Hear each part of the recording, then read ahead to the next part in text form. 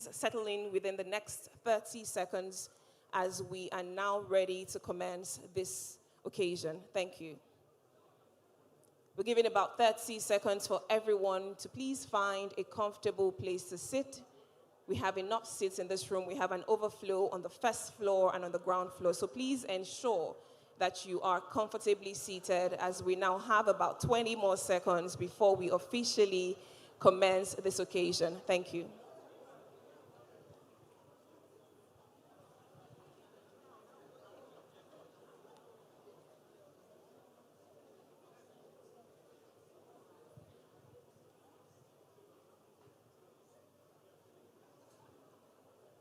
The very distinguished members of the Fourth Estate of the Realm, pressmen, would like to ask that you please clear the front of the house and allow for our guests to have access, unfiltered access to everything happening on the stage. So pressmen, if you'd please indulge us, just take your allotted positions at the extreme ends of the front of the house. So please do not obstruct our dignitaries who are sat in front. Thank you very much.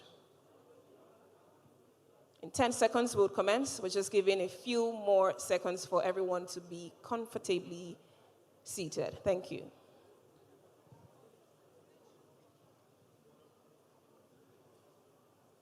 All right.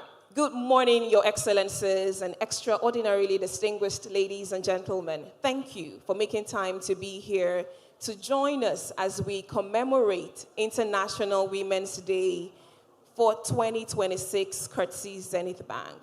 Before we officially commence, again, we would like that everyone in this room is comfortably seated. Let's reduce the noise. Ladies and gentlemen, let's reduce the noise. And if you do not have a seat yet, please move to the first floor or the ground floor. There are enough seats, and we promise you the sound there is crisp, it is clear, it is sharp, and you would enjoy every single thing happening here as though you were right in this room. We also have virtual participants, so everybody is well catered to. So please, if you don't have a seat in this particular room, you can make your way to the first floor or the ground floor where there are enough seats for everyone who's come out today. Thank you.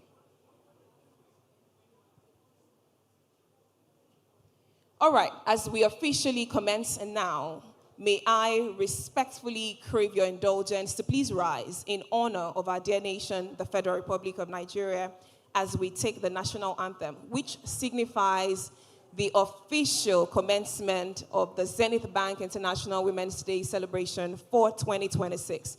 We will sing together as patriotic Nigerians. Thank you. The first and the third stanzas only.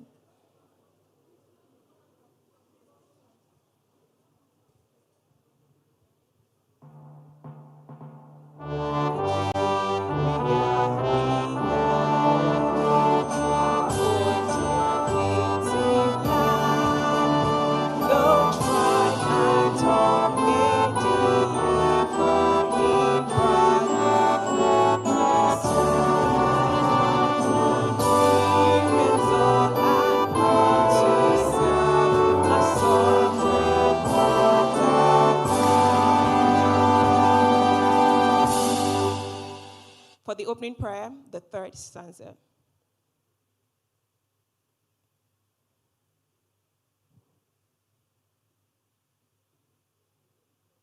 We'll do it together. O God of all creation, grant this our one request.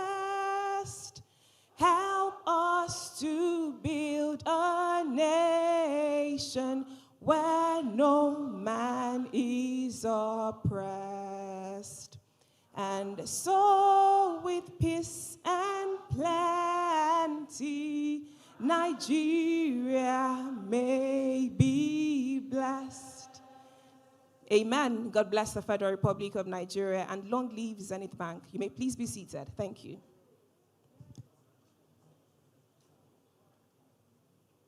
Your Excellencies, distinguished ladies and gentlemen, again, it is my absolute honor to warmly and very specially welcome you to this remarkable event. It is the International Women's Day celebration for Zenith Bank for 2026. And we're truly delighted to have every single one of you join us this morning. It is an honor to have a full room with overflows on a Monday morning. It says something truly special. So thank you for making time to be here. Next, I will be establishing the protocol for which all of our other speakers will adopt as they come up stage to speak. I'd like to start by recognizing Her Excellency, the First Lady and the wife of the President of the Federal Republic of Nigeria, distinguished Senator Oluremi Tinubu, OON, CON, who is ably represented today by Mrs. Salamatu Gbajabiamila, wife of the Chief of Staff to Mr. President. A round of applause for her, please. Thank you so much for coming out this morning. I'd like to recognize His Excellency, the Canadian Deputy High Commissioner, Carlos Rogers Abulu. Thank you very much for joining us. I'd also like to recognize, beg your pardon, I'm sure he'll join us very shortly, the Consul General of the U.S. Consulate, Rick Swart. Thank you very much, but we can applaud him in absentia. Thank you. I'd like to, of course, recognize Her Excellency, the First Lady and the wife of the Governor of Lagos State, Dr. Mrs. Ibijoke Claudiana Sanwo-Olu. Thank you very much for being here today. The founder and chairman of Zenith Bank PLC, the godfather of modern banking, he for she for Zenith Bank. Please celebrate Dr. Jim Ovia, CFR. Next, I'd like for us to please celebrate the first of her kind, the Group Managing Director and Chief Executive Officer of Zenith Bank PLC, first female to ever wear that hat. Please give a resounding applause as we celebrate Dame Dr. Adora Umelji, OON. Thank you. I'd like for us to also celebrate and recognize our executive directors at Zenith Bank PLC. Please celebrate a global woman herself, Dr. Adobe Nwakwa. Thank you. I'd also like for us to celebrate Mr. Akin Ogunroti. Please also celebrate Mr. Lawani Adamu. Thank you very much. We are joined today by our keynote speaker, the only one who is befitting to wear that hat today. Please celebrate the Chairman, CEO, Nigerian in Diaspora Commission, Honorable Dr. Abike Dabiri Erewa, OON. Our guest speaker is also here. Please celebrate global treasure, singer, songwriter, international photographer, humanitarian, Toyin Shokefun Bello, T.Y. Bello. Thank you very much for joining us. Now, if you allow me, I would run through all the list of our panelists, and I must say eminent panelists who were carefully selected for this year. But we will wait for the panel, and we will recognize them very specially. But let's give them a collective round of applause. Our moderator is also here. Bimbai, please make some noise for her. And that applause is not collective for if you know the caliber of panelists we have brought you this year, then you would celebrate better. Please give them a resounding round of applause. Thank you very much. Now, we also have gentlemen who have joined us from Zenith Bank, members of our senior management team. Give them a round of applause, ladies and gentlemen. Too many to mention, but we see you, we acknowledge you, and we say thank you very much for being a part of this occasion, where globally we celebrate and spotlight the achievements of women in industries, in business, and across different sectors. Distinguished ladies and gentlemen, my name is Mojibade Shosoya. I'm a professional compere, a television presenter, an actor sometimes, a model, a corporate communications executive. But of all the things that I am, being woman is my superpower. And I'm truly honored to be here. Thank you very much. I thought you would give me a better round of applause, but it's okay, it's okay. If that's not your superpower, maybe don't clap. But I think that, actually, I'm going to ask all the women to not applaud right now. the distinguished gentlemen in this room, give all the women a resounding round of applause. That applause has to be louder, louder. Let's feel the effect. Celebrate us on this special day. Thank you so much. Again, on behalf of the management, the board of Zenith Bank PLC, it is my honor to warmly and very specially welcome you all, our extraordinarily distinguished guests, to this occasion, where globally we join the rest of the world to celebrate the impact, the leadership, and of course the results that women have achieved in the past years. I know the conversations around gender equality have come a long way, and we're also celebrating in particularly because we see some results. There's still a lot more to be done, and that's exactly why we are here. And let me say this, as Zenith Bank, it's not a talk show. We're not just doing this because we have to tick a box. We mean every single thing that we say here. I was honored to be here last year, so let me also thank the Group Managing Director for giving me the platform that gained me a second opportunity to be here. So thank you so much. Please give her a round of applause. Thank you. Truly honored to be back here as your compare. And let me run through our housekeeping very quickly.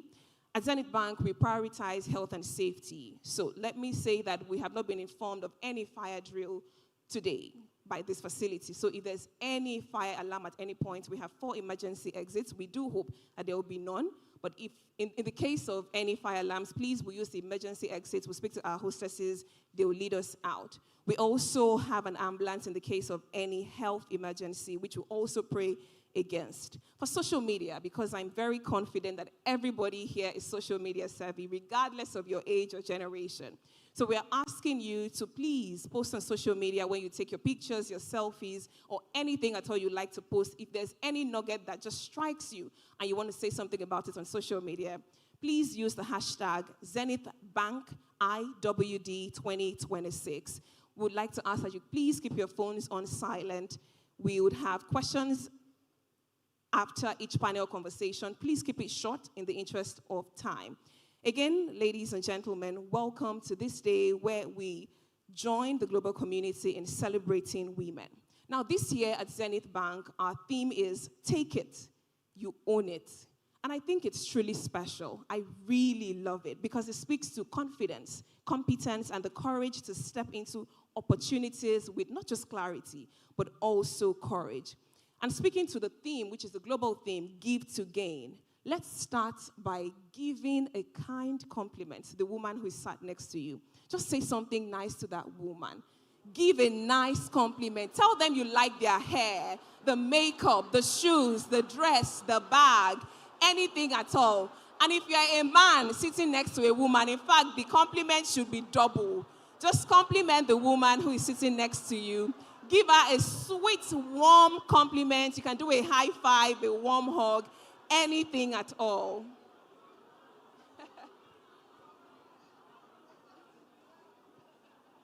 Thank you. Welcome back from that commercial break.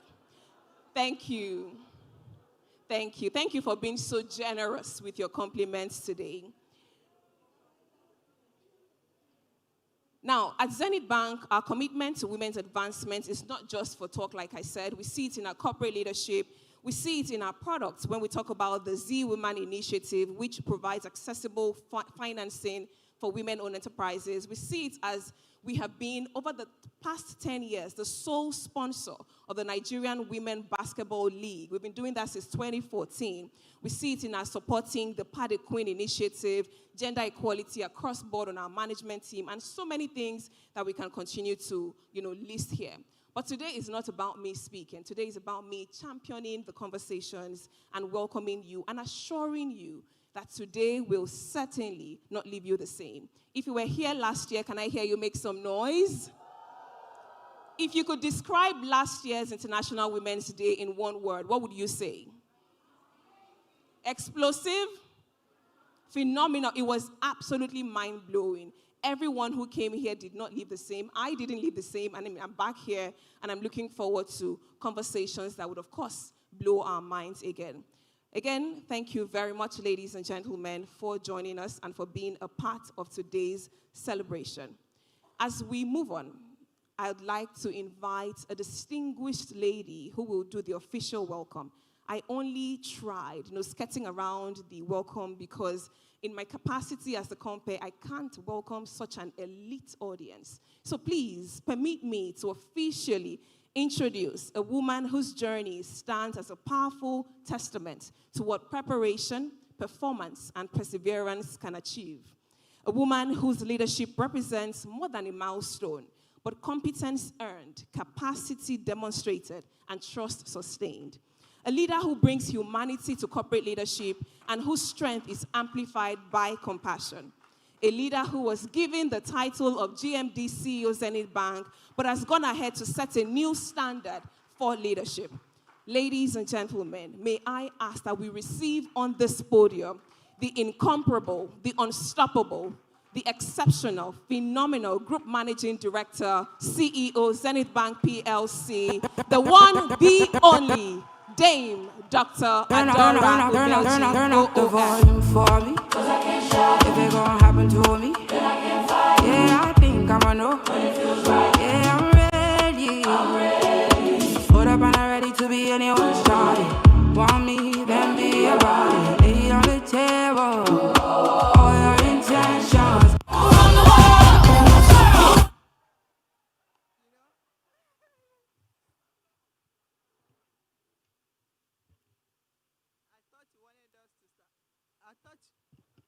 I thought you wanted us to start dancing. Can you hear me? Can you hear me? Thank you very much. Her Excellency, the First Lady of the Federal Republic of Nigeria.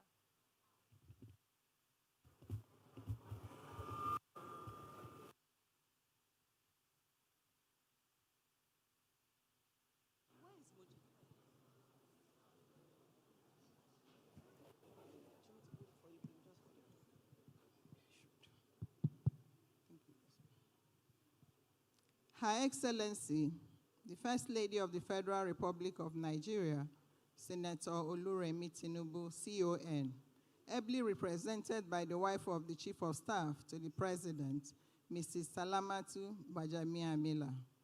Your Excellency, the wife of Governor of Lagos State, Dr. Mrs. Ibijoke Sanwo-Olu, the Excellencies here present, the visionary founder and chairman of Zenith Bank, Dr. Jim Ovia, CFR, distinguished guests, ladies and gentlemen, good morning. I want to rest on existing protocol. On behalf of the board, management and staff of Zenith Bank PLC, it is my honor to welcome you to our 2026 International Women's Day seminar. Every year, the International Women's Day gives us a moment to pause, reflect, and recommit ourselves to the ideals of gender equity, empowerment, and inclusive progress. But it is also a practical reminder that progress does not just happen by accident. It happens when people choose action over intentions, and when people choose outcomes over applause, and when people are committed to deliver success. And this is why we do not just take today as a ceremony, we treat it as a platform for interaction, reflection, learning, and renewed commitment. This year's global theme, Give to Gain, speaks to a simple truth. Sustainable progress follows purposeful investment in women. When you give, whether through mentorship, opportunity, resources, or advocacy, the gain travels far beyond the individual. They lift families, strengthen communities, and expand economic potential. For institutions, it means removing barriers and building system and reward competence. For society, it means valuing women's contribution and opening doors for the next generation of leaders. Kofi Annan, former Secretary General of the United Nations, said it well. According to him, there's no tool for development more effective than the empowerment of women. That means any society that neglects women has effectively lost a substantial amount of its productive capacity. Despite this, significant gender disparity persists globally, particularly to the disadvantage of women. According to the World Economic Forum report of 2025, only 68.8% of the global gender gap has been closed. And at this current pace, it will take an estimated 123 years to achieve full gender parity. Here in Nigeria, the picture is even more urgent. We must close this gap because we only have just closed 64.9% of the overall gender gap, meaning that it will take us another many years to be able to close that gap, and the gap that exists is 35.1%. In addition to this, we have a 19.3% gender disparity in our labor force participation between men and women. As a country, we cannot ignore these figures because the economic gains of closing that gender disparity are even more profound. The World Bank suggests that closing this gap in employment and entrepreneurship could boost global GDP by more than 20%. At the same time, McKinsey Global Institute estimates that it will add up to $12 trillion to global GDP when this gap is closed. According to McKinsey country-level analysis, closing gap in gender in Nigerian economic participation could increase our GDP by 19%. This translates to roughly $90 billion in additional value. These projections reflect the value women possess, the immense contribution they make, and the progress they are making every day. From micro-entrepreneurs in our local market to female executives in our boardrooms, women are making significant contribution to our economy. SMIDEM estimates that out of 53 million total population of women, over 23 million operate micro-enterprises, thereby contributing directly to household income and job creation. It is encouraging to see this reality increasingly recognized and reinforced at the highest level of leadership. Her Excellency, Senator Oluremi Tinubu, the First Lady of Federal Republic of Nigeria, through her Renewed Hope initiative, continues to champion women empowerment, from supporting women entrepreneurs to expanding access to education, technology, and other critical sectors of the economy. These initiatives reflect a strong commitment to the advancement of women in national level. We commend her gift to gain impact. Our theme for the Zenith International Women's Day Seminar is Take It, You Own It. We chose this theme because as a woman, you have inherent capabilities and strengths in you. And it is important that we recognize, own, and use them confidently to take advantage of opportunities as they arise. Let's remember that opportunities can lead to success only when they are claimed. Knowledge becomes impactful only when it's applied, and legacy can be measured by how many lives you have empowered. For you to take it and own it, you need to, first of all, build the necessary capabilities to take your seat at the table and add value.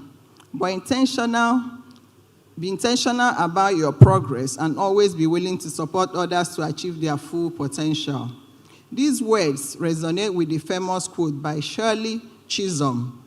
She said, if they don't give you seat at the table, carry a folding seat.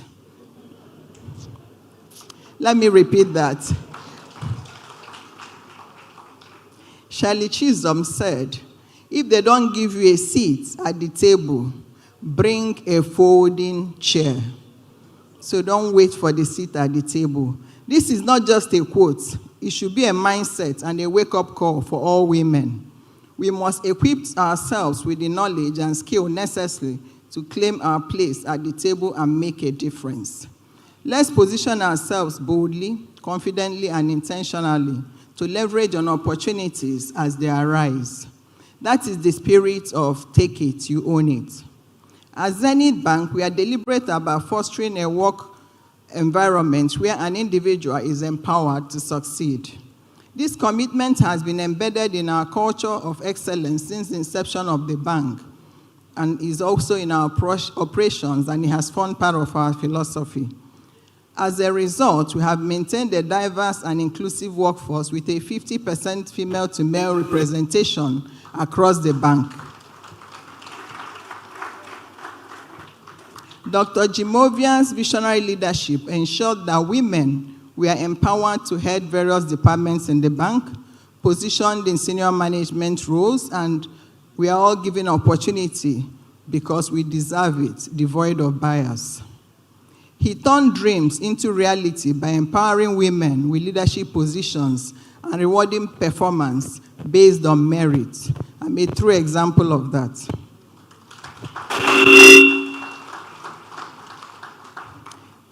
This foundation continues to define who we are. It shows up in our policies, succession planning, training, and work-life environment. This has helped us to record a high staff loyalty and retention. Zenith Bank has designed programs and initiatives that empower women. The bank has built several skill acquisition centers to help women gain skills, earn income, and contribute meaningfully to the economy. Through our Z Woman initiative, SME Grow My Business program and learning series, we support female-owned businesses with financial assistance and practical mentorship. We are expanding access to finance for women-led businesses and strengthening policies that support work-life integration.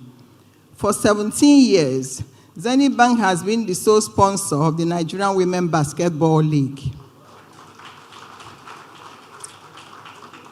Several players from this league are part of the Tigress, Nigeria's national women basketball team. In 2025, the Tigress won the FIBA Women's Afro Basket Championship, and the bank celebrated that victory with financial rewards. Through the Pad Queen project, we provide a 1-year supply of sanitary pads to schoolgirls in undeserved areas across Nigeria, alongside education on menstrual hygiene. These initiatives are not just jokes, they are gestures. They are not just joke or gestures, they are investment into protecting the pride and dignity of a girl child and women in general. Ladies and gentlemen, today we have gathered some of the most distinguished voices in governance and top business entrepreneurs. They are here to challenge our thinking and share tested lessons that can help us navigate through life's obstacles.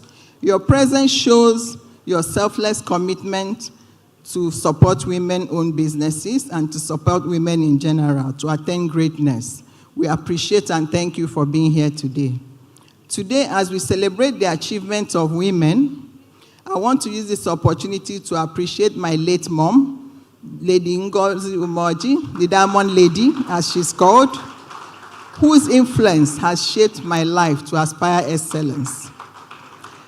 I also pay tribute to the extraordinary women who have impacted lives and built lasting legacies that have passed on to glory. May their souls rest in peace. As we honor the countless women across Nigeria and around the world who are paving way and have paved way for many women and for the girl child, there are a lot of them still existing, numerous to mention. We appreciate all you do. Keep inspiring the girl child to success. And to all our he to she partners, some of them are in this room today, your advocacy, your fairness, and your courage to challenge this bias remains essential to sustaining this progress. As we proceed through today's session, remember the quote by Amina J. Mohammed, the UN Deputy Secretary General. She said, "When women rise, we all rise." This is a powerful reminder of the indispensable role women play in national building. So, I want to encourage all women to resolve to empower one another and to be the shoulder that one can always lean on to succeed. Be productive, innovate, and add value in any space you find yourself. Above all, remember, you do not need to beg for a seat at the table. Carry a folding chair. When the door opens, take it. When opportunity comes, take it. When leadership calls, take it. When there's learning opportunity, take it. When innovation comes, take it. When empowerment comes, take it. When money comes, when children come, when husband comes, if he doesn't come, take it. Everything positive, take it. Everything positive, take it. You are a strong woman. You are a courageous woman. You are an innovative woman. You have the potentials. Take it, own it, and run with it. Happy International Women's Day. Thank you, and may God bless all of us. Not talent alone. It's in the days I'm tired, the days I believe we can sustain that applause till our managing director, CEO, the best woman to occupy the position, takes us. Thank you so much, Dame Dr. Adora Udoji OOM. Thank you. Thank you so much. You may please be comfortably seated. Thank you. I'm going to design a chant for us today, and I would ask you, why are you taking it? You would say, because I own it. Why are you taking it? Because I own it. Thank you so much. We'll have to do it with a lot more energy. Why are you taking it? Because I own it. And after the GMD speech, you better decide the color of folding chair you want to bring to the table that you're not invited to. I'm coming with a red folding chair. Red. All right, thank you very much. I'd like to very quickly recognize the Honorable Commissioner for Lagos State Ministry of Commerce, Cooperatives, Trade and Investment, Mrs. Folashade Bada Ambrose. Thank you very much for joining us. We also have the latest 40-year-old in the house, the man whose dress code is automatic Zenith Bank entry. Please celebrate the co-founder, Red Media, Mr. Debola Williams. Thank you very much for joining us, and belated happy birthday. All right, we have a special presentation right now, and I'll allow the DJ take us through that.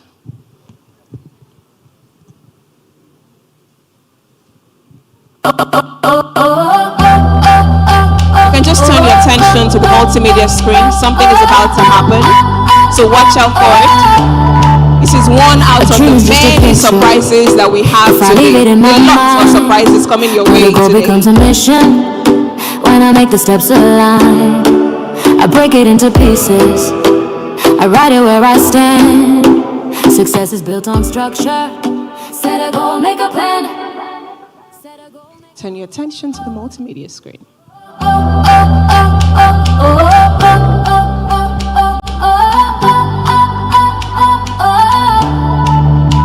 A dream is just a picture if I leave it in my mind, but a goal becomes a mission when I make the steps align. I break it into pieces. I write it with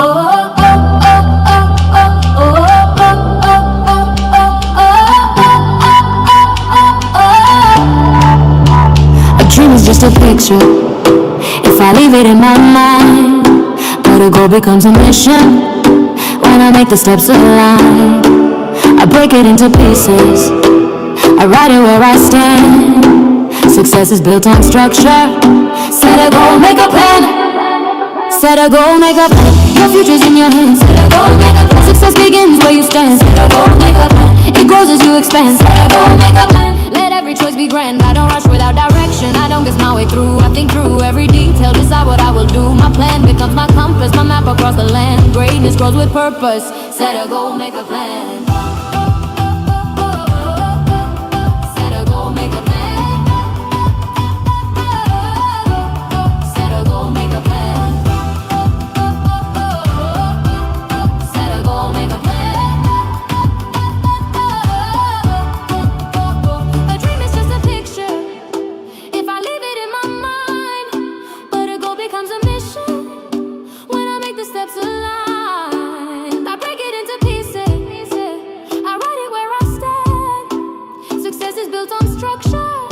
Set a goal, make a plan.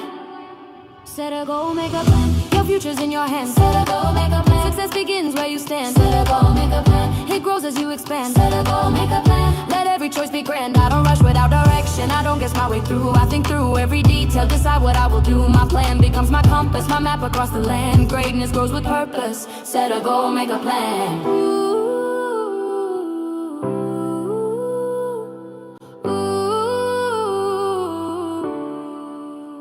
A dream is just a fiction if I leave it in my mind, but a goal becomes a mission when I make the steps align. I break it into pieces, I write it where I stand. Success is built on structure.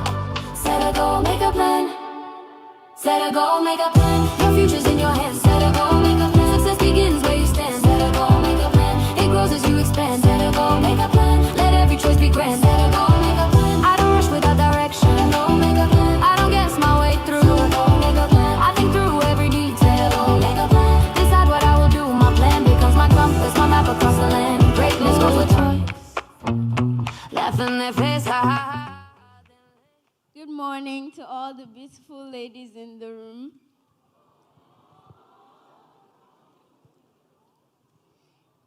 Research shows that when women lead organizations, they achieve higher profitability, enhanced innovation, and stronger corporate social responsibility.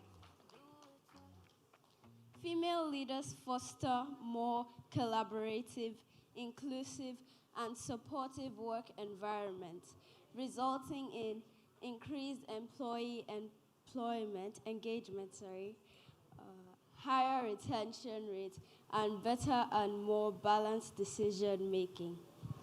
GMD, today, even the birds in the sky can testify of the transformation going on at the Zenith Bank. We thank the founder, Dr. Jim Ovia, for taking a chance by appointing you as the first female CEO in the bank. Today, we wish you and all the other leading ladies in the room more grace to continue to do exploit in all your various endeavors. Do it twice. Laugh in their face, ha ha ha. Then lace every moving night. Who are they down? Just so that you're aware, these lovely children are Zenith Angels, and they are daughters of members of staff of Zenith Bank PLC. So please give them a round of applause. We are definitely doing something right, and it speaks a lot to our leadership. Thank you so much. That was absolutely beautiful. I just want to say something. When I said good morning, ladies, you all didn't answer me the way you answered these children. Do I have to be a child all over? Do I have to use a softer voice? Okay. Good morning, beautiful ladies. Does that work? All right, but to all the beautiful, exceptional, wonderful women in the room, you all are absolutely amazing. And honestly, every year I look forward to March, not because that's the only time we should celebrate women, but just because it gives us the opportunity to speak to the accomplishments of women. And when I see women rise, I'm inspired to rise even higher. So please, again, give yourselves a resounding round of applause as we prepare for what promises to be a truly remarkable occasion. Thank you to our Zenith Angels for that lovely presentation, to our GMD, and of course to all the leading ladies in the room. As we move on very quickly and allow for our Zenith Angels to distribute roses to you, our wonderful women, I'd like to invite on stage for a quick Goodwill message. We're truly honored to have her here because we understand that she has competing priorities, but she's also chosen us because we are her priority. I'd like to invite on stage the First Lady of Lagos State, the Center of Excellence and the State of Aquatic Splendor, Dr. Mrs. Claudiana Ibijoke Sanwo-Olu, for her Goodwill message. Please give her a resounding applause as we make her welcome here. Give her the Zenith Bank round of applause. Let her feel the Zenith Bank love as we receive her for her Goodwill message today. Thank you very much. I came in loud, I came alive. I was born with power, dripping in grace. I don't do setback, I do grace. I don't chase the chatter, I don't chase proof. I sit with confirmation, I align with truth. I'm a powerhouse, I'm divine, I'm crowned to rule. I don't care about the struggle, I turn the pain. All right, thank you, DJ. Ladies and gentlemen, please let's receive Her Excellency, Dr. Mrs. Claudiana Ibijoke Sanwo-Olu. Thank you very much. Thank you very much. A beautiful afternoon to each and everyone present here today.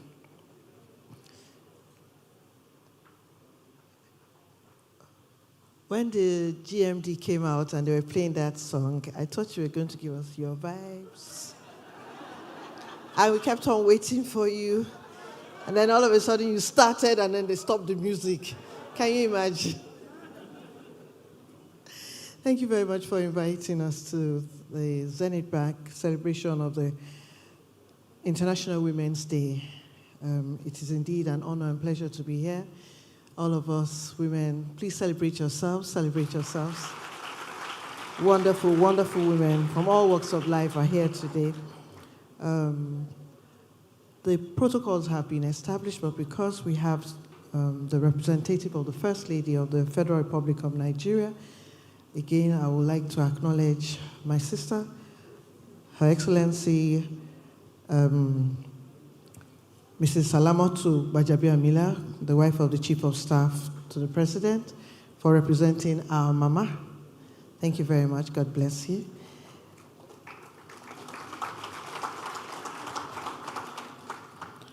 I also want to remember the visionary of Zenith Bank, Dr. Jim Ovie, for giving the GMD, Dame Dr. Adaora Umeoji, OON, this wonderful opportunity to make Zenith proud to be the first one to be the GMD and CEO of Zenith Bank. There's a lot of advocacy on women finding their space in policy, in management. You know, we are celebrating the International Women's Day, March 8th. The CSW is taking place in United Nations, so all women of all walks of life will be there. You know, and this is what they clamor for, to ensure that we find our place where decisions will be taken, policies will be made, and the likes like that. I want to stand on the well-established protocols. I acknowledge each and every one of you that is here in this hall. Everyone in their own right is a distinguished personality or excellency.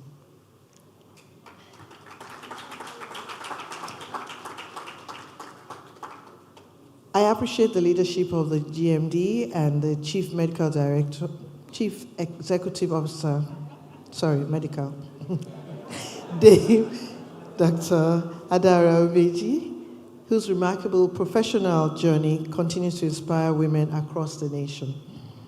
The International Women's Day remains a powerful global platform to celebrate the achievements of women, reflect on the progress made, and renew our commitment to addressing the challenges that still hinder gender equality.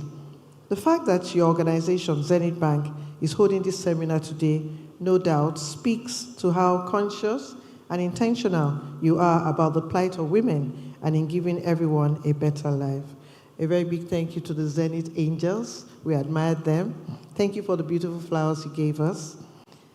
Catching them young, that's very good. The theme of International Women's Day Globe is give to gain. Is there any way we can demonstrate that give to gain? Okay, that's the one for the Zenith Bank, the give to gain one.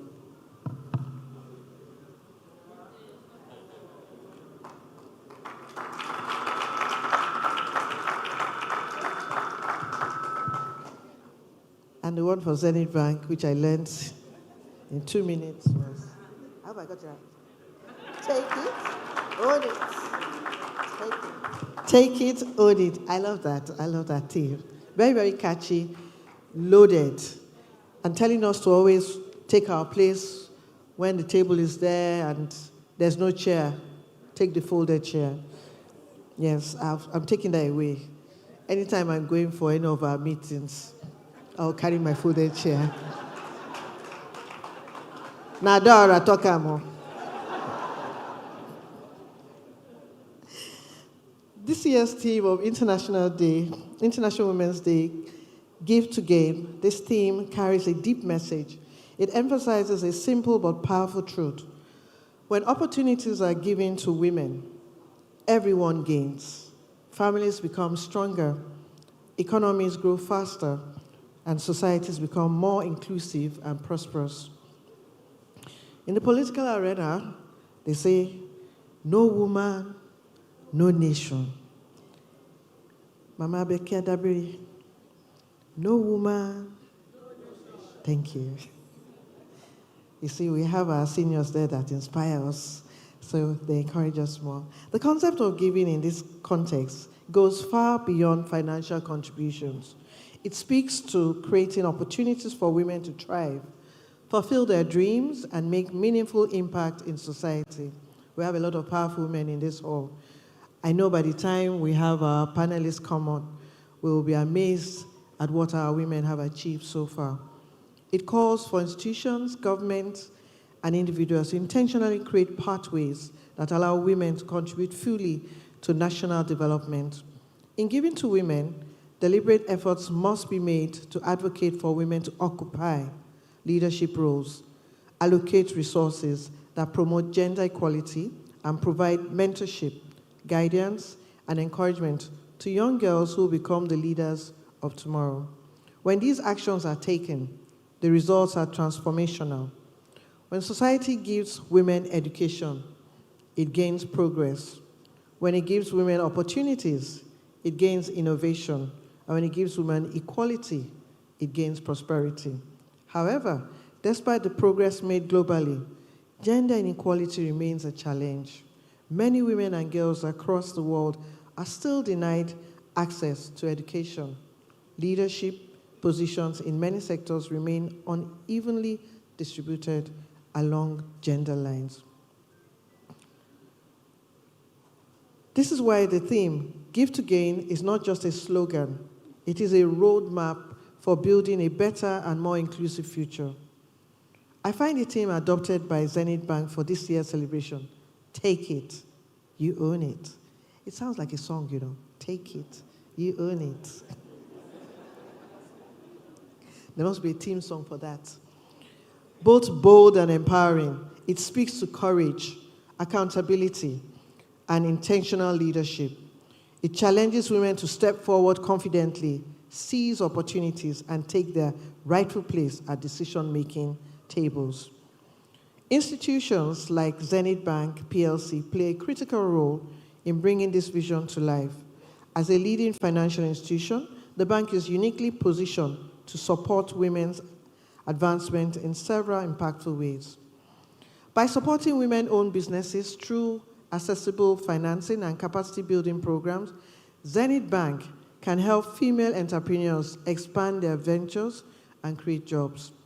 Also, by investing in mentorship programs, financial literacy initiatives for young women and girls, Zenith Bank can nurture the next generation of innovators, leaders, and professionals. Additionally, the bank can continue to promote equal opportunities and fair workplace policies, ensuring that women are empowered to rise to leadership positions within the corporate sector. Organizations like Zenith Bank can amplify advocacy by supporting women-focused initiatives, partnering with women-led organizations, and using their platforms to promote awareness among gender equality, just as we are doing through this seminar.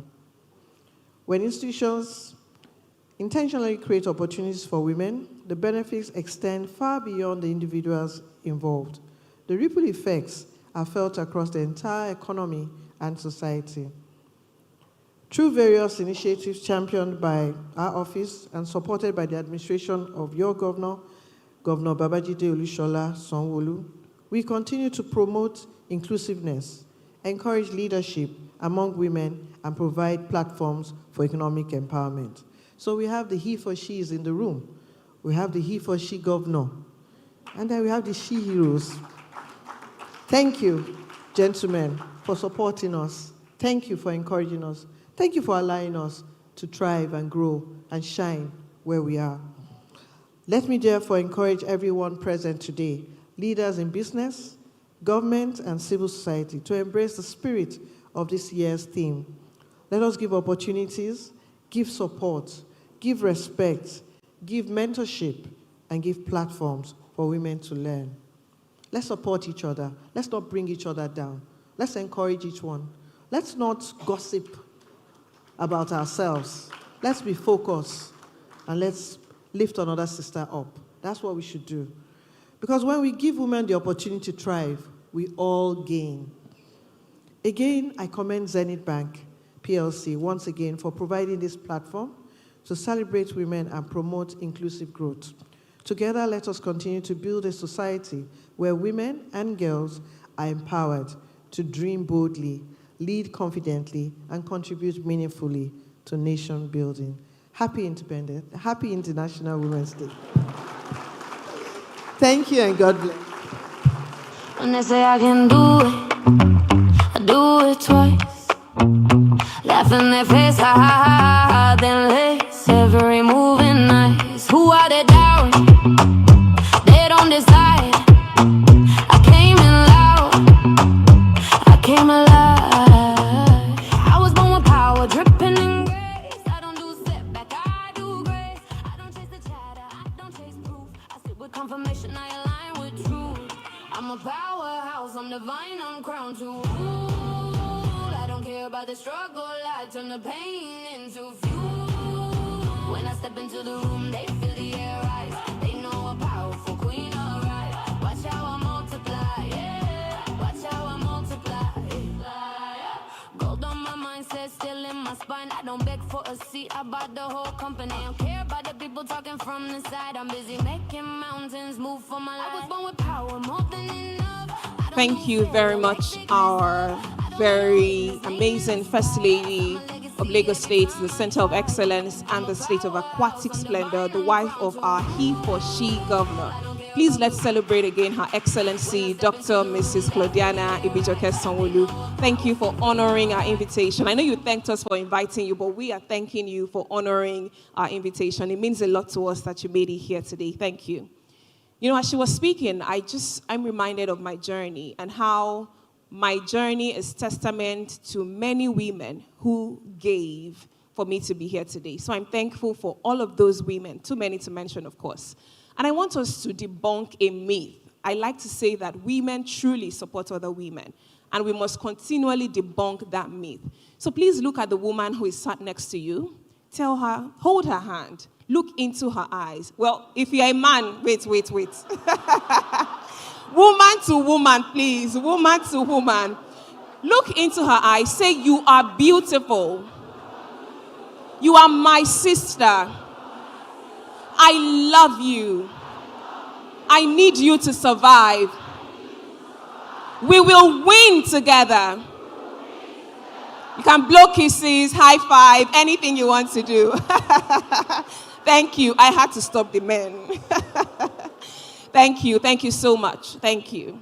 Now we're moving on very quickly, and we will take our second and final Goodwill message today. I have the distinct honor of inviting on stage Her Excellency, the Mother of the Nation, the First Lady and wife of the President of the Federal Republic of Nigeria, Her Excellency, Distinguished Senator Oluremi Tinubu, OON, CON, who today is ably represented by Her Excellency Mrs. Salamatu Gbajabiamila, the wife of the Chief of Staff to the President of the Federal Republic of Nigeria. So please give her a presidential welcome as we invite her on stage to deliver the kind words, the good wishes of the First Lady of the Federal Republic of Nigeria. Good afternoon, ma'am, and welcome to Zenith Bank. Hello. It's working for me. Her Excellency, the First Lady of Lagos State, Mrs. Claudiana Ibijoke Sanwo-Olu, all the other First Ladies here and their representatives, the Deputy High Commissioner of the United Kingdom in Lagos, Johnny Boxter, the Chairman, CEO, Nigeria in Diaspora Commission, Mrs. Abike Dabiri Erewa, the Chairman, Zenith Bank PLC, Mr. Jim Ovia, the Group Managing Director, CEO, Zenith Bank, PLC, Dr. Adora Umoji, OON, Dr. Juliet Etimian, Non-Executive Director, Zenith Bank, Honorable Commissioner, Lagos State Ministry of Commerce, Trade and Investment, Mrs. Folashade Ambrose Medebem, AIG Margaret Ochala, Assistant Inspector General of Police in charge of force criminal. All protocols duly observed. Good afternoon. My name is Mrs. Salamatu Gbajabiamila, wife of the Chief of Staff to the President, and I bring you greetings from Abuja, and I'm pleased to give you an address from the First Lady of our great nation, the mother of the nation, Senator Oluremi Tinubu, CON.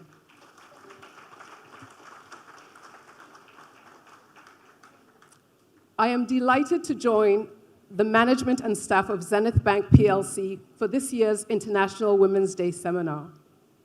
I thank the Group Managing Director and Chief Executive Officer, Dame Dr. Adora Umoji, OON, for inviting me to be part of this event and for consistently creating platforms that celebrate and empower women. International Women's Day affords us another opportunity for reflection and action. It reminds us that while progress has been made, there is still more to be done to ensure that women can fully contribute to economic growth and national development. The theme of this seminar, Take It, You Own It, is bold and timely. It speaks to courage, accountability, and intentional leadership. It is a call for women not only to participate, but also to step forward and shape decisions and outcomes. Across Nigeria, women are already making remarkable contributions in finance, technology, agriculture, entrepreneurship, education, health, science, governance, and many other sectors. These achievements clearly show that women possess strong and effective leadership capacity. Women continue to demonstrate resilience, innovation, and responsibility in managing institutions and leading transformative change. My lips are dry, sorry. In recent times, there has been a call for women to have seats at the table and for greater inclusion through equitable representation. Those conversations remain important and must now translate into visible readiness. Leadership does not happen by chance. It requires preparation, courage, and the willingness to serve. Women must therefore organize, support one another, and build the confidence to participate in decision-making spaces, whether in business, community, or national leadership. By supporting women through financial inclusion, mentorship, and leadership opportunities, we can help build a future where women can fully realize their potential. I cannot end my remarks without celebrating one of Nigeria's leading financial icons, your Group Managing Director and Chief Executive Officer, Dame Dr. Adora Umoji, OON. You are indeed a pride to the women folk. I am proud of you and I celebrate you. I congratulate Zenith Bank PLC for sustaining this important conversation and for its commitment to empowering women. I wish you all a productive and impactful seminar. Happy International Women's Day. God bless the Federal Republic of Nigeria.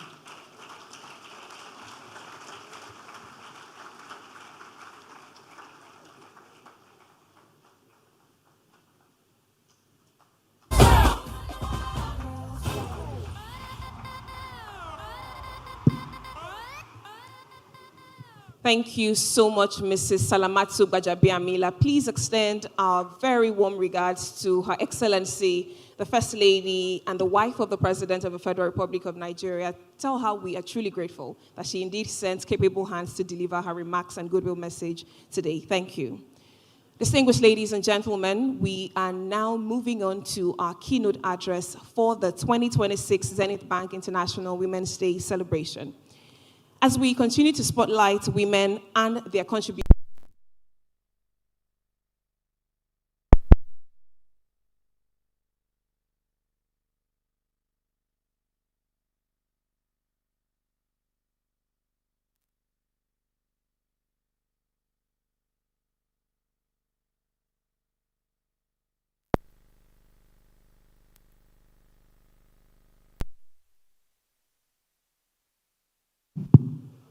Thank you very much for restoring that very quickly. So I was saying that as we continue to celebrate women and their contribution, it is only fitting that our keynote address today is delivered by a distinguished Nigerian whose work has empowered countless women and communities across our nation, and I dare say beyond. She has been an active voice for inclusive leadership and national development, and notably, she has called for greater participation of women in peace, security, and public decision-making processes, reinforcing the importance of women's contribution in all sectors of the society. Therefore, please join me as I make welcome our keynote speaker today, the Chairman and CEO, Nigerians in Diaspora Commission, Honorable Abike Dabiri Erewa, OON, as she delivers the keynote address today. Please sustain that applause till she gets to the podium. Thank you. We're very honored that you accepted this role. Thank you very much. And good afternoon. Your Excellency, the First Lady, ably represented by Mrs. Bajabe Amila, our First Lady of Lagos State, Mrs. Sanwo-Olu, thank you very much for a great speech. And when she said, no woman, we all kept quiet because this is not a political, these are bankers. When we say no woman, we say no nation. No woman. No nation. No woman. No nation. Thank you very much. Of course, our distinguished panelists, lovely ladies, I appreciate every one of you. And then, Mama Zenith. Mama Zenith. Give Mama Zenith a round of applause.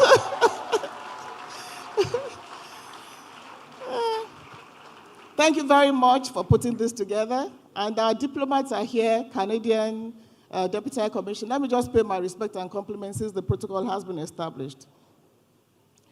Well, take it. Own it. Like Our Excellency said, we should create a music from this. Band, are you ready? Take it. Own it. Take it, own it, because you own it. Give it to the women, they're gonna take it. Women, own it, take it. Give it to the women, we're gonna take it. Take it, own it, take it. Give it to the women, we're gonna take it.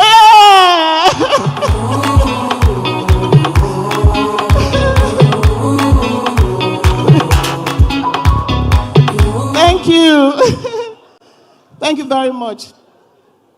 Really is my pleasure to be here today to this amazing women. You know, when I see Nigerian women like you, I'm so proud to be Nigerian. You know, we are the best in the world. Having done this diaspora work, we are the best in the world.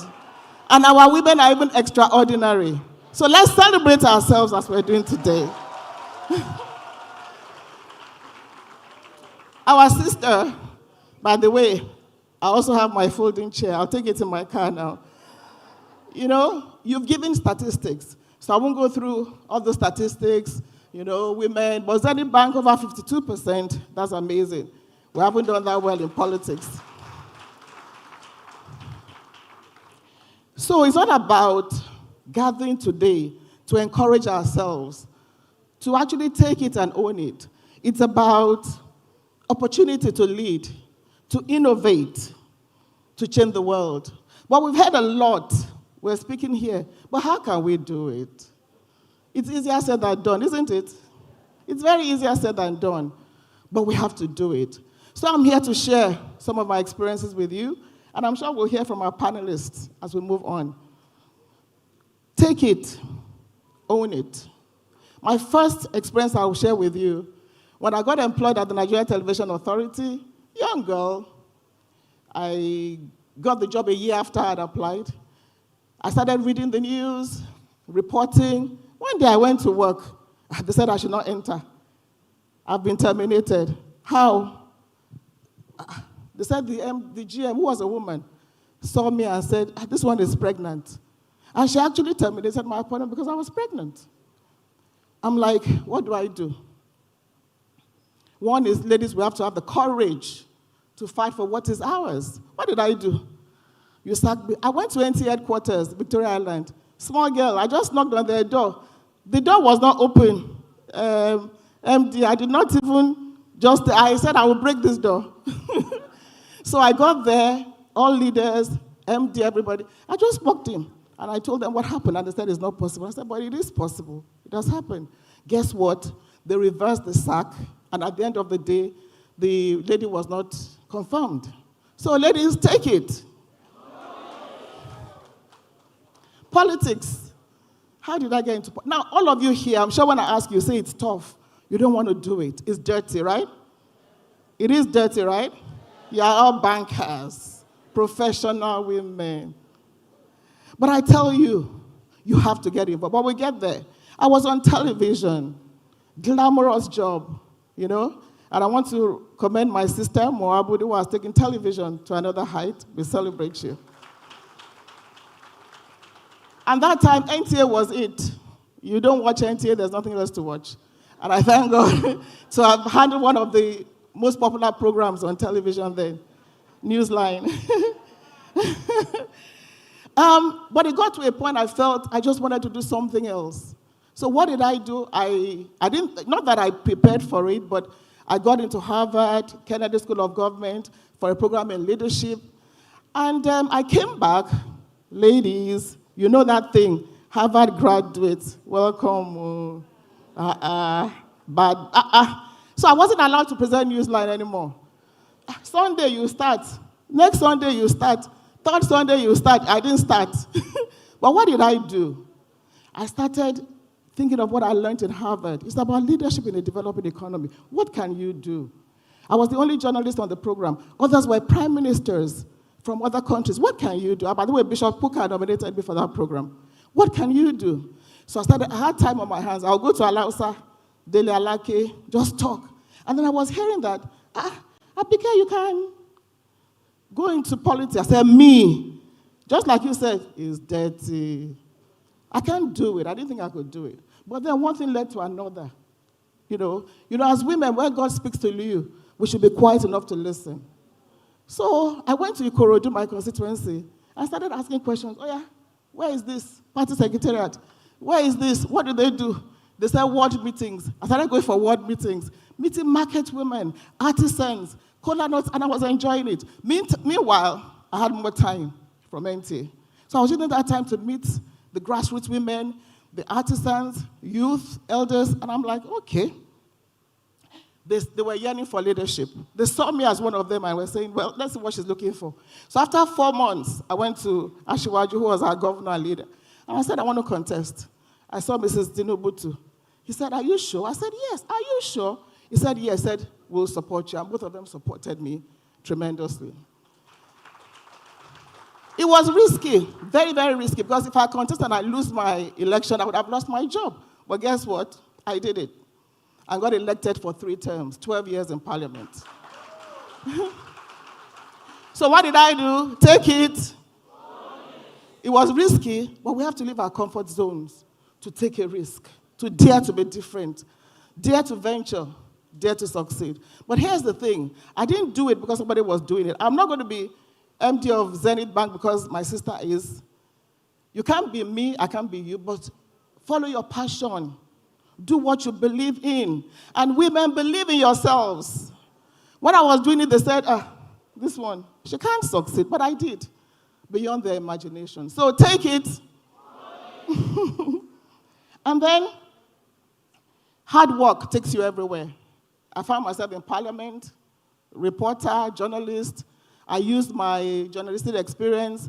I was the first person to be made a chairman House Committee on Media as an opposition member.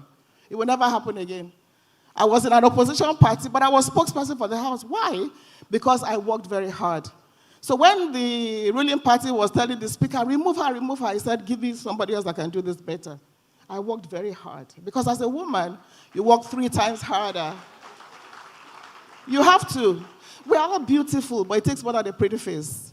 Work hard and add value to what you're doing in such a way that at the end of the day, they'll say, no, Adaora, you've done so well. We need you. We can't do without you. So, ladies, take it and work very, very hard. So that was my own experience in parliament. And talking about women, my first line of supporters were women. Let's leave this thing about women don't support women. I think it's just something that, is used to divide us. I don't agree that women don't support women.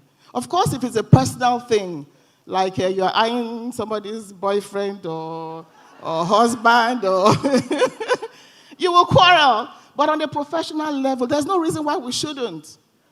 There's no reason why we shouldn't. If we're doing that in the past, ladies, let's stop it. It's a new world order. And the world will be a better place if we all support one another. There's no reason for envy. There should be no reason for jealousy. Because, that woman would open that door for you better than maybe the other people. So let's intentionally support one another. I came here today. I'm leaving right here to Abuja because I said Zenith is invited me. And that the woman the MD is a woman. Whatever it takes, I'll be there.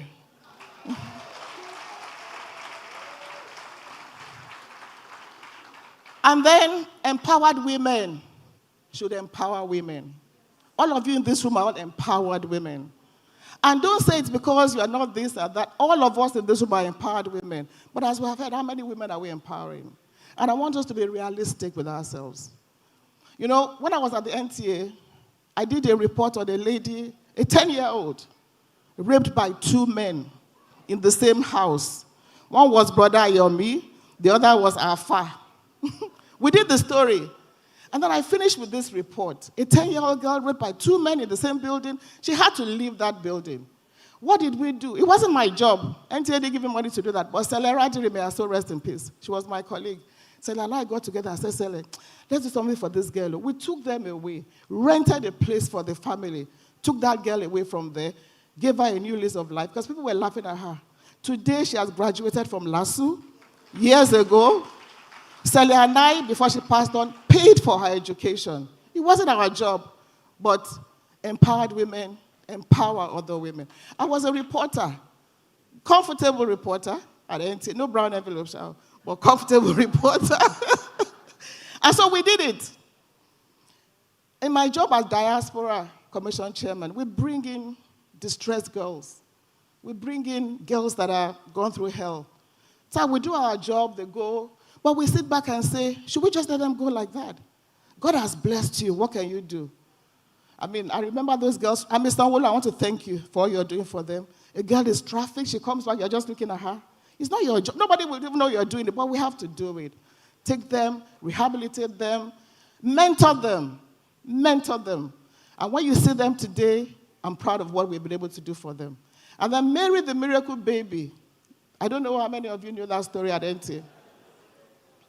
A story I did for 8 years. Okay, I did the story. We got to know the mother. But the girl looked for me in Ikorodu. I'm like, what do we do with this girl? We can't just let her go.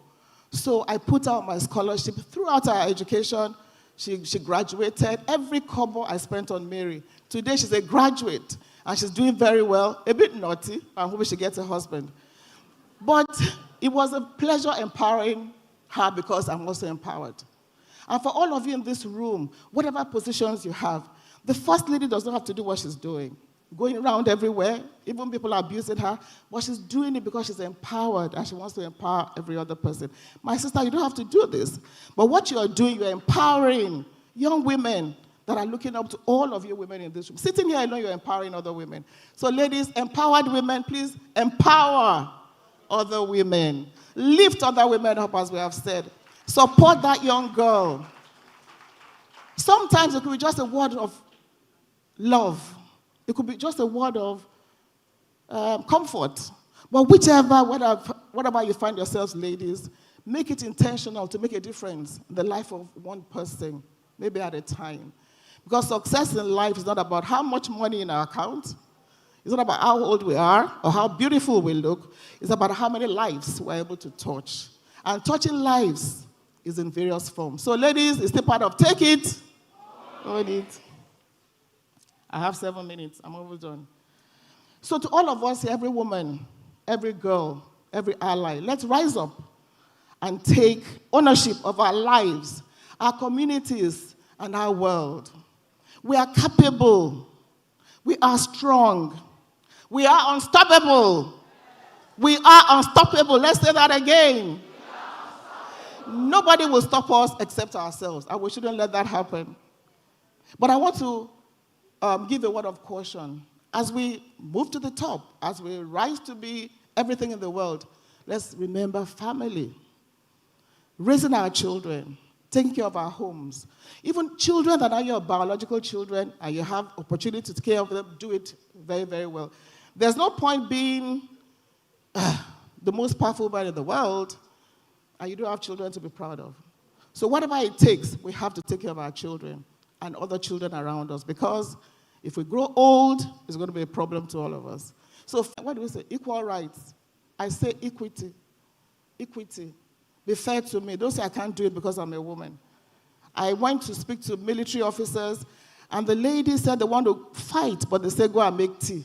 They didn't join the army because they wanted to make tea. They joined because they said they can do it, but they're not being allowed to.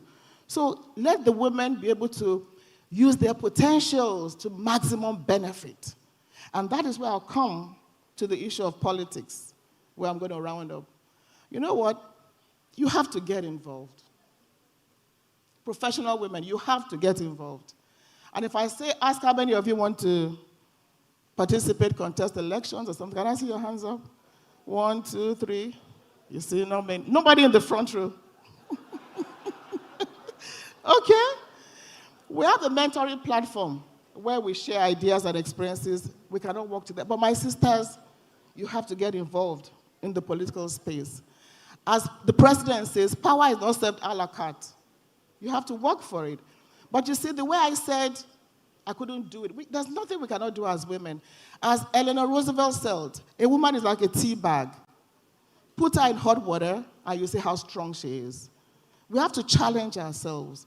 We have to leave our comfort zones. And we have to intentionally work together so that we can truly take it and own it. And nobody will do it for us but ourselves. So as I round up, my dear sisters, whatever we do, one is the courage to do the right things, the determination to be the best in everything we do. And I'll tell you one story. When I was in Parliament, because I was doing so well, somebody put me on the front page of a junk paper, no social media then, and just put me in my Islamic dressing up and put it, Abike's affair with Masari exposed. And they not only did that, they did photocopy and put in the box of every member of the House of Rep. So I left the place, I saw the thing, I was going to leave crying. I was actually crying. Somebody said, Abike, don't do that, just go and do your meeting. I did, and the person who did it, we got to know, but to what advantage? To what benefit? So it's challenging, no doubt about it. It's tough, no doubt about it, but guess what? We can do it. So if you know it's in you to get involved politically, if you know it's in you to shape the future of your country, my dear sisters, don't shy away. Because you know what? No woman, no woman, one more time, no woman. And together, collectively, we can build this great country of ours. Nigeria is the best country in the world. There are leadership challenges, no doubt, and the president is doing his best, but he can't do it alone. And we need you, the women. Get involved, your community, your ward, your local government, your spaces. Own your space. Like I said, just own your space.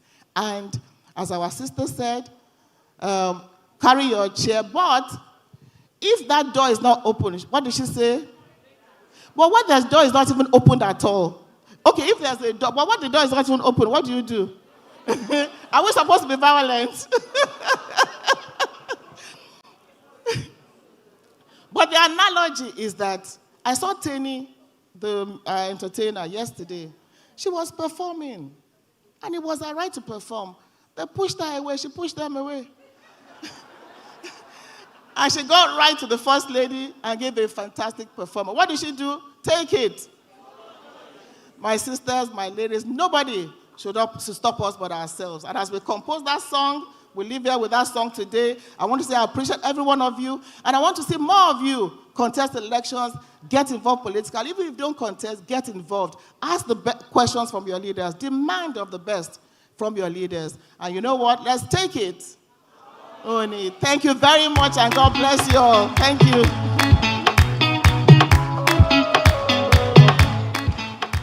Oh yeah now.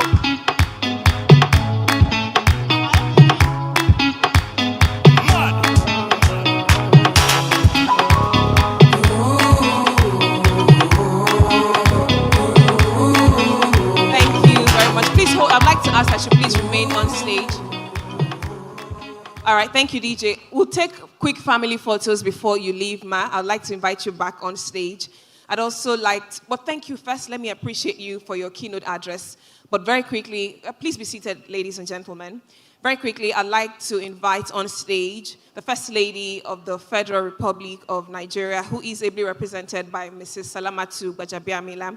I'd also like to invite the First Lady of Lagos State to please join us, the GMD CEO, Zenith Bank, all our executive directors and non-executive directors at Zenith Bank. Our guest speaker, please join as well. After this, we will now invite all of our panelists and diplomats who are in the room. But the first picture would have with our keynote speaker, our guest speaker, the GMD CEO, our First Ladies. Yes, we're taking it on stage.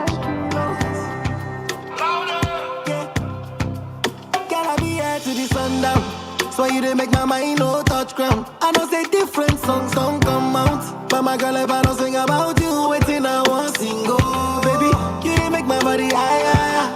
Anytime I see you, I dey shine. If you leave me, I feel wrong, oh man. Why I don't believe you, my heart, but thank you, no. Steady, your body make me want go giant. No fee concentrate, yeah. All about thank you, no. All right.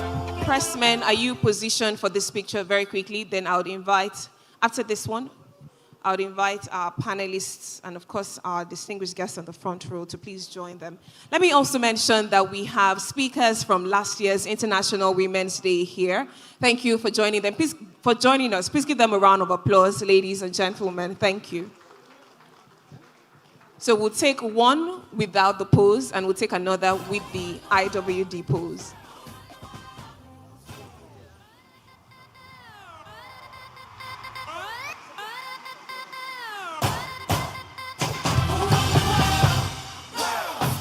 We teach girls to shrink themselves, to make themselves smaller.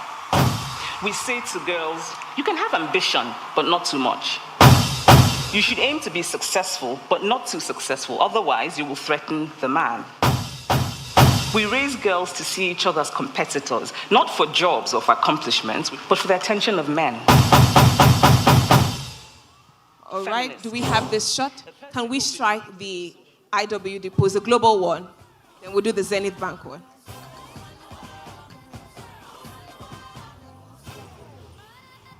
All right, so we'll do both. We'll do the first one. With two. Yes, this is your pledge as a he for she. We teach girls to shrink themselves, to make themselves smaller. We say to girls, you can have ambition, but not too much. All right, so the second one. One, your left on, all right, great.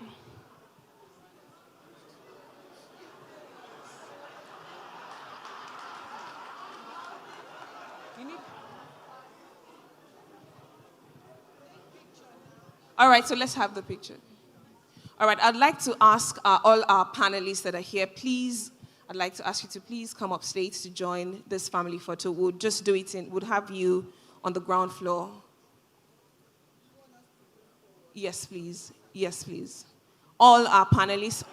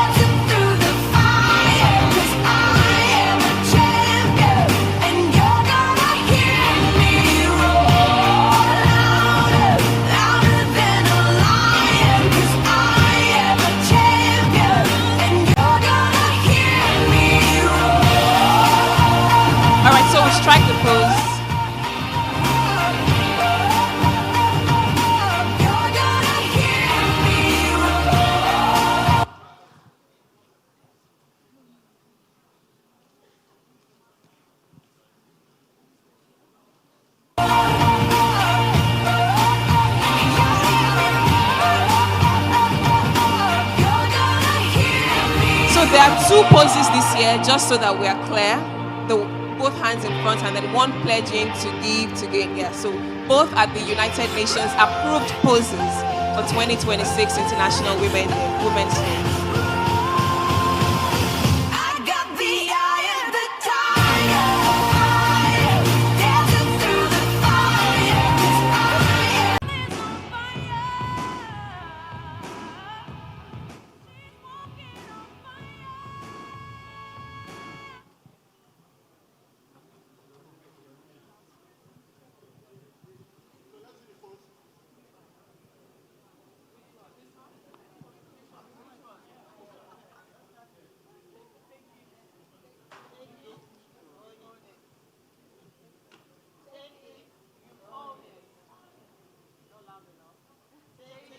You own it.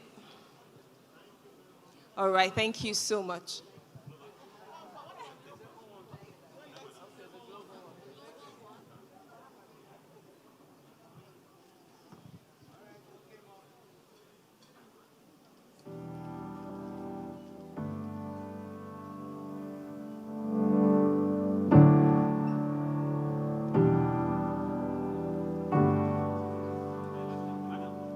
All right, thank you very much. We will proceed now and take more photos later when we cut the celebration cake as we continue to commemorate International Women's Day.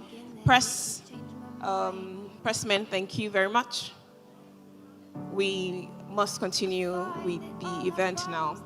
All right, very quickly before we constitute the first panel conversation, which I'm looking forward to, I'd like to invite on stage for light entertainment a multi-talented actor, singer, comedian, entertainer, everything and more. She's a talented host.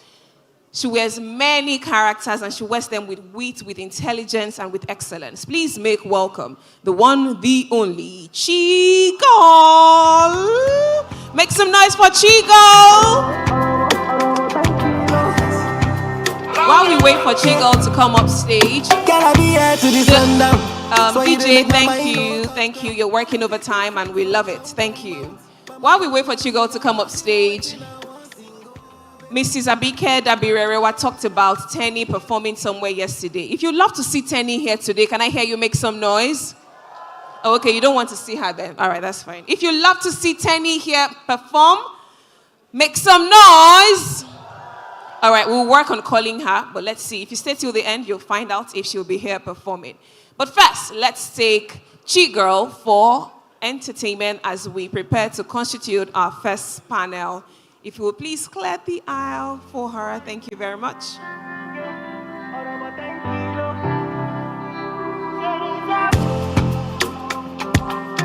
DJ, hold up. Turn it down. First of all, I didn't, when they announced my name, I didn't really feel it because the paparazzo was upon the aisle. So now, I'm gonna dress back. I'm gonna walk down a little bit. DJ, that's my song, so please. Where's she? Where's Mochi, where you at? I need you to do another introduction for me. You know what I'm saying? So I need you to do it, you know what I'm saying? Like, yeah. Like, imagine we're at the Oscars, okay? So do it again. DJ, just please clear paparazzi, because I'm going to match you if So, yeah, so when you announce me, do it with a heavy this thing. Yeah. Let me confess to you, ladies and gentlemen, I'm under duress as I do this again. I have been forced to re-announce and reintroduce. But however, ladies and gentlemen, distinguished guests of the Zenith Bank International Women's Day for 2026, may I present to you a woman who knows her onions, entertainer par excellence, actor, singer, songwriter, comedian. She has graced many stages across the world, and now she's about to grace the Zenith Bank International Women's Day celebration stage. Make welcome the one, the only, looking so popular, Chigo!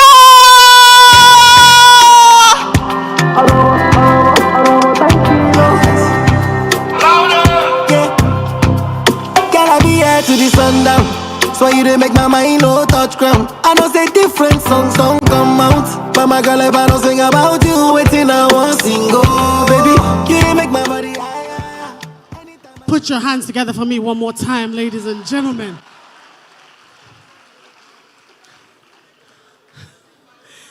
It's okay.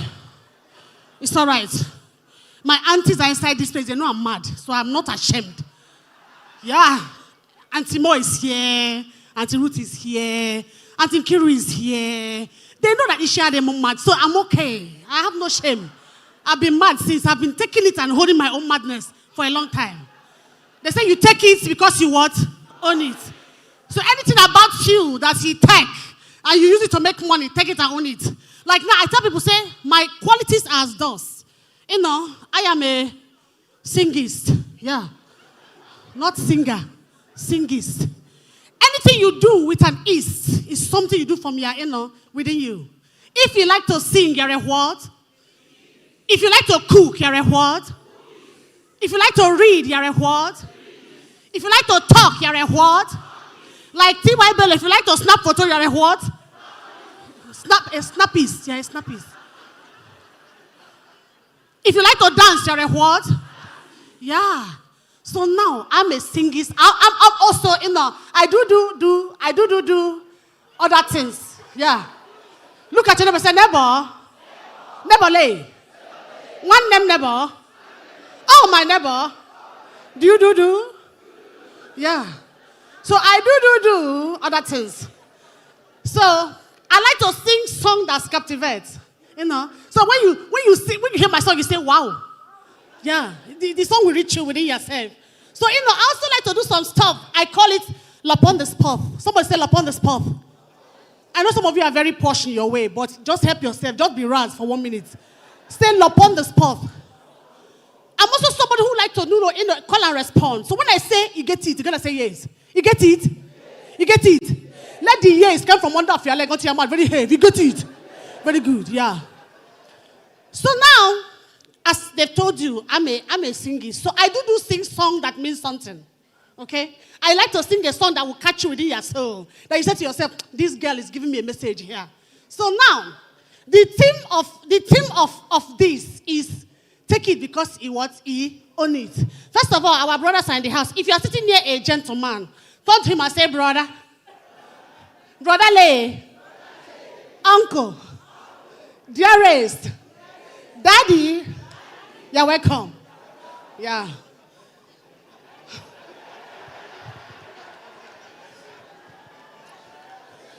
Listen, this weather outside is hot. I am pretty, I'm proud, I'm plastered, but I'm also perimenopausal. My fan is on constantly because my heat has heat. I did not know about perimenopause. Somebody was like, oh, there's this thing called perimenopause, it'll make you feel some type of way. Your body will be like reacting. I said, oh. One day I was lapon vehicle. I was within motor. I began to feel a setting within me heat. You feel, when your body feel like microwave. You say, am I warming soup? Why do I feel so heat? The heat was coming from every within. Yeah. And I was like, what is this? So I asked somebody, I said, my dear, those of us who are nearing our certain age, for your information, this is 50 this year. This is 50. Yeah. I will be 50 in May. But my body is 65. My joints are jointing. Do you understand? When you're walking and you hear, that's just to stand up. Yeah. So, I was like, then all of a sudden, one day I woke up, my shoulder. I said, shoulder. Hello, shoulder. Shoulder said, I said, shoulder, what's doing you? Shoulder said, I don't know. My shoulder, when the pain is inside the bone of the bone. I like all these young ladies of 35 and 25. Where are you? If you're like below 30, let me see your hand. Let me see your hand. If you're proud of your young age, just wave. Perimenopause will happen to you.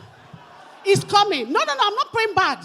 You're going to see it. Yeah, you will come and say, Chigo, is that what you're talking about? It's heavy. Yeah, it's a heavy stuff. So anyway, as I'm here, oh, please, I gotta give her some kudos, and because she is the first of her name. She is the first person to do this. Ladies and gentlemen, help me put your hands together for the first ever, the female. Hello, and she looks good while doing it. Put your hands together for Dame Dr. Adora. So, Dame Doctor, I'm saying this because I know that next year you will ask them for my number and say, just like Moji was like, she was like here last year, and Moji was like, I was here last year, was the opportunity to, host this event last year, and I'm just grateful for the opportunity to be here this year. So, Smasa, we are hustling. You're going to make a next year like this, just open the phone. You can WhatsApp me, Facebook, anyhow, I'm there. Just tell them, Chigol, I will come. So please, I'm looking forward to next year, okay? So now, what I'm going to do now is I'm going to teach you a very simple song because it was on the spot. Somebody say on the spot. That's right now, right here, okay? It's a very short song. I call it Take It. How did you know? How did you know? Oh, it's Anthem. Oh, no, she knows me. He said, please don't tape it because I have a CD coming out with 42 songs on it. So, but it's going to be in the road. It's sold only on highway. So just keep yourself. I sing in key of arrow. Hold on. Shall I go to wait, man.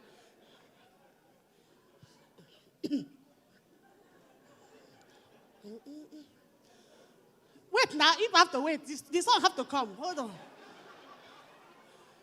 Hold on. Let me sing it. It takes some time. Yeah. You gonna take it, turn it. Don't let nobody take it from you, baby. Take it because you own it, yeah. Don't let nobody take it from you. Sing with me, come on. Take it because you own it. Don't let nobody take it from you, baby. Take it because you own it. Don't let nobody take it from you. Ewo, don't let nobody take it from you. Thank you, ladies and gentlemen. I'll see you in a few minutes. Thank you very much. My name is Chigo. Make some noise for Chigo. Chigo, I'll see you next year. Don't worry, I'll see you next year. But she's coming back up. Thank you so much for entertaining us. Thank you. DJ, thank you. Thank you. All right, we are moving to our very first panel of the day. But before then, let me recognize a woman who has put Nigeria on the world tourism map. Please celebrate the founder of Nike Art Gallery, Chief Nike Monica Okundaye. Thank you so much for joining us at this celebration. We're very honored to have you here. Thank you. Thank you. Now, this panel, we have tagged it the Legacy Builders. And I saw a very interesting quote by Maya Angelou, and it says, each time a woman stands up for herself, without knowing it, possibly without claiming it, she stands up for all women. So now we'll be listening to women who have not only stood up for themselves, but have built legacies for themselves. And by doing so, they are inspiring hundreds, millions of women across the world. To start that conversation and channel and moderate it very professionally, I have the honor of introducing a respected and dynamic media personality, award-winning host, and passionate advocate for women's voices. Please make welcome Vimbai Mutini Ekpeyong. A round of applause for her. Thank you. Sustain the applause, ladies and gentlemen. She will be steering this conversation and leading the Legacy Builders.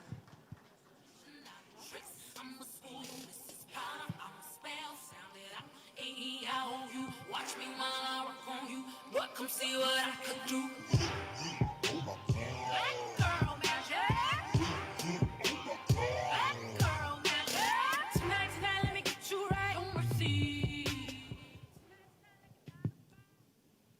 All right, in no particular order, let me introduce and invite on stage the founder and creative director at Toloway, a lingerie-inspired luxury ready-to-wear brand. She has a background in textile design, places fabric and the manipulation of textiles at the core of her design process at Toloway, combined with the use of jewel tones and abstract shapes influenced by her Nigerian heritage. Toloway's collections are created to be timeless and long-lasting, to be passed down from generation to generation, respected as the pieces of wearable art they were created to be. So please make welcome Patience Toloway. A round of applause for her. Thank you very much. Success is built on effort, not talent alone. It's in the days I'm tired. All right, thank you, DJ. Joining her, I'd like to invite on stage the founder, Design Week Lagos, a Nigerian interior designer, critical design thinker, and publisher at Essential Media Group. She is the creative director at Essential Interiors Consultancy, a pioneer interior designing company in Nigeria. The award-winning practice was set up in 2002 and has since established an international identity with a wide variety of projects that are context-specific, innovative, experimental, critical, and theoretical. Please make welcome Titi Ogufore. A round of applause for her. Thank you.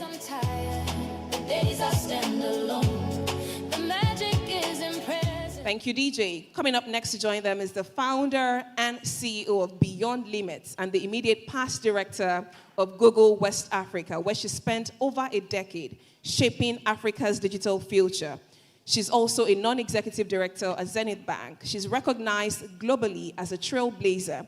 She has been named by Forbes among the top 20 power women in Africa by the London Business School, and by London Business School as one of the 30 people changing the world. She's featured in BBC Africa Power Women series and CNN Innovate Africa with more than 25 years of international experience in technology and new media across Europe and the Middle East and Africa. Please make welcome Dr. Juliet Ehimwan. A round of applause for her. Thank you very much. Success is built on effort. Thank you, DJ. Coming up next to join them is a distinguished entrepreneur, education consultant, and child's rights advocate based in the United Kingdom with significant impact in Nigeria. As a founder and executive director of High Achievers Academy, she leads a consultancy that helps children secure scholarships and bursaries to top independent schools, including prestigious institutions like Harrow School, Beyond High Achievers. Dr. Akindele Bush, ladies and gentlemen. Please celebrate Dr. Yemisi Akindele Bush. Joining them on stage is the CEO of Lebara Nigeria and co-founder Vastunet Technologies, where she's reshaping Africa's telecommunications landscape one connection at a time. With more than 10 years in the trenches of digital transformation, she has a proven track record of turning ambitious visions into reality, from building digital infrastructure that reaches millions to pioneering financial inclusion initiatives that open doors for underserved communities. Please make welcome Tenny Stuffman. Thank you for joining us today. Coming up next to join them is a celebrated Nigerian actor who has been close to the heartbeat of Nollywood's evolution from its humble beginnings to the global phenomenon it is today. Described by CNN as a silver screen icon, she has spent nearly 3 decades redefining excellence in the Nigerian film industry, a legacy that earned her the title of Actress of the Decade from Pulse Nigeria in 2019. Please make welcome the one, the only, Rita Dominic. Dreams belong to fighters who keep showing up. Coming up next to join them, I have the honor of inviting on stage a multi-award-winning entrepreneur, strategy consultant, author, and investor, the founder of Redalia and Entrepreneurs.ng, a business development platform committed to helping entrepreneurs start, structure, and scale sustainable businesses. Through her platforms, Entrepreneurs.ng, Redalia Workspaces, and Redalia Business Academy, she has supported over 10,000 entrepreneurs, facilitated the registration of more than 4,000 businesses, and helped generate billions of naira in business value. Please make welcome Florence Chikezie. A round of applause for her, please. Keep showing up. That's how success is made. Keep showing up.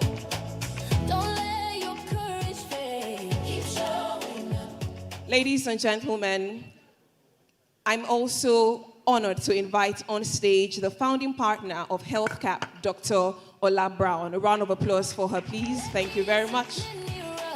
Keep showing up.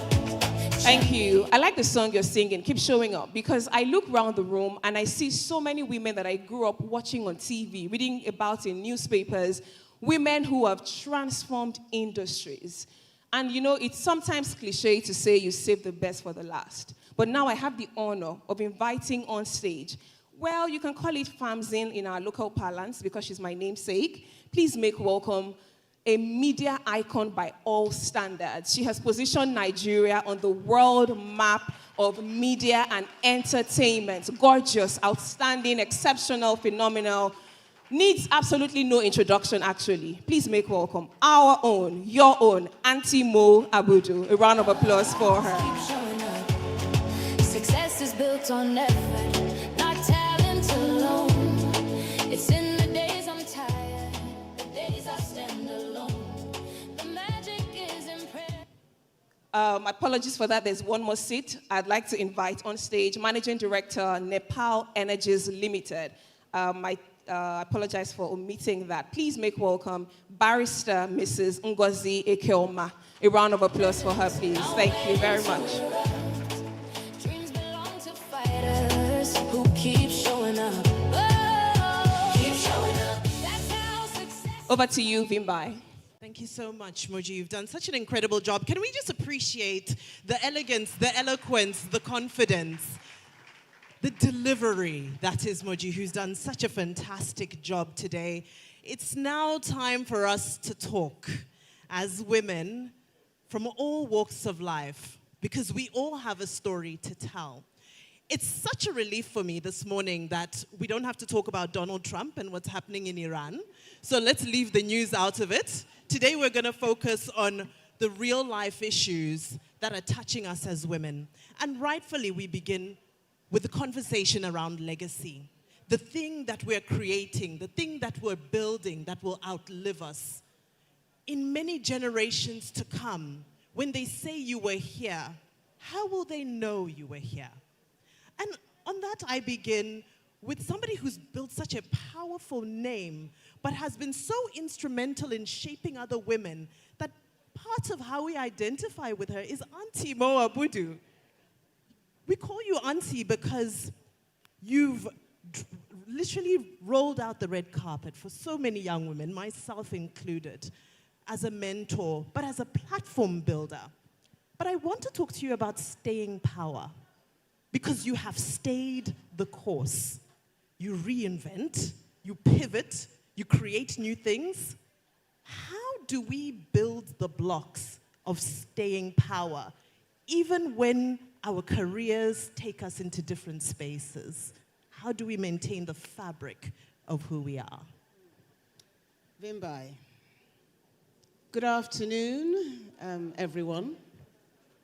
The GMD, Adora, thank you so much for inviting me. Adobe, thank you so much for inviting me. And thank you so much for supporting me on a very important project that I launched a few months ago called Ebony Life on Plus. I reached out to the both of you, and you just said yes. And it's not as if you're my best friends or anything like that.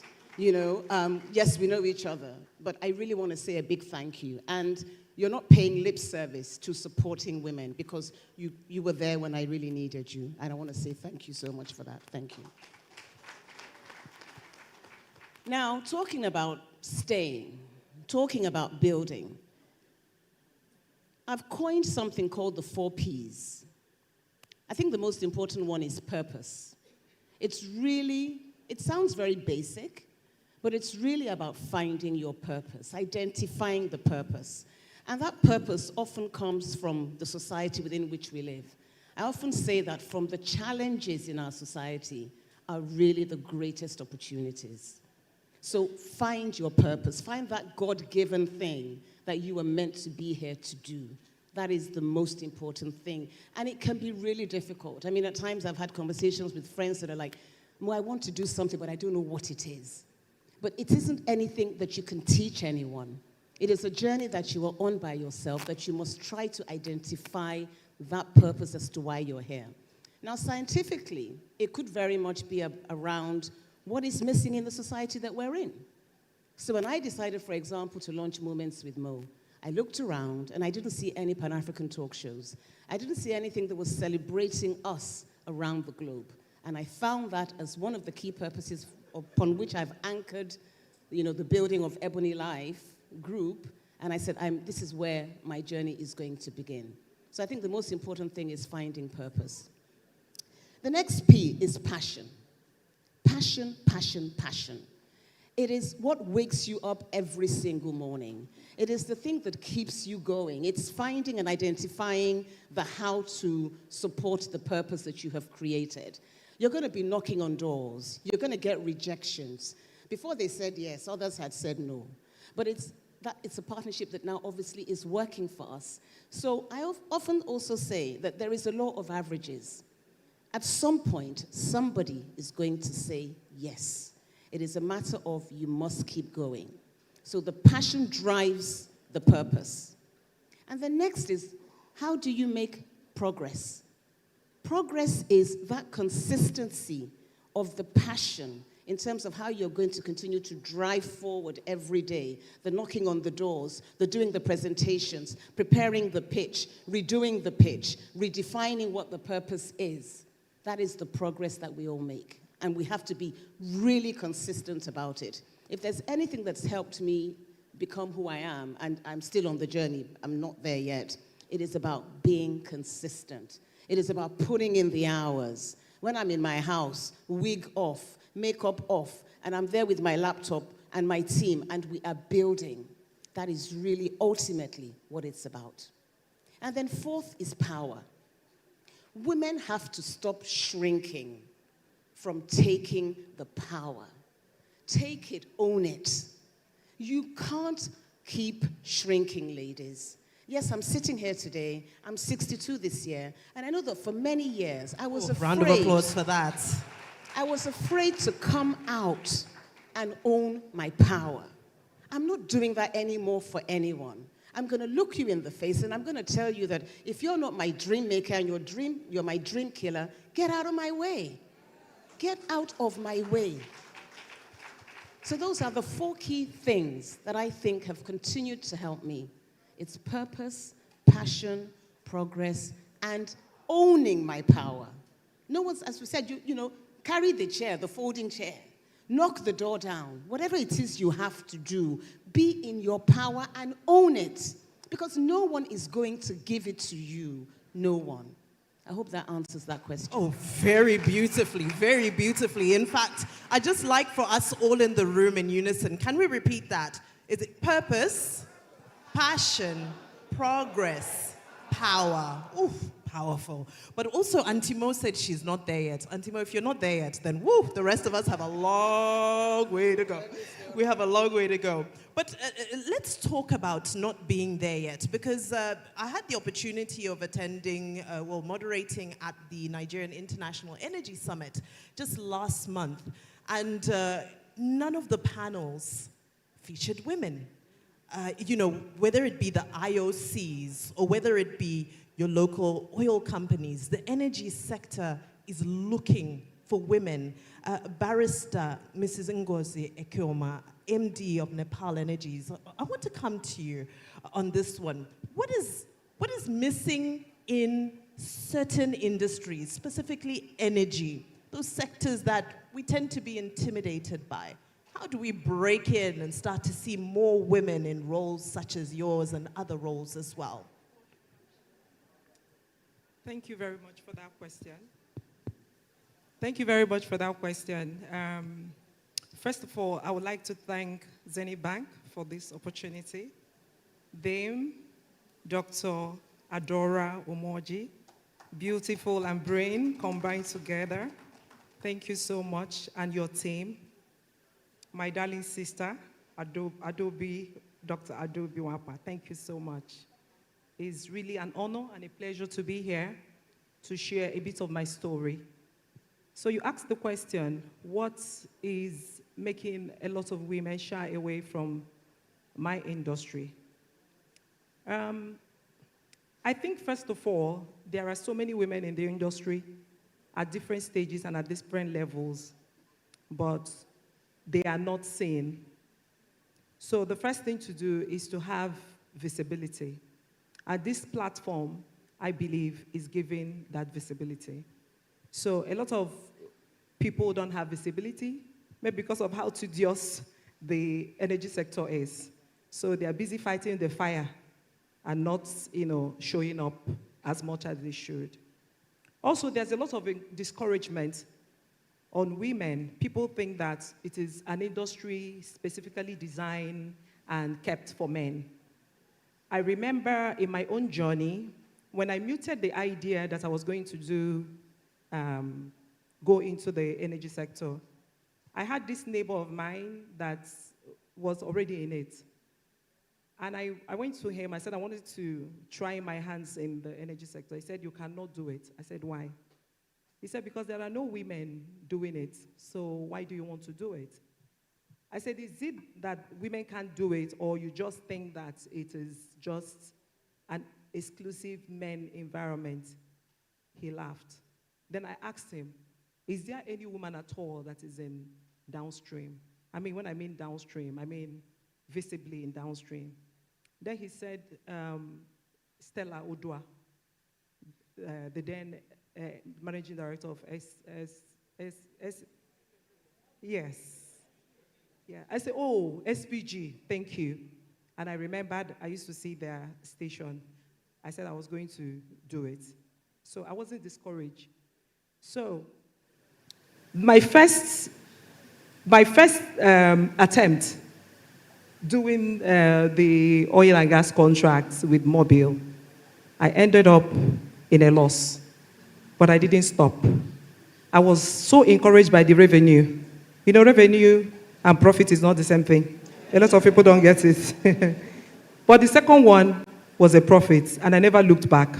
So I think the first thing is visibility. We need to come tell our story. And the second thing is mentoring. We need to also mentor others. So for me, I keep my doors open. And mentoring doesn't really necessarily mean that you have to be in close proximity with me to mentor you. The advice I can give you, the courage I can give you, the fact that you listen to my story and it makes sense to you and give you courage to step out. I remember attending a conference in Energy Week in Cape Town. And I was sitting down there, I heard Professor Rama say, look, Africans need to do business with Africans. You need to step out and do business with Africans. And that got into my head.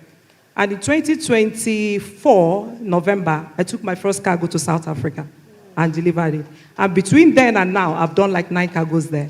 So it's just you taking the Rema and running with it. Thank you. Beautifully said. My goodness. And I think what really stands out is the boldness to take those risks. And that's where I come to you, Patience Tolaway, because it takes a certain level of boldness that I have to say, I believe boldness must have been created in Nigeria. Because for you to wake up and say, I have my brand, I will go to Harrods, they will accept, not only will they accept it, people will buy it and it will be successful. And that's the story of Tolaway. So I'd love to know about building the boldness to break barriers from you. I know you've got a very meaty story, but in the limited time we have, tell us about breaking barriers. Thank you very much, Zenith Bank. I will start by saying this is a love story that you say, love at first sight. I only walked into Zenith Bank last week, and here I am sat. That shows I didn't even walk there. They found me, and they dragged me kicking and screaming, required of me to be here. I'm a very shy person. I tried not to do it. but I had to. Thank you for having me here. I'm going to be as brief as possible because my story is very elastic. I started my journey where I am today with curiosity that started when I was a child with my mother's St. Michael's bra. I didn't understand the concept of boobs up and boobs down, but I kept taking her bra and studying them. I was only in primary 3. And fast forward, I'm a self-taught lingerie, first lingerie manufacturer registered in Nigeria. So many things fell along the way, but I moved back to Nigeria after having the first black-owned bridal manufacturing company in Belgium, and started lingerie training with a vision of rescuing ladies on the streets, girls that were going into prostitution. I did that for a bit, and I realized that I cannot save anybody when I'm not strong. So I had to suspend that and focus on the business. Harrods actually found me. I didn't find Harrods. I was sleeping in my bed 3 years ago. One fateful morning, 4 a.m., I was woken up with a jolt from my daughter saying, congratulations, it's a letter from Harrods. They want to see you. They want to have a meeting with you. 3 months after that, we were back again with the second collection, studying and going through them. Today, we are the first sub-Saharan brand in Harrods since inception. We are also the first to put Made in Nigeria in that building called Harrods. And we have so many firsts to our name, not that I go about looking for firsts, it just turns out that's the way it is. We have just recently been selected to mentor African brands that will be trying to get into Harrods. And my daughter, who is my business partner, she mentored them. I sit here today with absolute confidence because I have a succession plan, and my daughter is my successor. If you want to build a business, and sometimes I'll just give it I'm not asked to give advice, but I will give it. A lot of businesses, especially female-owned business, we suffer to raise funds. As they look at us, they think about it twice, they think we're just there to get the money to buy makeup. But that's not the case. But when you're confident and sure of your vision, do not allow anybody and any situation distract you.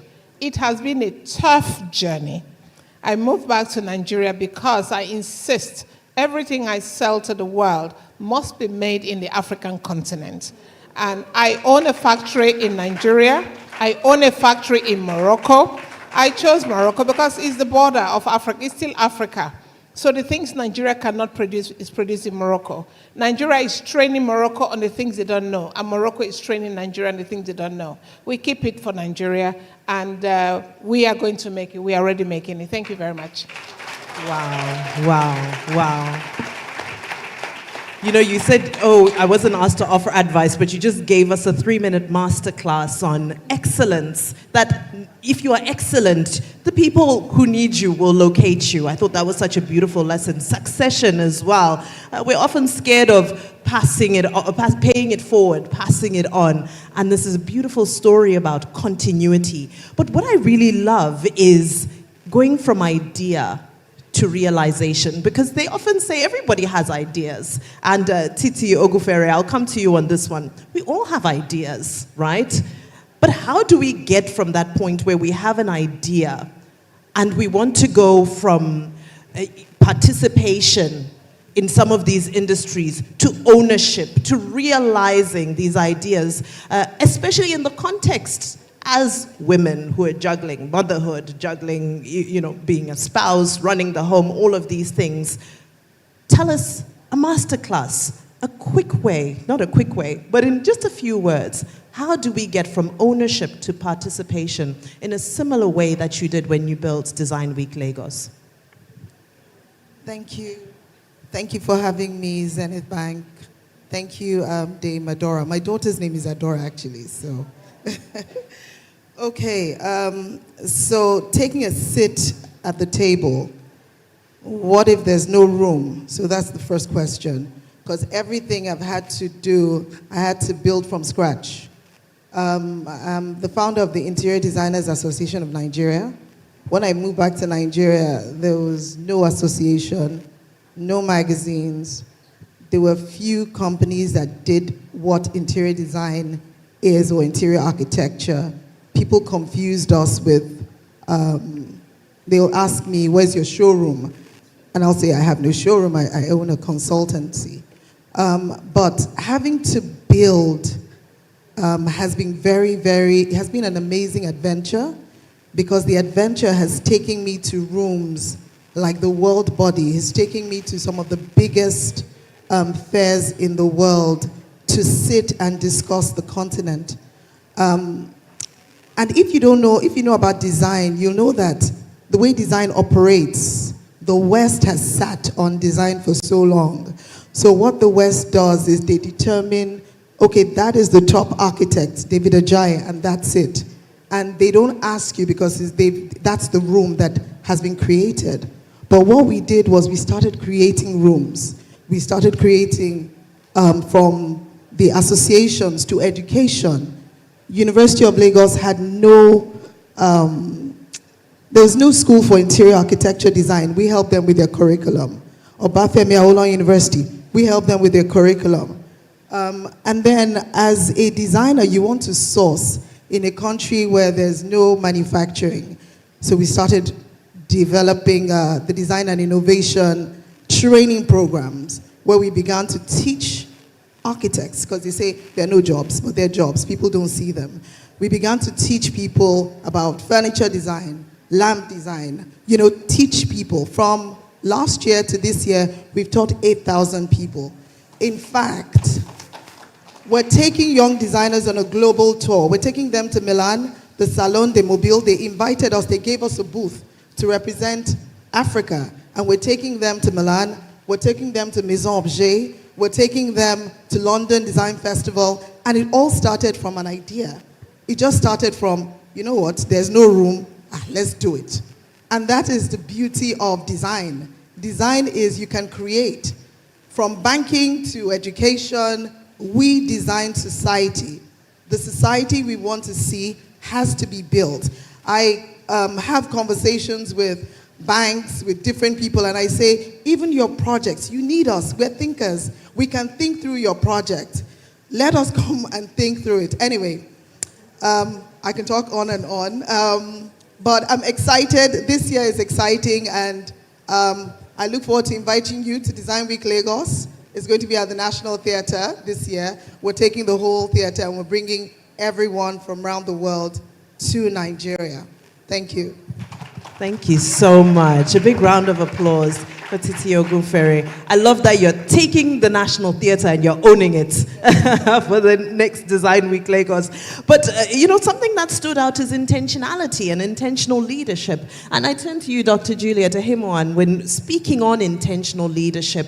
Of course, as a former director of Google West Africa, you can tell us about some of the practical corporate examples of intentional leadership, choices that you made that demonstrated that a woman is at the helm, and these are the results that come out of it. Thank you very much. Hello, everyone.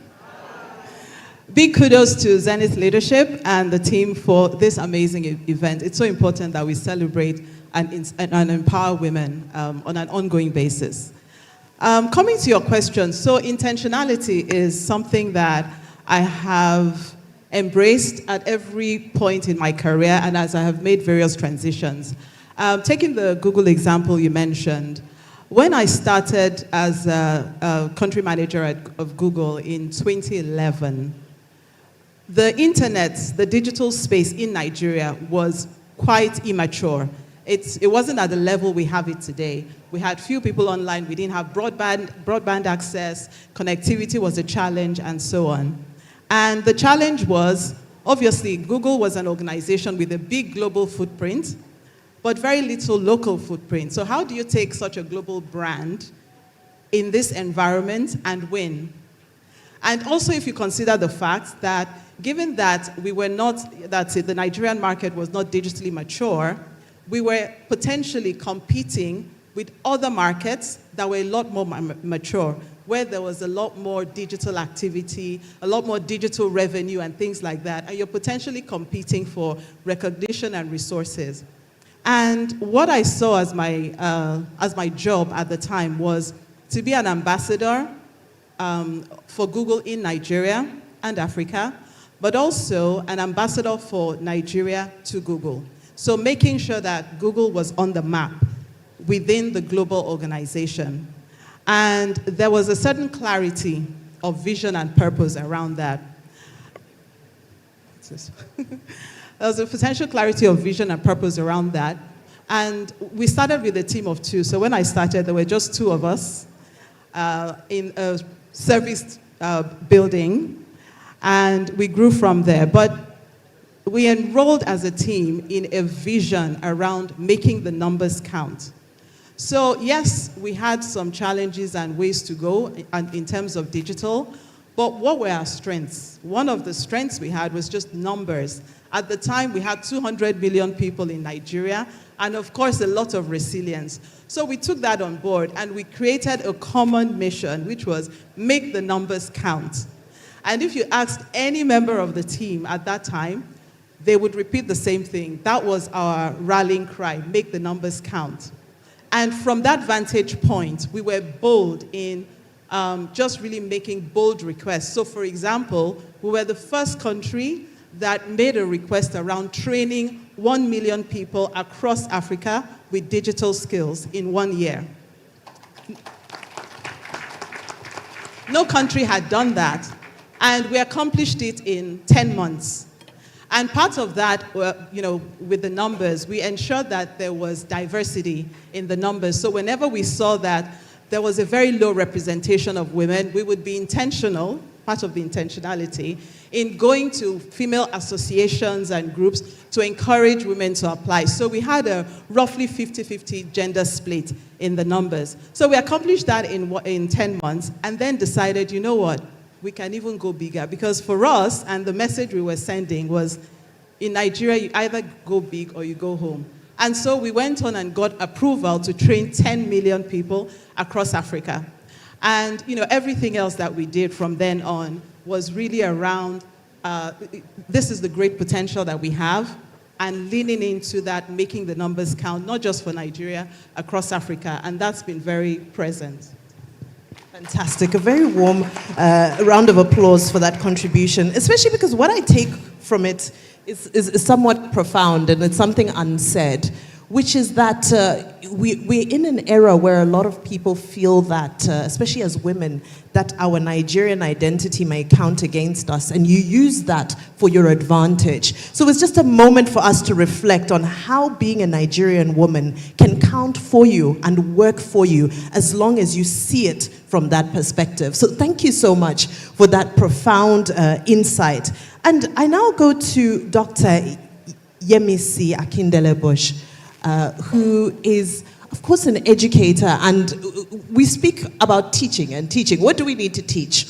But I'd love for you to talk about unlearning, because one of the profound things I took from some of your work is especially the work with Harrow School, and wanting to bring, or being in the process of bringing Harrow School to Nigeria. What are some of the things in our system as women that you think we need to unlearn to be able to get ourselves ahead and to meet up with where the rest of the world is?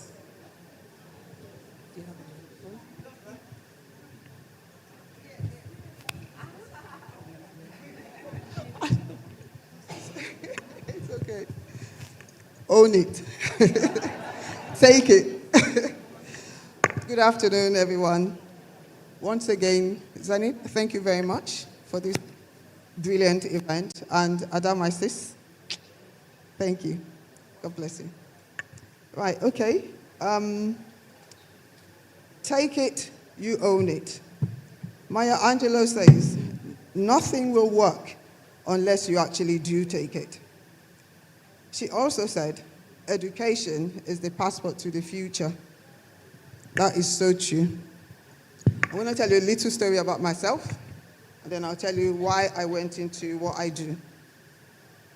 So I came to Nigeria as a child. I think I was about maybe 5 or 6 or somewhere thereabouts, and left at 16. But during those years in Nigeria, oh my goodness, I was sure my mom kidnapped us. Because the amount of work that we had to do, it was just unreal. As in, you go to school, you come back, you have lesson teachers, and that's day in, day out, and you're thinking, what is going on? Until I went back to the UK. So in the UK, we have 2 types of schools. We have what is called the independent school and what we call the state school. I think state school is called public school here, right? Yeah, public school in Nigeria. Yeah, state school. Now, obviously, I had no idea what the schooling system was like, so I just assumed, it's England, so all the schools must be great. Only to find out when I obviously grew up, had children, and wanting to send my kids to school. Obviously looking for the one that is closest to the house. However, for every time you walk past those schools, you see the policeman there, and you're thinking, wow, that must be a really good school. So they've got police as gatemen. Well, that was not the case. That was because the kids that went to that school, or those schools, you have to be strong to go to schools like that. So clearly, there was an issue. They were not necessarily bad schools, but unfortunately, the teaching, some of the children, you have children in there who unfortunately had parents who were probably in jail or whatever was going on. So there was that issue going on. Then I found out about the independent schools. So you see kids dressed up nicely. Some of them will wear boater hats, and you're thinking, why are they dressed up as though they're going to church? Well, that's the independent school for you. Where the state schools, you can wear your slippers or trainers or whatever it is. So I began to research into how to get my kids into this school. Well, it took a lot of work. You had to do what is called the 11 plus or the 7 plus. You had to just truly prepare the kids. So I got into this. I started working with my children from when they were quite young. And then friends approached me and said, well, if you're working with your kids, why don't you work with all of the kids? So I thought, okay, well, who are the kids? Which all of the kids? So friends began to bring their kids to me. So I set up high achievers in my kitchen. And I began to train other children for exams, for writing these 11 plus exams. And we began to get these kids into top independent schools. But guess what? The kids will write the exams, they will pass the exams, but they can't go to these schools because they're so flipping expensive. And I thought, okay, so what's the point in wasting time? In fact, some of the kids will say to you that, why are we doing all of this? We're not going anyway. And then I said, okay, there must be a way out. So I attended one of the British Council's meetings. And they were talking about how they give scholarships to some African countries. Obviously, Nigeria was not one of them. They had this idea that Nigeria was mega rich. Praise Lord, we are. But guess what? The kids who actually attended independent schools in in England, were kids that came from Nigeria. So you guys, like my beautiful sister Mo here, her son went to my son's school, of course. Those were the schools that, you paid some really good money. That school right now is about almost 70 grand a year. But in those days, it was about 30 grand. But 30 grand for us living in the UK, believe me, that is big money. We don't even see it. Where is that coming from? And the fact of the matter remains that the schools actually offered scholarships, or what is called bursaries. Now, bursaries are means tested. Scholarship is based on your ability. However, you never get 100% on scholarship. In fact, I did not encourage the parents to go for scholarships, because your scholarships, the most they'll give you, maybe 5, 10, 15%. But with the bursaries, you can get up to 100%. So I began to prepare kids for this. Well, the long and short is, right? The long and short of this is, eventually we began to get children into these top independent schools on full bursary, 100% bursaries. Harrow being one of them, and hence why, thank you, hence why knowing fully well how many kids we've been able to get into this independent, these top ones especially, I insisted that Havel had to come and do what is called an appreciation visit to Nigeria, I think 2 years ago now, and they did come. Thank you. Thank you so much. I know there's so much to unpack, and I hope, when we take some breathers and we network later, we'll be able to dig in more into these stories. But creating access, which is another way of paying it forward, which is what you've done, and empowering the next generation as well to get the access to quality that the rest of the world gets. Now, I want to talk a little bit about mobile health, Tenny Stuffman. Because of this passion for mother and child healthcare that has now grown into so many other things. And, as I was reading your profile, I also said to myself, well, we always talk about the tech bros. Why is there no tech sis? Can you explain? Let's get into it. From idea to realization, and this passion for seeing that there isn't enough access to maternal and child health care. Thank you. Good afternoon, everybody. Okay, so I think that I'm the youngest on this seat, so I'm the new kid on the block. And I just want to say thank you very much. I see a lot of my mentors here.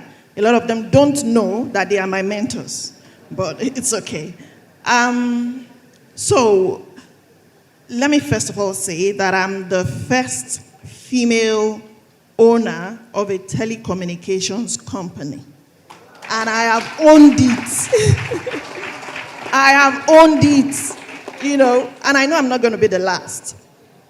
However, it's not as easy as I've just said it. And again, thank you to Zenith Bank for believing in this vision. Telecommunication is very interesting and can be seen as, it's just one of those things because we are so used to it these days. But precisely when we look at problems, like Antimo was saying earlier, that purpose, you ask yourself, what is this thing that is making me feel sleepless? I cannot sleep, I cannot think straight until I find a possible solution. And they say when opportunity meets preparation, success is inevitable. I've been on this journey for over 10 years, I must say. I've been in the telecoms industry for over 10 years and worked as a value-added service provider, worked as, as an aggregator, worked as even in fintech and all of that, all because there is that passion. And I'm saying this today because I know there is a young girl in the room. I don't have to be the new kid on the block. All because there is a passion. And it was that passion that drove me to say, you know what? What if I leverage an opportunity? Because there will always be barriers. The barriers will always be there. There is no incumbent that will want you to come in and take over. Then you ask yourself, what are the structural gaps that I can fill in? Where are the partnerships that I can leverage? For instance, I am leveraging on an MVNO license that allows me to form partnership. So I don't have to spend a whole sum. So these are the barriers that you need to shatter and ask yourself, I'm looking for opportunity. I'm going to take that opportunity. I'm going to study to take that opportunity. It's not just going to come on a platter, but when you see partnership, when you see structural gap, and when you see speed, you see those of us in this kind of space of breaking barriers and all of that, we leverage on speed. If you look at Netflix, when Netflix started, it was because there was a barrier of, cinema. You just want to know what else can you do within that space. Look at Uber. Look at how Uber was able to, navigate itself regardless of regulatory and all of that with the taxes. So the same thing is what we will do. And this is just the beginning. I see it every day. I can smell it. I can even see the aura in this room. It's just the beginning. There will be a lot of shattering. So it's an opportunity when you hear things like this to own it yourself and tell yourself, you know what? I'm not going to sleep on this thing. I'm going to go home and write my own story. What's the purpose? What am I burdened about? Okay, Auntie Mo is burdened about the entertainment industry, helping more women and all that. Somebody is burdened about education. Are you burdened about anything else? It could be as simple as just helping people in the rural area. Health. And you then leverage on infrastructure that can help you do it. And that's what I'm doing. I'm very happy with what I'm doing. I don't think I've started. I've just started Lebara Nigeria. Lebara Nigeria was very well sponsored by Zenith Bank. I'm grateful for that. But that's just the beginning for me. Thank you. I felt like we stepped into church for a minute there. I get a hallelujah. No, on a serious note, she said there will be shattering. Let me hear you say, there will be shattering. No, ladies. That's not convincing. We're not shattering anything like that. They will be shattering.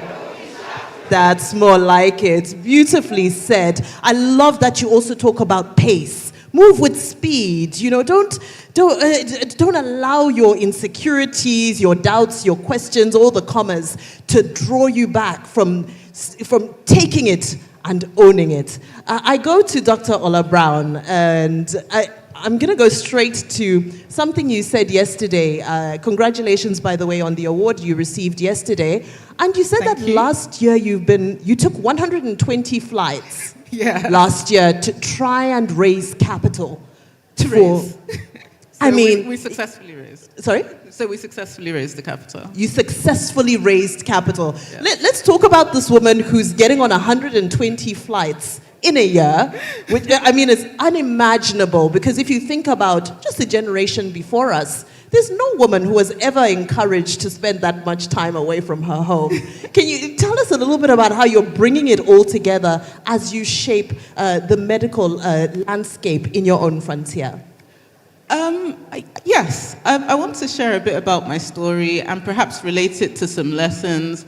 And I think as Chigo was cracking some of her jokes, one of the things that I didn't realize is there's actually quite a lot of under 20s or people that are in their 20s, early 20s in the room. And it made me think back to when I was 20 and I was in medical school, about to graduate as one of the youngest doctors in my year.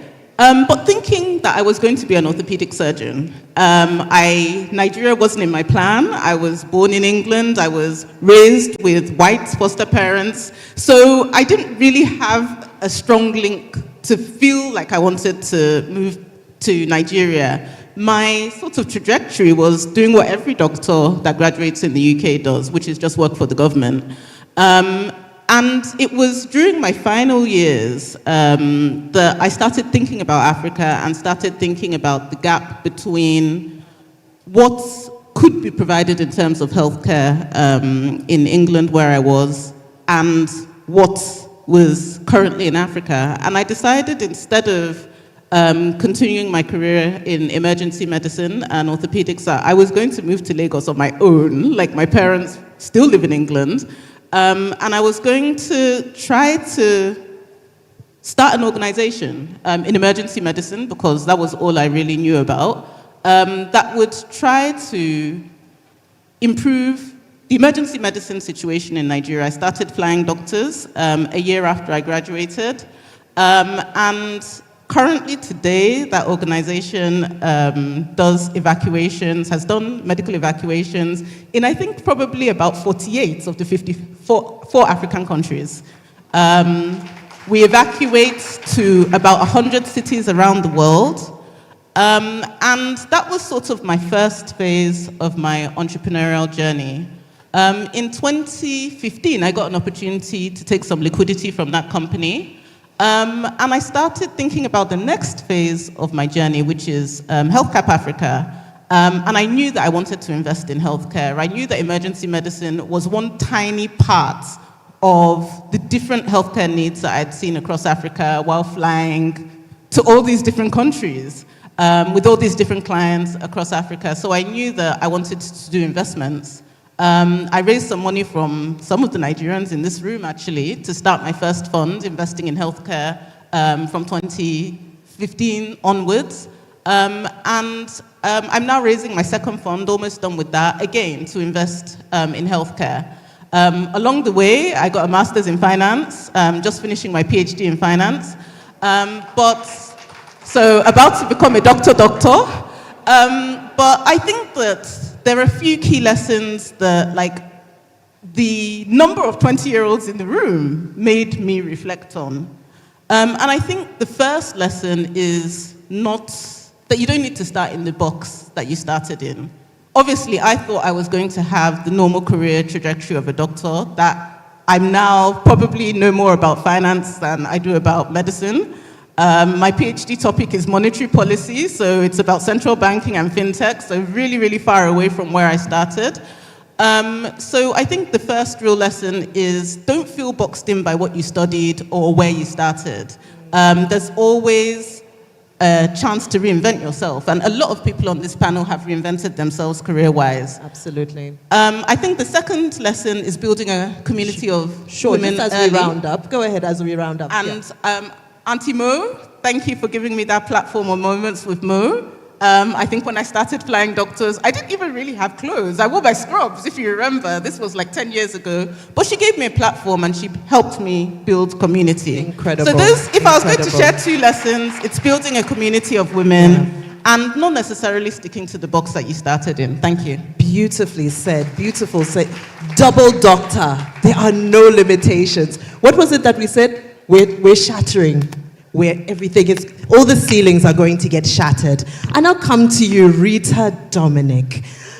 My goodness, where do we begin? What question do I ask you that you've never been asked before? It's the first thing that I say to myself. But let's get into this.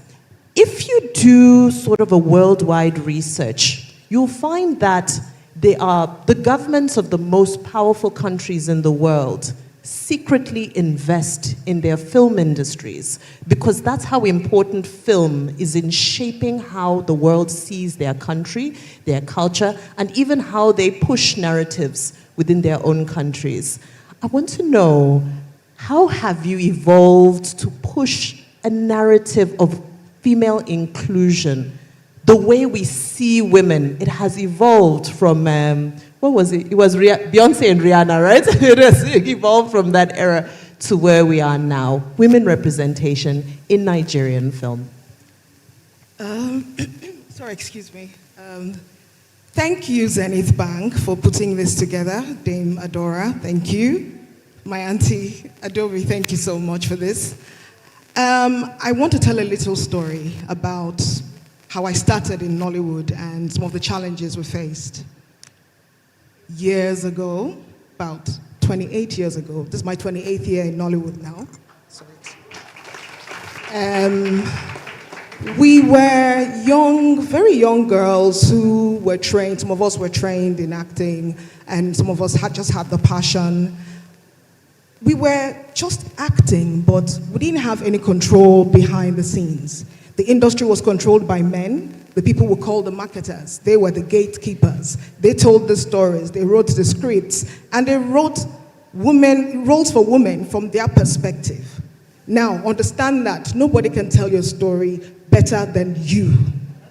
You know? So, at that time, we didn't even really know how impactful the roles we were playing had on the audience, you know?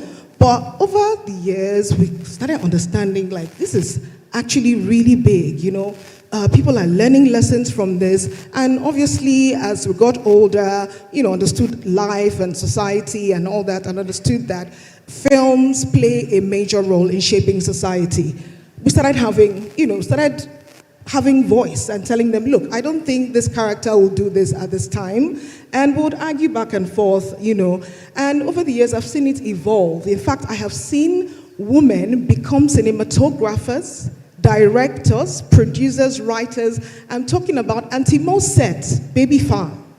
That was the first set. 2 years ago, I went on set and all the heads of departments were women. It was a thing of joy. I never saw that when I first started. But obviously, as I became a producer, I saw the need to employ more, you know, women to contribute towards filmmaking, because they bring a whole lot to how well-rounded a female character is written. Now, I was made the chairman of Miss Nigeria 2 years ago. I want to say thank you, first of all, to Zenith Bank for seeing the vision and understanding what the platform is. The platform empowers young women in the society. Now, this year, we're looking to crown the 46th queen, and the theme is, she's made of more. We're trying to tell the young women that outside of your beauty, there's a whole lot to you. You are dynamic, you are audacious, you're powerful. You know, walk into that room, take it, take the space, own it, you know, be who you were meant to be. So I want to say thank you for understanding and coming on board to sponsor Miss Nigeria Beauty Fashion Fair happening this March. You know, so that's what we're teaching the girls, you know, the new contestants, the would-be queens this year. Also, what's the time? Oh, God. Okay, time's up. I'm just going to round up just quickly.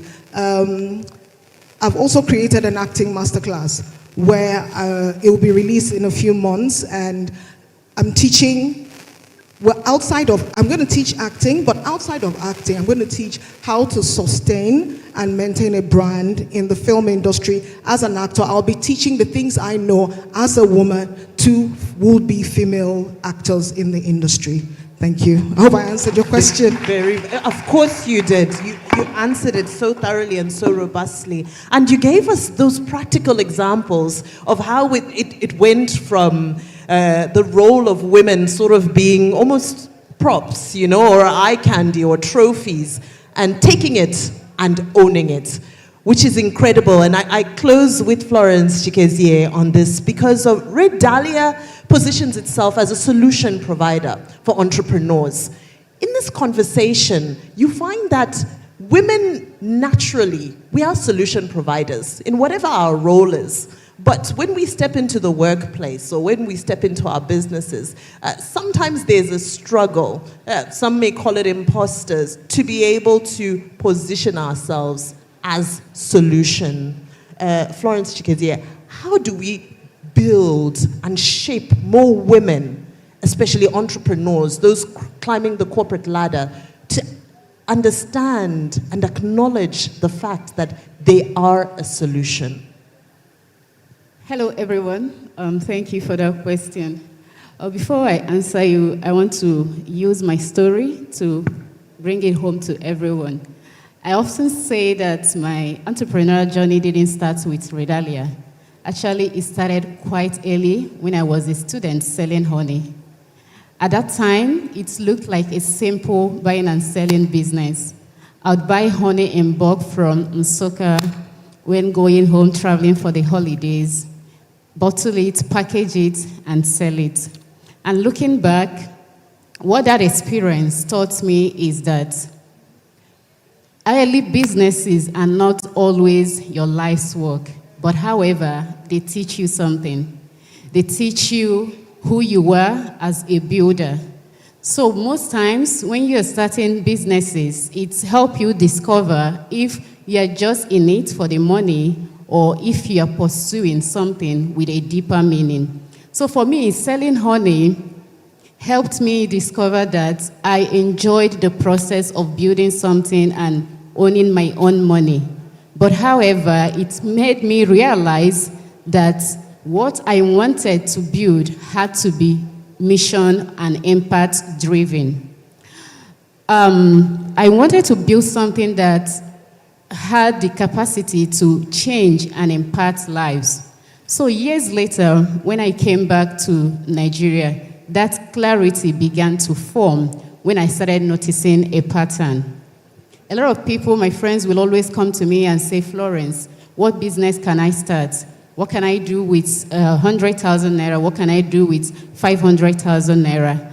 And I began to think, instead of just answering one person, why don't I create a platform where I can answer those questions to thousands and even millions of people? And that insight gave birth to entrepreneurs.ng. And it also helped to shape my vision, which is to make practical business knowledge accessible to entrepreneurs so that they can start, scale, and structure sustainable businesses. And one thing I want us to pick from here is that your vision hides inside the problems that people keep bringing to you. If you pay attention to the questions that people keep asking you, you will find what you are meant to do on this earth as a woman. Before entrepreneurs.ng idea, I had explored other business ideas, but none of them resonated with who I was. They didn't excite my spirit. But when the entrepreneurs.ng idea came, it was like a light bulb moment. And what I also want us to go home with is that a true vision gives you energy even before it gives you money. When the right idea comes, when what you do resonates with who you were and the impact that you want to create, you will always even find strength to continue, even when the journey becomes difficult. So beautifully said, so beautifully said. Can we give this incredible panel a huge round of applause? The final takeaway there being that you are a solution, it's in your DNA. So tap into that stuff you're made out of. Listen to yourself. Your inner voice has all of the answers that will guide you and, of course, takes us full circle back to where we started, which is the 4 Ps.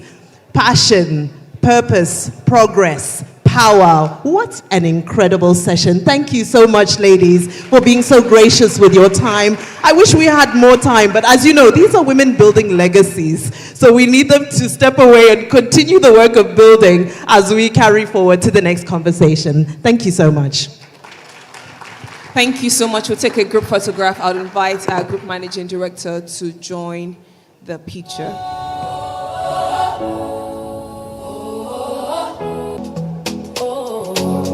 Success is built on effort, not talent alone. It's in the days I'm tired, the days I stand alone. The magic is in presence, not waiting to erupt. Dreams belong to fighters who keep showing up. Keep showing up. That's how success is made. Keep showing up. Don't let your courage fade. Keep showing up. Let discipline erupt. Keep showing up. Champions, keep showing up. Success is built on effort, not talent alone. It's in the days I'm tired, the days I stand alone. DJ, if you can just hold the music for 2 moments. Before our legacy builders take their seats, we're just going to do, as we continue with the pictures, we're just going to do rapid fire. Quick, short answers. Because the young people in the room want to know, 1 sentence, what are your tips for the young ladies? So you can go ahead, pose for the picture. Then I'll come to each one of you before you go down. Tips for the young ladies. Go ahead and pose for the picture. Tips for the young ladies. What is your key takeaway, your number 1 thing that you feel this is the tip to success? Before you take your seats. All right, let me quickly start with you, Dr. Olabra. 1 sentence, I would say, you don't need to stay in your box. So expand your horizons beyond your box. If you're thinking about starting your business, just start. I will say, be intentional to change the narrative. I'll say there's no comfort really being in the comfort zone. Step outside of it and see how far you will go. I'd say be courageous. Be very clear about what you want to accomplish and have the courage to go after it. When I started Moments with Mo many years ago, a God-inspired quote was, "If you can think it, you can do it." That's it. Just do it. If the platform doesn't exist, create it. If there's no door, they shut the door, create another entrance. Well, I would say if you are curious, follow your curiosity, dig in and find out the answer. If you miscalculate, recalculate. Don't stop.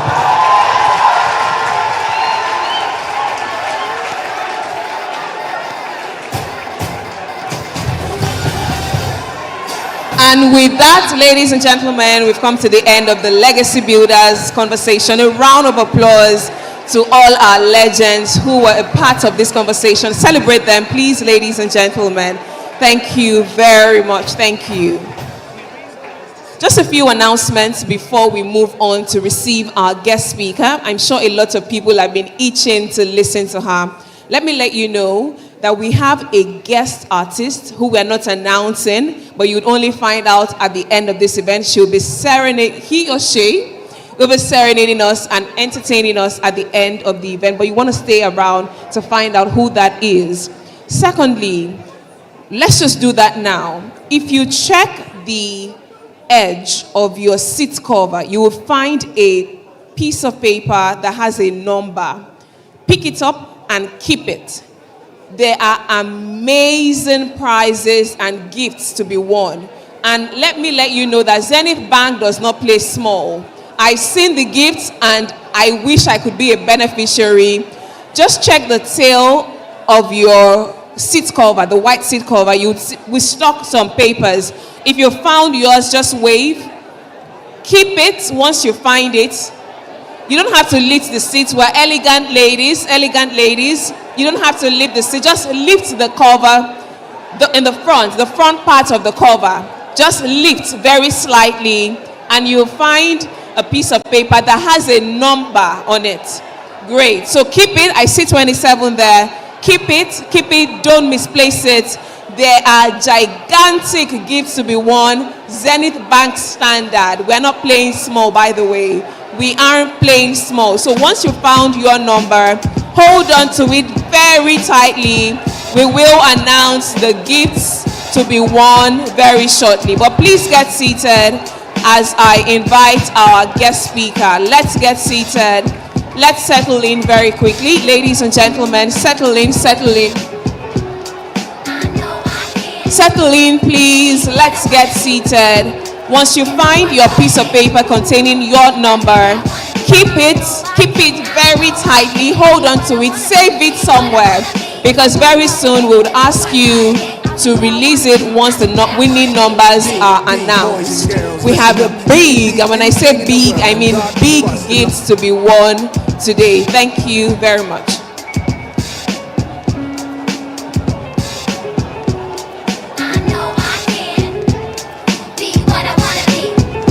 All right, ladies and gentlemen, we're still on. We haven't ended the session. Let's prepare for our guest speaker. Thank you very much. If you love T.Y. Bello, make some noise. If you love T.Y. Bello, make some noise, ladies and gentlemen.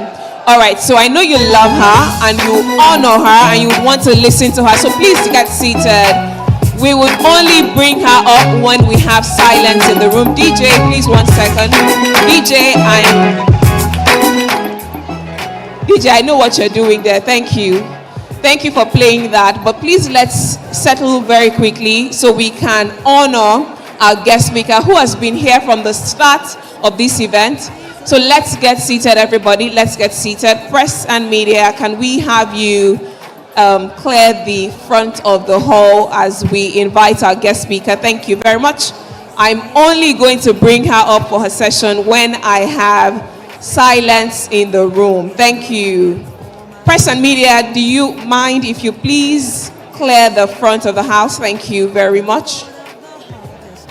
Photographers, please clear the front of the aisle. We would have more time for networking and pictures, but we must give honor to whom it is due. So let me bring up our guest speaker so we can move on to the next panel conversation also. Thank you.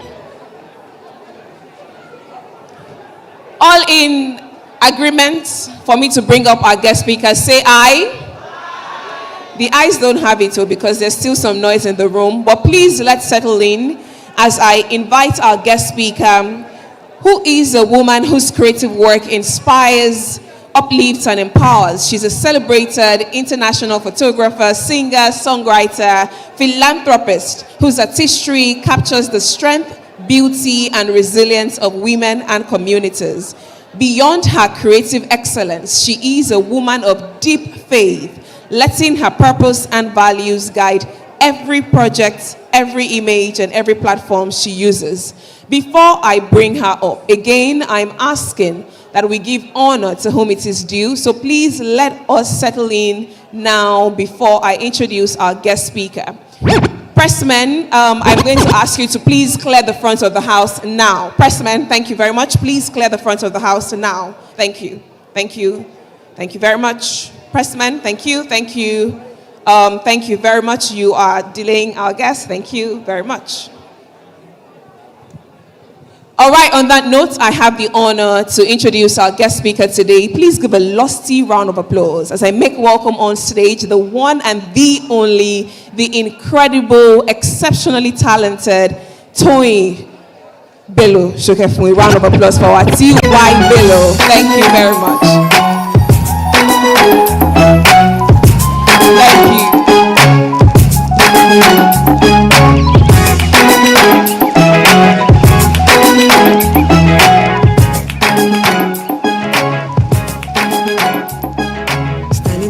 Wow.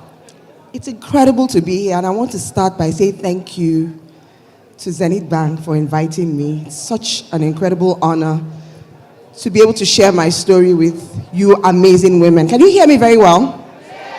So how many people remember the song that you just heard? It's called Greenland. Now, while many people think that when I wrote the song, I wrote it because I wanted to write a second national anthem. I wanted to write a song about Nigeria. It wasn't about Nigeria at all when it was written. Can you hear me? Can we have the house a little quiet? There's a bit of activity at the back. In 2005, I became T.Y. Bello. Before 2005, I had had a very successful career as a documentary photographer and a musician, and my name was Toyin Shokefun. When I was to get married, I realized that when I was in secondary school, Toyin was the most common name in every class. How many people remember having Toyins in their classes? At least 3 or 4. Do you remember? And how many people remember having any Bellos in your class as well? So I figured that my name was going to be like a double shot in the head because it was going to be Toyin Bello, and I knew that there must at least be 50 of us. So I decided that I would not be Toyin Bello, I'd be T.Y. Bello. Now here's the challenge. One of the things that happens to you as a woman is that when you change your name, it's almost as if you're having to start life again. When I checked Google for Toyin Shokefun, I had all these search results, all my exhibitions abroad, the fact that I was a member of a group called Kush, the music I had made, the magazine cover that I'd featured on. I had history. But T.Y. Bello had 0 search results. No history. Nobody knew the name. It didn't mean anything. It was a non-brand. And I remember that before I went for this thing I was doing in the UK with a gallery where I was in residency, I had told a few friends that I was planning to come back to Nigeria to start a portrait business. So there I was on the train one day. One of my friends, who is a photographer, said, "Don't bother going back to Nigeria to start that business. They've opened a studio. Some white people came into Nigeria and started a studio in VI, and they've taken all your clients. So you don't need to bother starting. You have nothing to start with. You have no clients left. Don't bother starting the business." How many people have people who scare you when you tell them you have an idea? Amen. Now, it gets worse. I came back to Nigeria, and one of my biggest clients called me.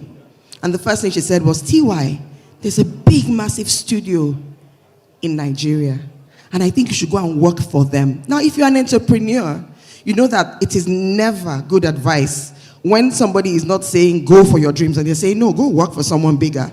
And so I felt, okay, let me humble myself and say, okay, maybe that's not God's plan for me to start. Let me go work for this studio. So I go to the studio and say, oh, maybe I'll come and work for you. And they go, no, you can't work for us. You're the competition. I'm like, no. You guys have a big, massive studio in VI, and I don't know where to start from. And then that day, I looked on the streets of Lagos. My dream had no hope. My name meant nothing. I hadn't taken my first picture yet as T.Y. Bello. And then I looked at Lagos and everything looked very dry. It wasn't Hamatan, but everything looked really, really dry. And so I started to hum a song to myself. The land is green, it's green, not because the land looked green, but because I was determined for the land to be green. It was my land, and I was going to what? Take it. And here is 25 years after that.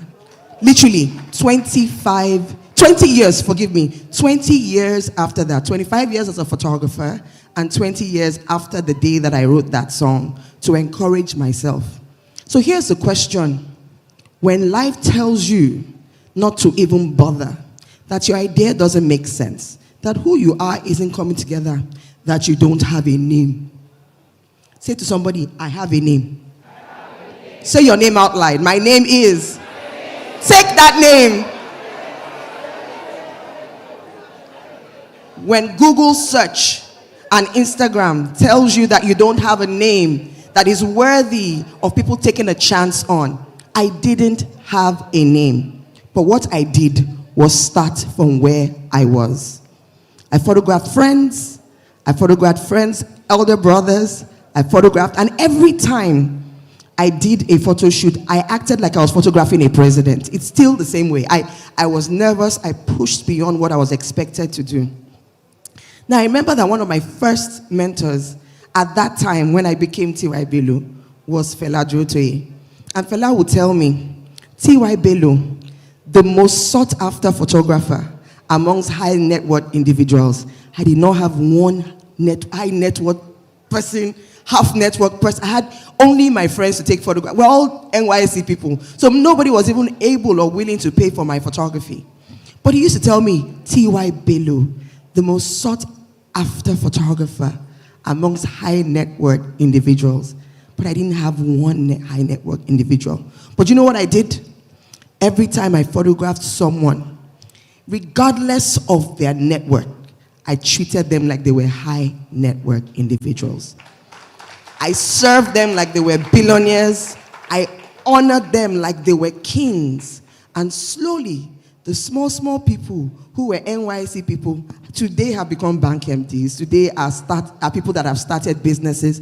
But the truth is that I made up my mind that it didn't matter what it was. I was going to serve as if they were already there. I'm going to share a dream with you. And I thought I had a longer amount of time to speak. But is anybody getting anything out of this? So I had a dream. And in the dream, my friend, Indidi Wonelli, asked me to come to the market to buy golden shoes.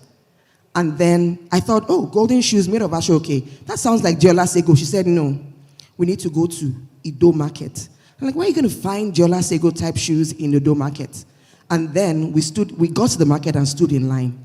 And then when we got to the front of the queue, there they were, the beautiful golden shoes. And I was like, wow, this kind of shoes in Ido Market. But when we picked up the shoes, they were baby-sized. A lot of times, when we stay on the outside and on the outskirts of what we are meant to do, and we don't dig deep in, we are only faced with opportunities that we've outgrown. Those shoes were not my size. But I remember in the dream, a man stood behind the woman selling the shoes and said, you want this kind of golden shoes, your size? You have to go inside the market. And you cannot go alone. You need a guide. So a lesson from the dream. You need a guide. You're going to take it, but you're not going to take it alone. You need mentors, you need good friends, you need good advice, and you need good counsel. So I went into the market. And then I saw someone in the dream who was a guide. But because I was so distracted by the many things that were being sold on the inner gate of the market, I was distracted. So I said, wait, my guide. Let me quickly see what they're selling on the laid out in the market. And then I was seeing other things, shoes, slippers, dresses. But when I looked up, my guide was gone. When you are distracted, you lose opportunities for guidance and opportunities for mentorship. When you go to the marketplace, keep your eye on the price. Then I decided, you know what? I've missed my opportunity. I'm going to navigate. I'm going to go alone. When you miss your opportunities, don't forget to give yourself a second chance. Sometimes you're going to have to go alone without any help. So I decided to navigate the market. And when I got there, I saw many people lined up. Again, another line. waiting to see someone who had a very interesting voice and interesting things to say. And I remember that the people that stood in the line, they didn't look very happy. They were wearing white, but their white was stained. And I wondered, why were they so murky and why was their white so dirty? It was because they were standing in the courtyard in the market and their white had gotten dirty as a result of the mud that they were standing on. So here's the thing. When you stand in line, don't get your hands dirty. Be careful where you stand and be careful who you stand with. Keep your integrity. Keep your white clean. And then, I'm going to rush because they say that time is work. And then, the voice that they were waiting to see began to speak through the public address system. And he spoke in Yoruba. And he said these words. Kaka kan gbe na je, won fi na tayin, won fi na penu. What this means is that rather than swallow the fire whole, they were using it as toothpick and lip gloss. What am I saying? The passion for what you need to do, the passion for who you need to be, don't take it in small doses. Give your very life to what you believe in. And then I remember that in the dream, when I heard the man, I had great conviction and said, I needed to see this man. But I said, I'm not going to stand in line with the people who had dirtied their whites. I'm going to find another way. And so I found another way and I woke up. Never be afraid to find another way. Yes, it looks like the people that have gone ahead of you got their hands dirty, got their names dirty. And you feel like, you know what, I'm not going to enter into this fair because I want to keep my name and I want to keep my purity. But be bold and courageous. Never be afraid to go. Find another way. The door will always be open for you. Thank you so much for listening to me.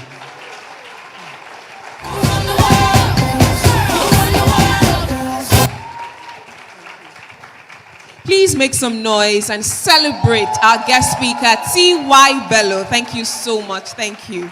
Short, sharp, crisp, straight to the point, but very powerful. Thank you so much. Thank you. Thank you so much. We're honored to have you here today. We're moving on very quickly this afternoon. Again, to remind you that we have gifts, big gifts to be won. So if you haven't picked your numbers, make sure you pick it and keep it. Hold on to, take it and own it because it's yours. You don't have, no, they're, just check. We stock them on the seat covers. They're there. We're moving on quickly to the authority table. It's a short panel. Again, I would invite our moderator to please return to the stage. Vimbai, a round of applause for her. Our skilled, eloquent moderator, highly professional, will be steering this conversation. We have the Honorable Minister of Women Affairs and Social Development, Hajia Iman Suleiman Ibrahim, who is represented by the Special Advisor to the Honorable Minister, Rukaya Mohammed. A round of applause for Rukaya Mohammed. Thank you very much for joining us. She's Special Advisor to the Honorable Minister of Women Affairs on Social Development, on Creativity and Emerging Markets. Joining us on stage is the Director General and Chief Executive Officer of National Identity Management Commission, NIMSI. Please make welcome Engineer Abisoye Koka Odushote. A round of applause for her, please. Thank you very much. Also joining this conversation is the Assistant Inspector General, Nigeria Police Force, AIG Carmelite Margaret Ochala, who is represented by CP Toyin Agbaminota, beg your pardon for that, the CP Western Port Apapa, Lagos. And finally, to join this conversation, we have a board advisor, Oikos PropTech, Net Digital Space Capital Strategy, and regulatory advisor at La Serrera. Please make welcome Aderemi A. Fagbemi. Thank you very much, as I now hand over to our moderator, who will steer the conversation from here.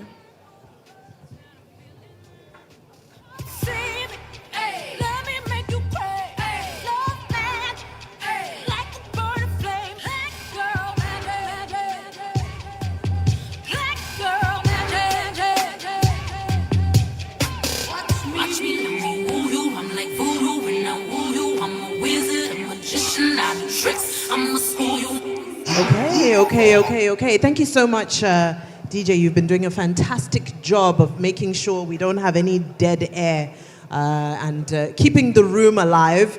Our time is fast spent, but there's still some huge lessons for us to learn. And this is the authority table, meaning we're hearing from the positions in the role of authority. Let's just make sure we have one house. I say hello, you say hi. Hello. In the back, I didn't hear you. I say take it, you say? This side of the room, take it. Very good. We're all in one accord. I come to you as representative of the Honorable Minister for Women Affairs and Social Development. And let's talk about strategies. We ended the Legacy Builders Roundtable with conversation about tips. But from an authoritative perspective, what are some of the strategies that you believe women leaders in government can bring to create safer and a more inclusive Nigeria? We heard from Honorable Abike Dabiri Erewe earlier, and she was talking about people are scared to get involved. It seems like a rough, tough, dirty man's world. So let's get into some of these strategies that can equip us in the room, practical steps. Good afternoon, everyone. My name is Rukaya. I'm representing the Honorable Minister. She's currently in New York, representing Nigeria with the whole delegation on the Commission on the Status of Women. 70, she would have loved to be here. She would have loved to be here, but yeah, I'm sitting in for her today. In her words, she would say, there's never a good time to be a Nigerian woman. And indeed, the Bola Ahmed Tinubu administration has made it rather beautiful for Nigerian women in different economies, in different facets and everything that you can think about. And just like the DG had said, it is very scary. I'm one of those. And as she was asking, I looked at it and said, I don't think I want to play politics. I don't want to be in politics. But truth remains that unless we participate, nothing changes. And truly, Nigeria is at the bottom. If we're given in percentage, we say there's probably less than 5% participation in politics, in the assembly and in the assembly. So we need participation. We don't all have to get our hands dirty. We don't. So simple strategies, as she would have said, is data and evidence-driven policy making. She strongly believes that effective policy must be anchored in credible data and measurable outcomes. This is why we're strengthening national systems for gender disaggregated data, including database for gender-based violence and women's economic participation, to ensure that our programs from the Renewed Hope Social Impact Intervention 774 to border social protection initiatives are guided by evidence and deliver real impact. There's also mentorship, and I heard the earlier speakers spoke about it, but it is the same in governance. It's leadership across in governance or mentorship. It remains the same thing, but we do have an initiative called She Runs, and the women in here should look into that. We have that, and then we have the Women Economic Empowerment as a National Development Authority. So one of the key priorities area is expanding the economic opportunities for women in Nigeria. So through the Empower Her 774. So everything we do is 774. And we all know 774 literally means the whole local governments in Nigeria. One of our major programs will be the Nigeria for Women program. It is in the second phase, which has been scaled up. The initial pilot was in 6 states, but we're in the second phase. It's a $540 million project between the federal government, the state government, and World Bank. And this is just women affinity groups that eventually become, collectibles, where women are able to save money, use it across whatever it is that the affinity group have agreed to do individually. And of course, you can't do all of this without involving, traditional rulers, community leaders, and, all those people that will eventually make it easy for you in your society, in the society, so that they can align, with what government is trying to achieve. And then, of course, there's collaborative governance and whole of society partnership. Finally, I believe that government cannot achieve transformation alone. This is why we're strengthening partnership with development partners, private sector, civil society, communities to ensure the program designed at national levels translate into opportunities and protection for women and families. And I know just before she traveled, they had a conversation with the GMD, and I know we're working on a certain product, in collaboration with Zenith Bank, just to be able to give women an opportunity to access funds very, not cheaply, but, the interest rate will be very, what's the word? Favorable, very favorable for the Nigerian woman. And yes, she's very proud of you, and she would have been here personally to deliver this by herself. Thank you.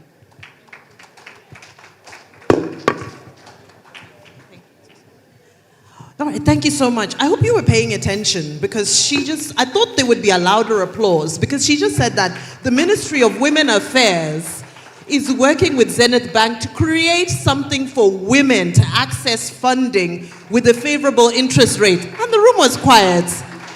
You don't want the money.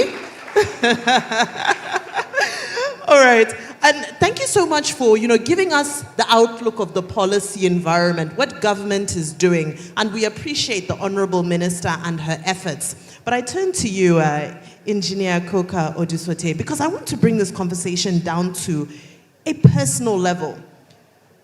I want to know your experience with tokenism.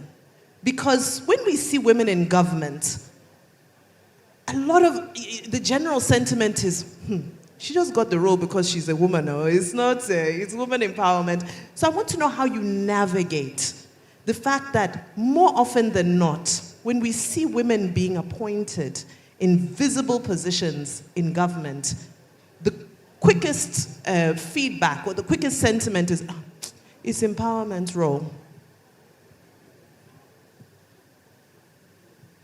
Thank you for that very important question. But let me first of all thank Dame Dr. Adora Omoji ON for the invitation and for always carrying women along with you.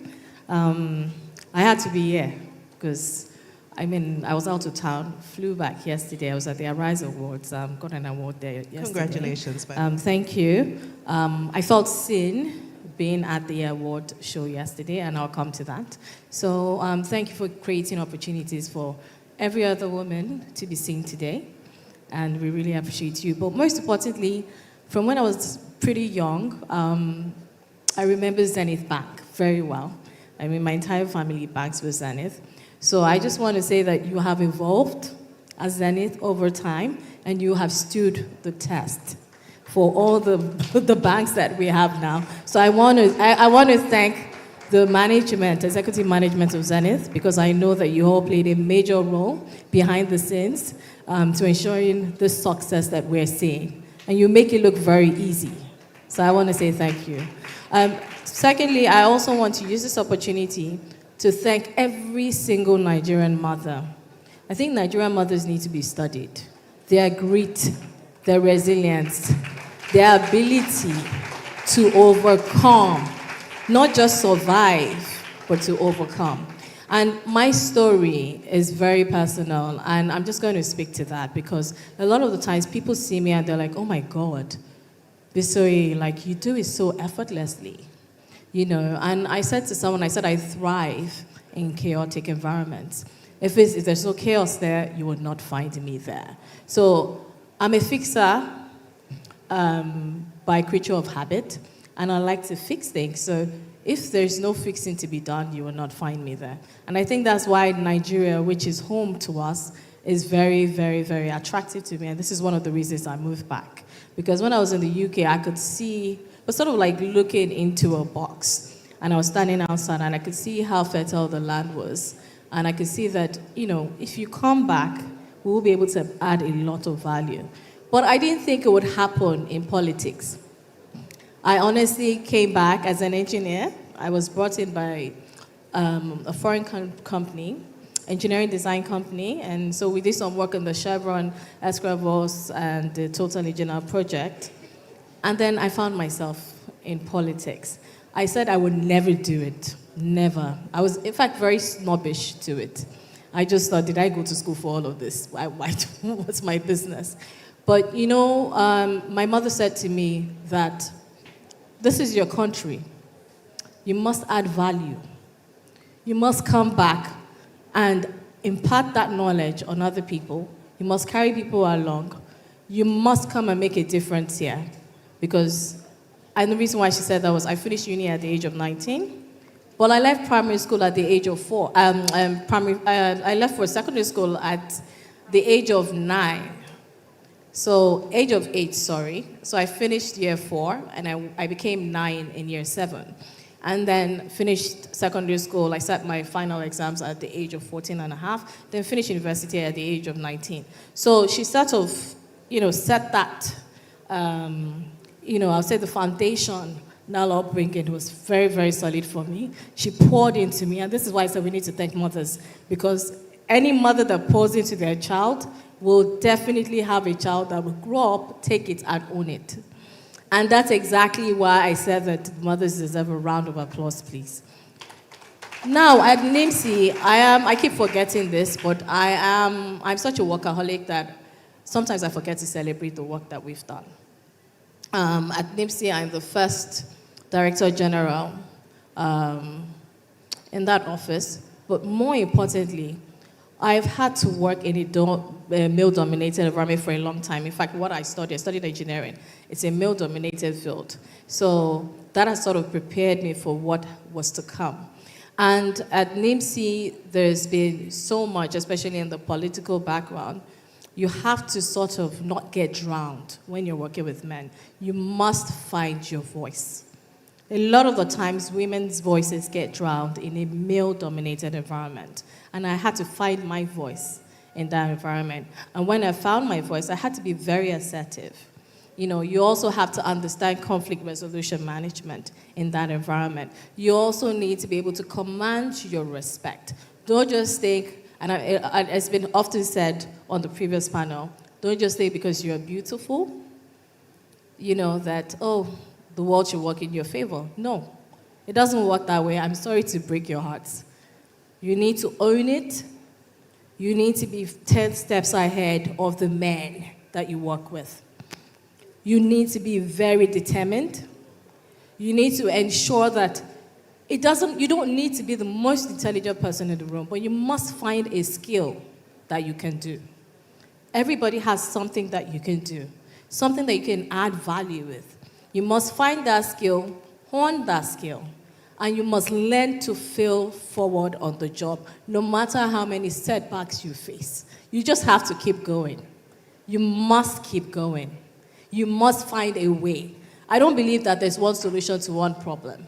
And so you can see I study software engineering, which means that I like to fix things, right? I like to develop solutions to address the issues. And that's what we've done at NIPSI. Since I've been on board, we have developed at least 10 different solutions to be able to address the issues from a customer-centric perspective. Thank you. Thank you so much for that. And, just a quick follow-on before I come to you, Aderemi. You speak about building the confidence, the conflict resolution, which can sound a little bit sort of theoretical. Can you just break it down for us? Conflict resolution. How do we handle those issues? Because some are confrontational. Some women feel that they need to shout so the men can understand and appreciate their authority. Some women believe in stooping to conquer. What do you think is the most effective means of conflict resolution from your experience? It's interesting that you asked that question. So as women, one thing that we have that works for us is empathy.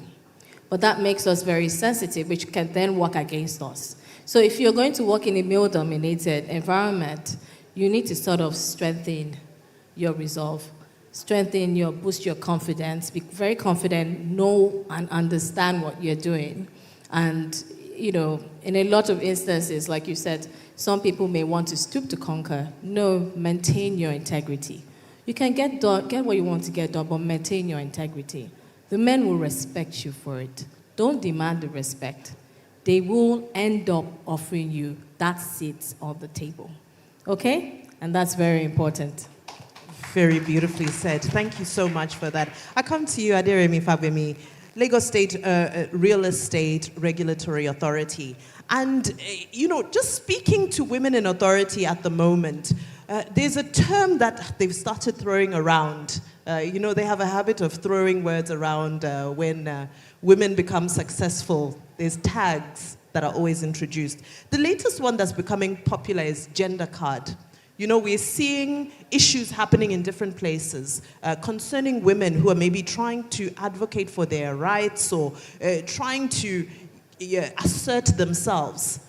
And sometimes it may end up looking like, a blowout of some sort. And she's just playing the gender card.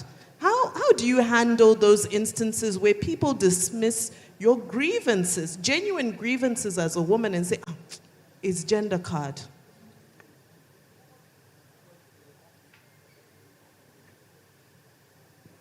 Good afternoon to the extraordinary and exceptional women in this room. Happy International Women's Day. My sincere gratitude to Dame Adora Umeji OON and a visionary team for curating this amazing platform where we can share our perspectives and learn. Back to my question, to your question. I don't see situations where you fall for that bait, if I may put it that way, by when people say you play the gender, you're playing the gender card, if you own who you are.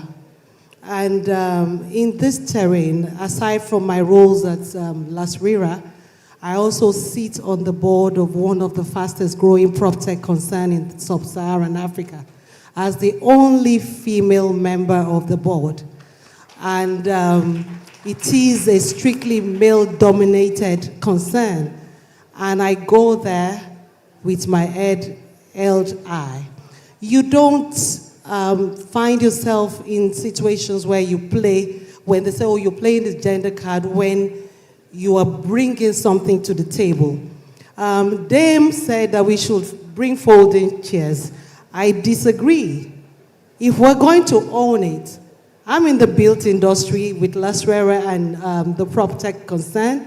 We're going to bring the brick and we're going to build the building and we're going to own it. How do you assert influence? How do you assert authority? What has worked for me is you have to continually invest in yourself. Invest in yourself, invest in education. When it was not so convenient, I found myself at Harvard Kennedy School. And when it was also not so convenient, I found myself at Wharton. I don't want people questioning who I am. I want to be able to sit at the board and say, this is what we're supposed to do and we have to do it. You should invest and be in a situation whereby your ability, your influence is not, questioned. And if you are in that position, nobody says you're playing the gender card. Very beautifully said, very beautifully said. And I think this is a common theme we've seen since morning, where excellence speaks for itself. Be the best in the room, be the most educated, the most informed, and nobody can dismiss that. I know you're speaking on behalf of the Honorable Minister. I will keep it as maybe impersonal as possible. But how far are we going? Because when we look at the statistics of women being involved in governance, in politics, in even if it's the National Assembly. Oh, don't worry, I'll give you the microphone, yes. In National Assembly, we don't seem to be moving forward. Are you optimistic about this generation of women wanting to get more involved?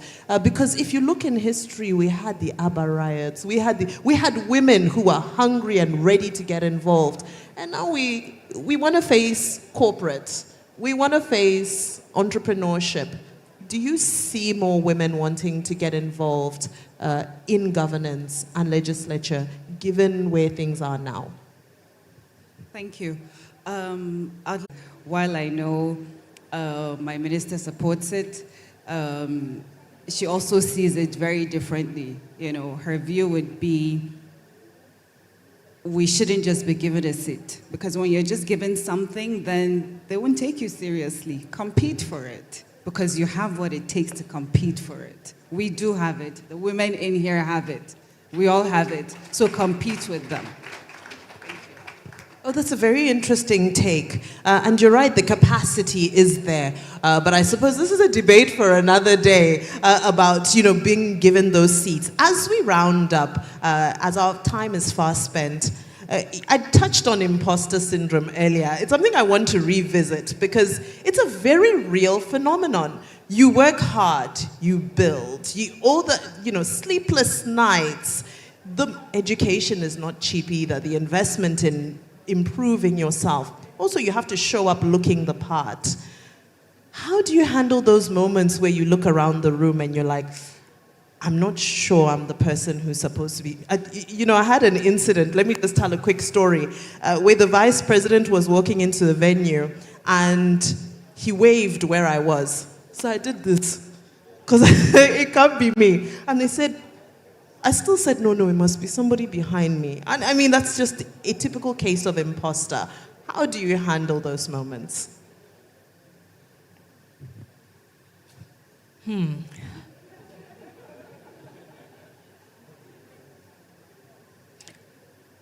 I'm extremely confident, so I don't know if that's the issue. So I'm not sure I've ever suffered that, because I don't experience self-doubt. So it's going to be, it will happen in reverse. And it will be a case of me waving back at him before realizing it was somebody else. So, well, to be honest with you, things like that, they don't just follow. They literally, it's not something that happens like that. You need to have someone that pours into you. And this is really important, because as a woman, if you do not know who you are as a person, you're going to end up on a plane of self-doubt for the rest of your life.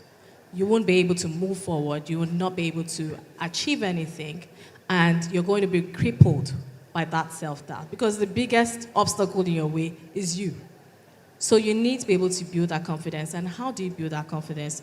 Through various things. I mean, training, learning, education, unlearning, relearning, also having mentors around you that will pour into you if you're not lucky to have the kind of mother that I have. So you need to find someone, whether it's your sister, your cousin, or it might be someone, a friend outside that will be able to pour into you. Maybe it could be your professor at school, could be somebody, but find that person that can add value, that can guide you, that can hold your hand, and you will definitely get there. I'll give you an example. We have Moji. I've known Moji since, I'm sure she was not expecting. Moji, stand up so everyone can see you. Please give her a round of applause. I've known her for, I think, at least 10 good odd years. And when I remember she was working at Access Bank, and she wanted to, foray into that. She wasn't sure. She wasn't, everyone around encouraged her to do it. She first started, her first gig, her voice sounded like one Mickey Mouse. Good afternoon, everyone. I want to introduce, but look at her now. She's done very well. She's done very, very well.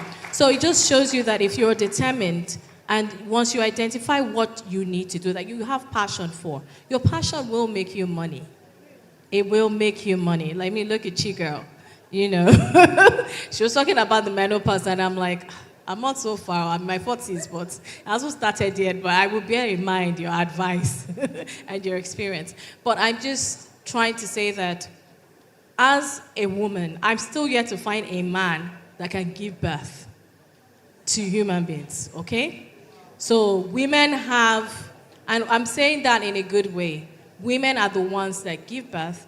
Women are, even if you don't have any child biologically, there's that innate thing inside of you. and you can add value to other children that you take on as your own. You know, as Africans, it takes a village to raise someone, you know, so it's very, very, very important that we let that intuition guide us on the right path on what we need to get done. Maintain your integrity, keep failing forward, and you will get there. There's no one that has reached this position in life that has not failed forward and gotten up and forged ahead. Thank you. Very beautifully said. Now, as we round up, wearing multiple hats, and I always say multitasking is in our DNA as women. It's nothing new.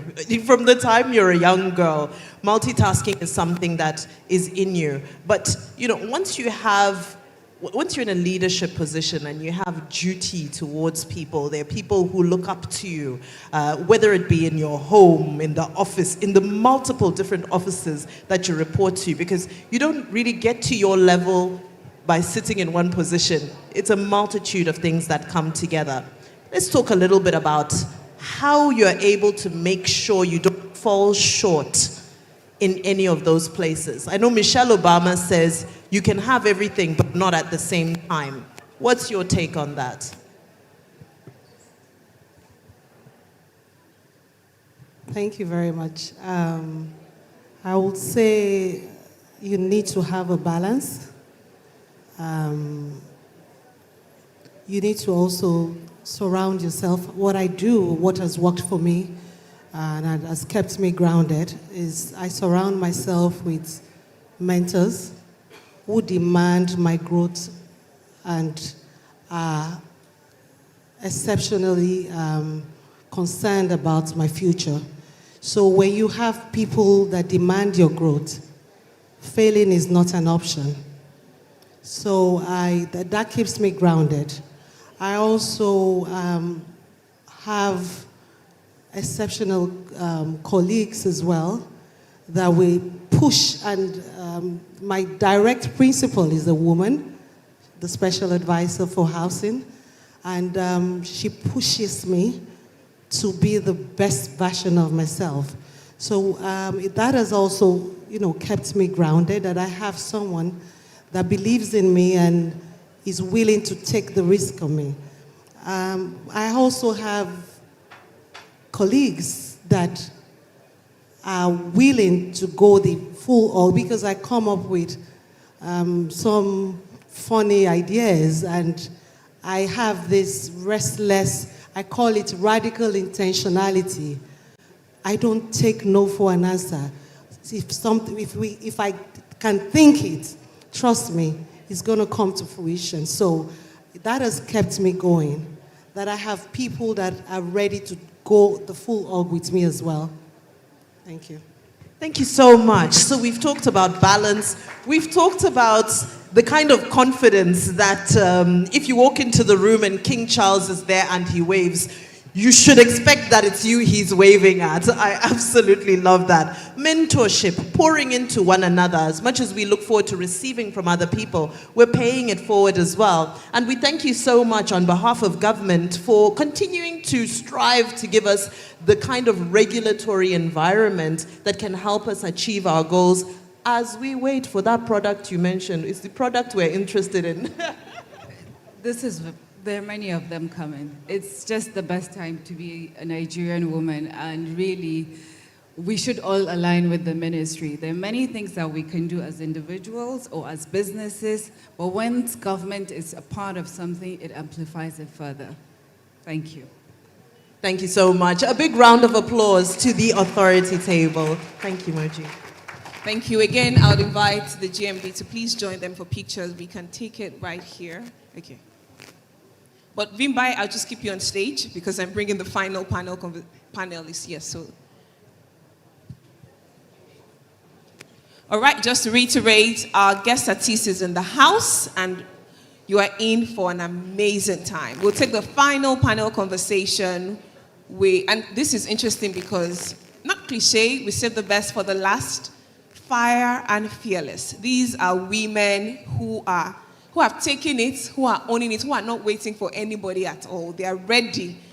So, trailblazers in their fields, Very incredible profiles, but because of time, I won't be able to read their profiles. However, I would introduce them very quickly once we're done with these pictures. But Vimbai, please remain on stage. Thank you, so that we get straight to the conversation. Remember to keep your papers that have numbers on them, because that's what you use to claim your gifts when we start with the gifts distribution for the lucky winners today. All right, thank you very much. We're preparing for the final conversation today before we introduce our guest artist. We have fire and fearless. That's what we have called this. These women have fire in them, and they are going after their dreams fearlessly, audaciously, and with all the courage in the world.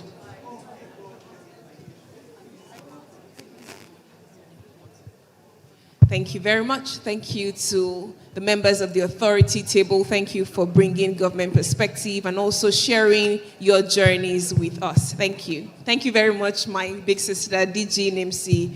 Thank you so much. All right. In no particular order, I'd like to invite on stage the founder and executive director, Anti-Sexual Violence Lead Support Initiative, Hassana Maina. A round of applause for her, please. Thank you very much. Let's not get tired of celebrating. Ladies and gentlemen, these women have been here since morning, and now it's time to listen to their stories and learn from their journeys.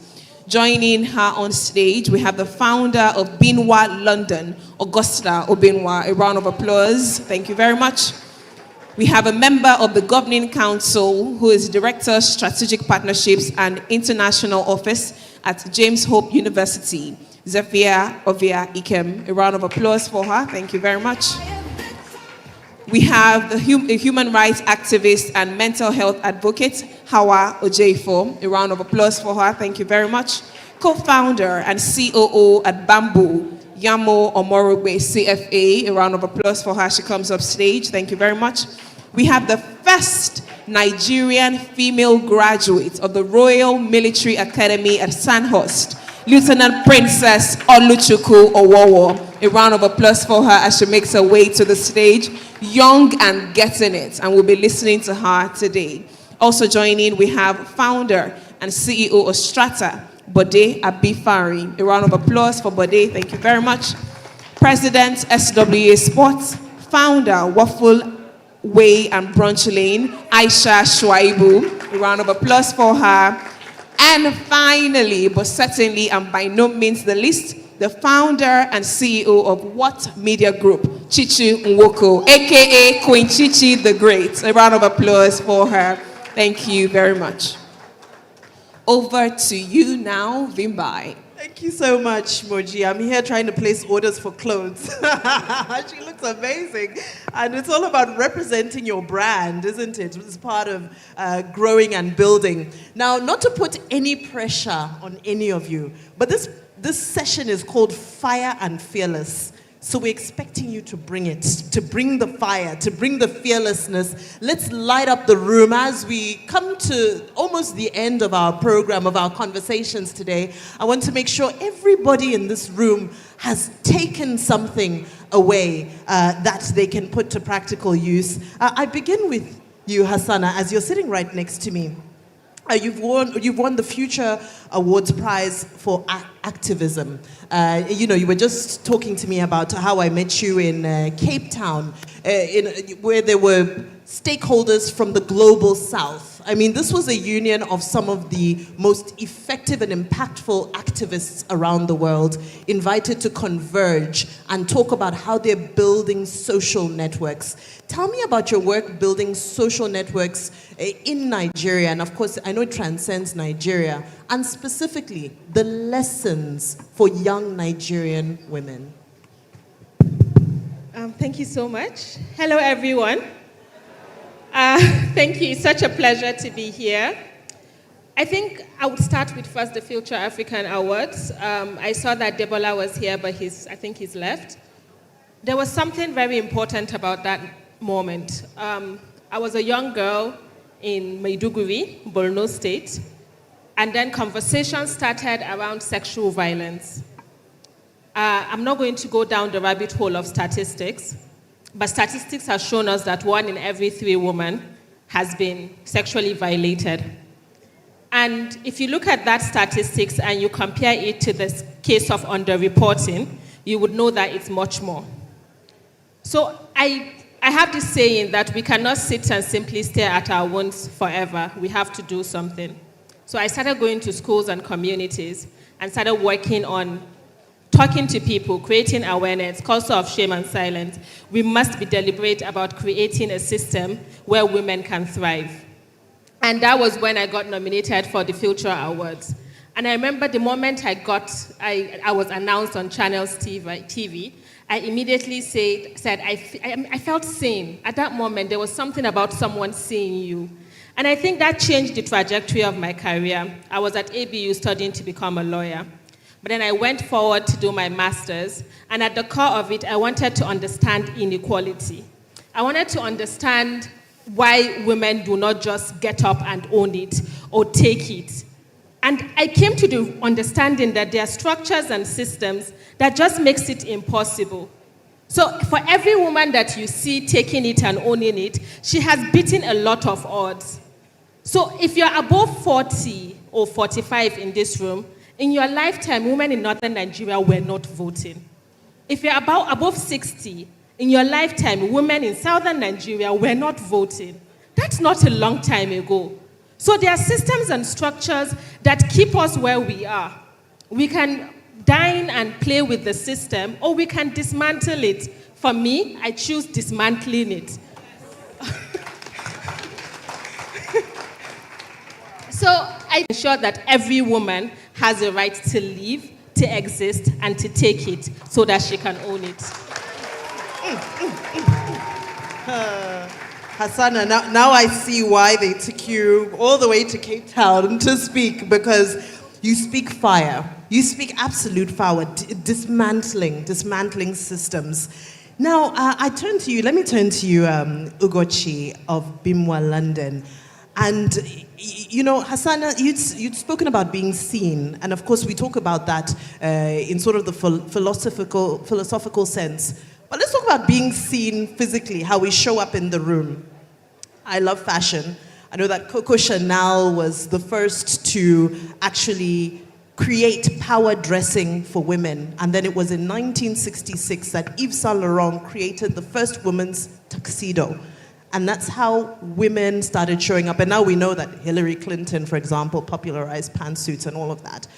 I want to know intentionally, how are you building into the narrative of teaching women that how you show up is just as important as what you show up with?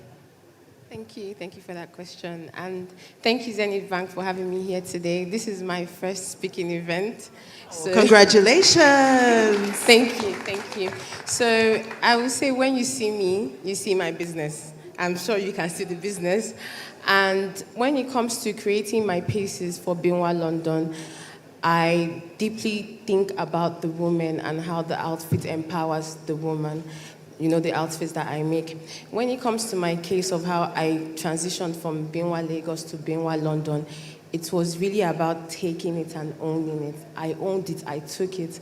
I walked into every room where I wanted to look for investment, and I made them understand that, I don't know if you want to give it to me, but it's mine. We're going to take it. I always talk like, this is what I want to do, this is how I want to achieve it, and this is how I want to empower women. Not every investor is looking to empower women when it comes to selling of clothes. It's not something that is looked upon like something that is, great. And when I got there, it was, okay, we're going to empower you. When I got to my investors, it was based on, we're going to empower you based on expanding in Nigeria with and I was like, no, why not? Let's take it global. That's my dream. From the day I coined the name BIMWA and someone said, what do you want your website to be? I said, not NG, I want it to be .co.uk. Can I pause you right there? Yes. See, there are some life gems that are being dropped. Can we have one house? Okay, take it.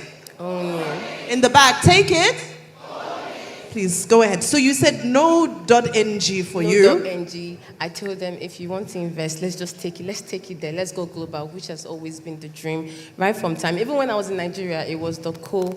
It was always going to be that. So because I came in with that mindset that I want to empower women through taking the clothing from here globally, it was like an edge for them, like, okay, let's do this. And that's how I got investment.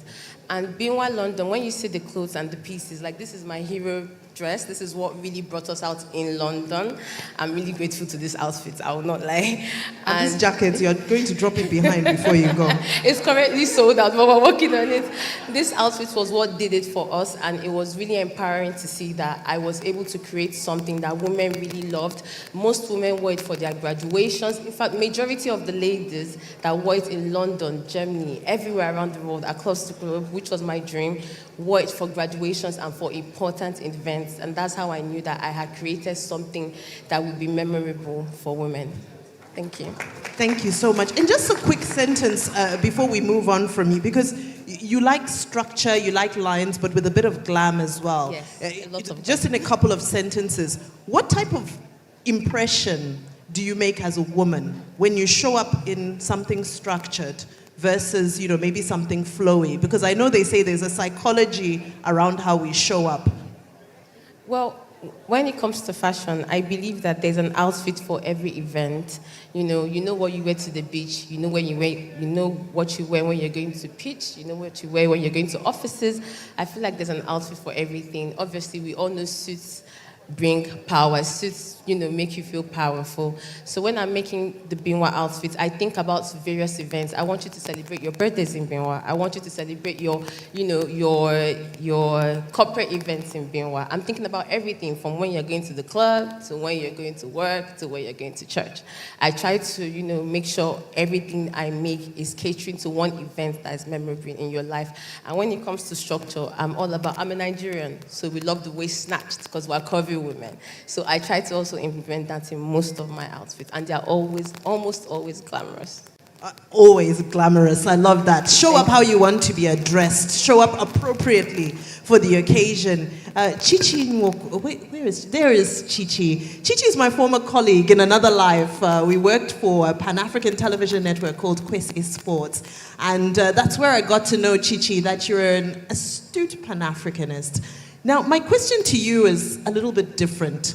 You've worked around the continent and with different types of African women, and you would be familiar with the fact that some Southern Africa may be a little bit more understated.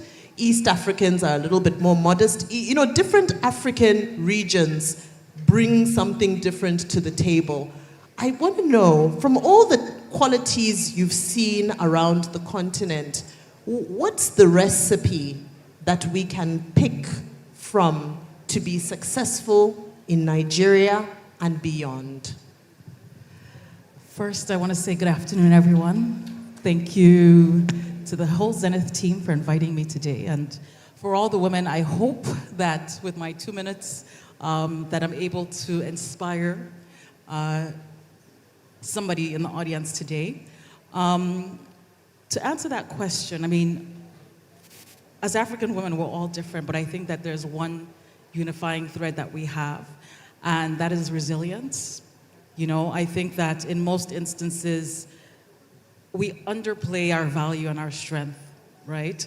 I think that as African women, just leading in the home is pivotal. I think that we have that power because we raise nations. So we need to start thinking about what are we teaching our girls? What are we teaching our sons? We need to start socializing them in a way that we want them to be. And so that strength that we have, I think oftentimes, we think that we need to be wearing a suit to be seen as a leader. You need to be in a specific space to be seen as a leader. But I think for all the women that take care of their children, raise their children, inspire their children, really are inspiring nations. And I think that we see that consistently, so that no matter what adversity comes on Africa, we still thrive. Thank you so much for that. And then just quickly on storytelling, because that's your space where you play in. How are you seeing the way the story of the African woman is being told? And how are you contributing to shaping the right narrative about African women? So I think that we still have a long way to go And everything, I believe, is perspective. I think oftentimes we feel that to be seen as powerful, we need to fit in the Western construct, and we don't really have to. I think there's so many, if somebody told you the story about the Balogun woman that's selling rice, right, you wouldn't see her as powerful.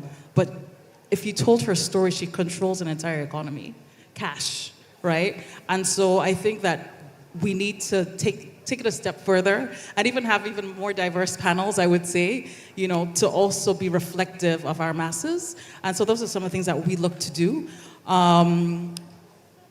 We can change the narrative.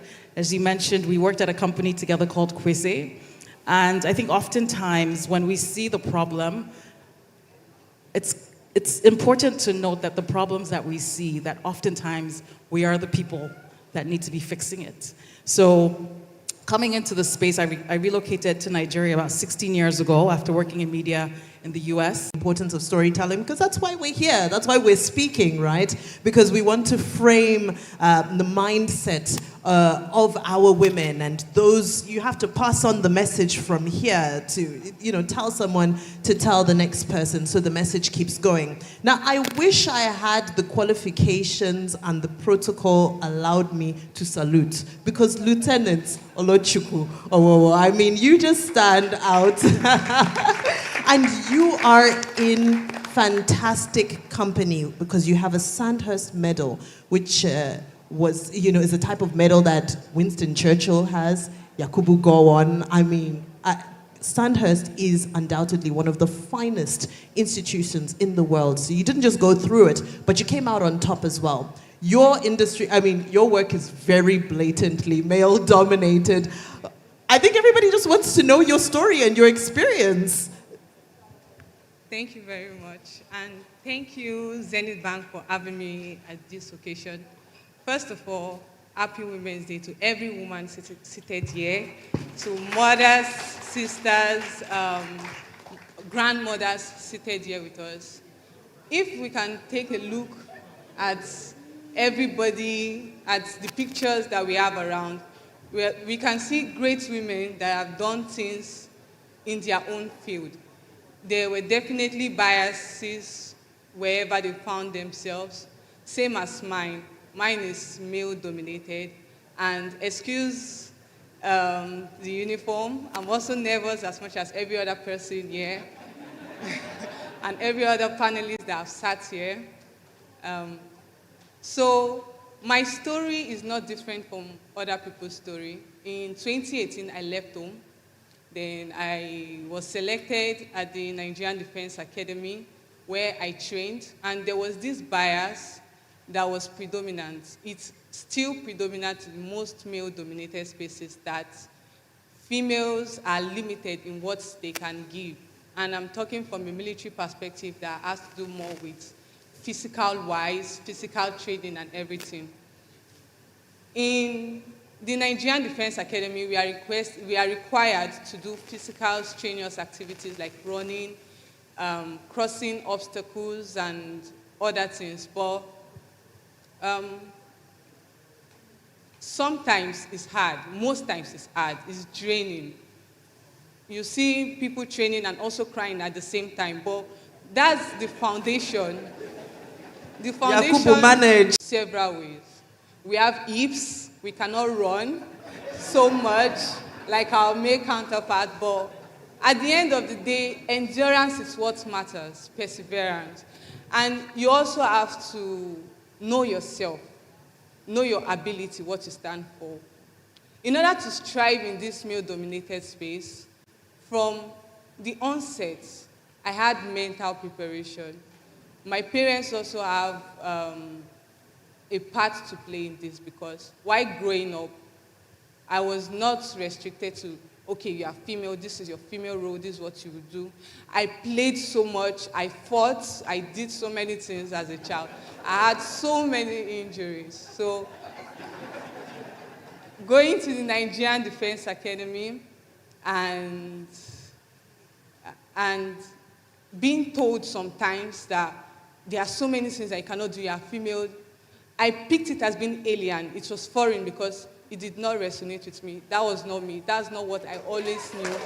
And I would also use this to tell parents to do not stop your children from doing what they want to do. Do not control their lifestyle. Controlling, I don't mean don't tell them don't do the right thing and the rest, but sometimes when you see some gifts in your children, try to allow them to grow with it and don't relegate them to certain roles that they have to play. So by mentally preparing myself, I picked up those biases that I recognized that did not belong to me, and I shoved them aside. Then another thing I did was that I surrounded myself with like-minded individuals. I surrounded myself, both male and female alike. I surrounded myself with people that thought of me positively and saw me for being good. Also, I pushed myself beyond the limits. The academy assessed cadets based on military-wise, academic, moral standards. And in order to bring yourself to the open, to make sure that you stand out, you have to meet up with these standards. You have to meet up with the criteria or even surpass them. So those were the things I did, also including picking up mentors at different paces. So thank you very much. I spoke so much. No, it was fantastic. We gained so much.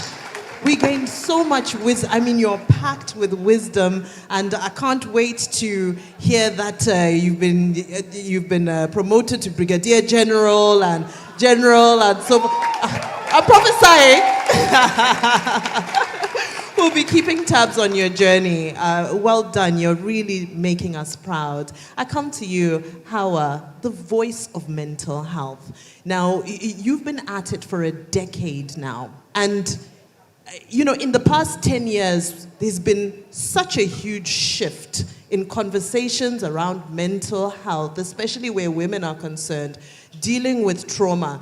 You know, things we've been seeing, as Hassana said earlier, and we're now able to have more conversations. Tell me a little bit about some of the tips or the coping mechanisms or some of the takeaways you would like to share with those who are trying to navigate mental health, being a young woman or even a middle-aged woman in the context of Nigeria now, entrepreneur, corporate, and so forth.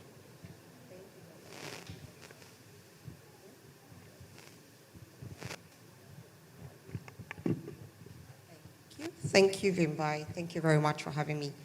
First, I want to do a little exercise, very short and sweet. I want everyone to bring out their phones very quickly, very, very quickly. Just bring out your phone. If you're already holding your phone, then you're in the right place. I want us to dial a number. Okay, just type out the number. Don't dial it yet. I'll tell you what the number is at the end of this. So do we all have our phones? All right. 0800. 800 again, 2000. So that is 0800-800-2000. So just hold on to that. Vimai, I want to give a bit of a twist to take it, you own it. So one of the reasons, and in case you don't know my story, one of the reasons that I'm probably up here today is because some years ago, I was diagnosed with bipolar and post-traumatic stress disorder. I am a sexual violence survivor. I have attempted suicide twice, and I tell my story very boldly and openly. That was not the end of my story, right? From a very young age, I've always known that I was made for greatness. You know, there's just this something inside of you that just feels like, no, I'm supposed to be doing more. And I kind of told myself that it wasn't a matter of if. It was a matter of when. So when I had attempted suicide and my life stopped and I got all this diagnosis and all of that, I almost lost belief in this dream, right? And I saw firsthand what it was like for people to stigmatize people with mental health conditions and psychosocial disabilities, stigmatize, silence, put away. But my story did not end there. I took my story, despite all the shame, proposed shame. I didn't take the shame. No, thank you. And I started my organization, She Writes Women. We're a movement that gives mental health a voice in Nigeria by empowering people who actually have lived experiences to tell their stories and co-create their solutions and advocate for their rights. And what we've done with this amazing organization is that we started a 24/7 toll-free helpline across Nigeria. Absolutely free, it's multilingual, you can ask for it, and it's also faith-sensitive. But it didn't end there. I went further. And this is very interesting, and I want people to live with this today, that sometimes the struggle you're dealing with is not just for you. Sometimes I sit back and think to myself about the little girl somewhere in the village that thought to herself and perhaps prayed to God for a solution to something. And somewhere around the world, across the world, there was me there, probably when I was in investment banking, analyzing markets, not realizing that I was about to have a breakdown and become the answered prayer of a little girl somewhere tucked in the village. And so I got up and I started this journey and I began to push systems. So what started as my own lived experience became an organization that created awareness. But we took on systems because we cannot scale solutions without changing the systems that created them in the first place. And so I became the first person with a mental health condition to testify before the Nigerian National Assembly on the rights of people with mental health conditions. You don't put us in institutions and lock us away. You don't make decisions on our behalf. We do have capacity to make our decisions, right? You put us at the table. Nothing about us without us. When you want to make decisions, we will lead. We will tell you what solutions look like for us.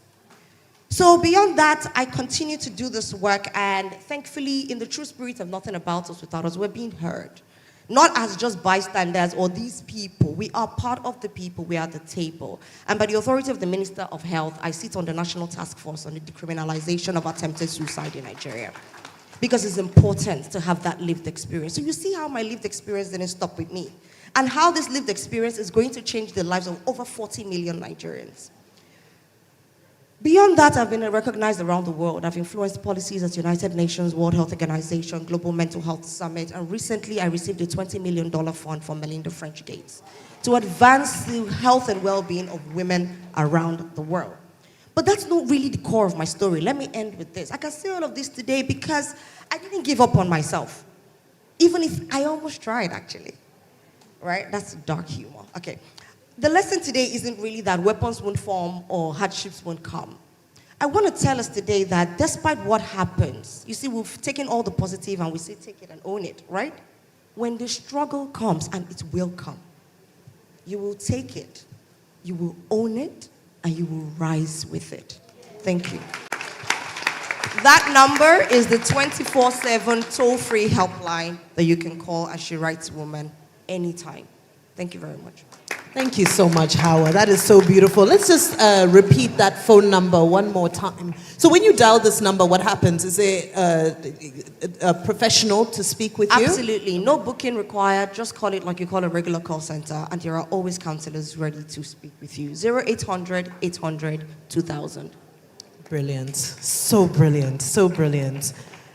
You know, especially because we're moving away from that context of I need to speak to someone, I need therapy, I need to, and it's stigmatized, and you're making it accessible as well. Because it's all well and fine for us to talk about being high achievers and, you know, breaking the barriers and so forth, but what is it worth if we are not feeling wellness, both physically and emotionally and mentally? All right, so let me move over to Bode Abifarin, founder, CEO of Strata. Over 21 years in financial services and fintech. My, oh my, what a profile you have. I want to talk about moving on from a really big position and figuring out what's next. Because a lot of us climb to these very high positions, or we get to a point where we feel like, okay, this might have marked the peak of my career. Where do I go from here? Of course, you were COO of Flutterwave. Before that, you were with KPMG. I mean, you've worked vastly. But how do you beat your last high? How do you not allow yourself to say, this is the best I'll ever be? All right, thank you very much. And thank you to Zenith Bank for this. Okay, so I always say this story about I was a one-way. I just wanted to get my partnership in KPMG. I spent 15 years at KPMG. And I remember I used to do strategy for the banks. So a lot of the Tier 1 banks, we did their strategy, traveled everywhere with them and their board. And, when I got married and I gave birth to my children, that was in 2015, I had twin boys. And all of a sudden, I just felt like maybe I need a career break. And I remember talking to my partner, I was trying to resign, and she was like, Bode, if you need a break, we'll give you, just go and come back. But I just felt like, there was more. We're telling the banks that, fintechs were coming, everything. I'd gone all over the world, seeing how things were. But I'm very passionate about small businesses. So weekends, I used to volunteer a lot, Faith Foundation, in church, just teaching and teaching, honing my skills and all. And I remember one of my friends just called me and said, oh, there are these two guys, they have a startup, they're trying to, find out how to move forward and everything, but they wanted to start with the HR part. When you say HR, I don't like HR, I like strategy, I like building models. But as I was walking away, I just heard that voice that said, but they take that call. And when I, took the call, it was in and GB at the end of the call, and, you just told me, and I met them on a Saturday. And I remember that, one of the things that they showed me was they built a reel. They were trying to solve a problem. And the problem they were trying to solve just sounded like, how they say consultants, we come, we drink our tea, all the consulting thing. And all my friends will be like, but you come and get your hands dirty. So they sent a payment, and the payment went. If you were in my own generation and you did computer science, they'll take you to a room, they will code, and then that's it, they'll give you a disk. But these guys coded, I saw the code, and then it was like engineering come to life because they sent the money. And I remember GB saying, the person got the money and said, yes, I got the money. And for me, that was it. I was like, I can do consulting with my eyes closed. This is what I need to do. So you can imagine that was around 2017, and everybody was like, but what is Spain? What's Flutter? Where are you going? But I felt that conviction, and I was like, this is the time to go.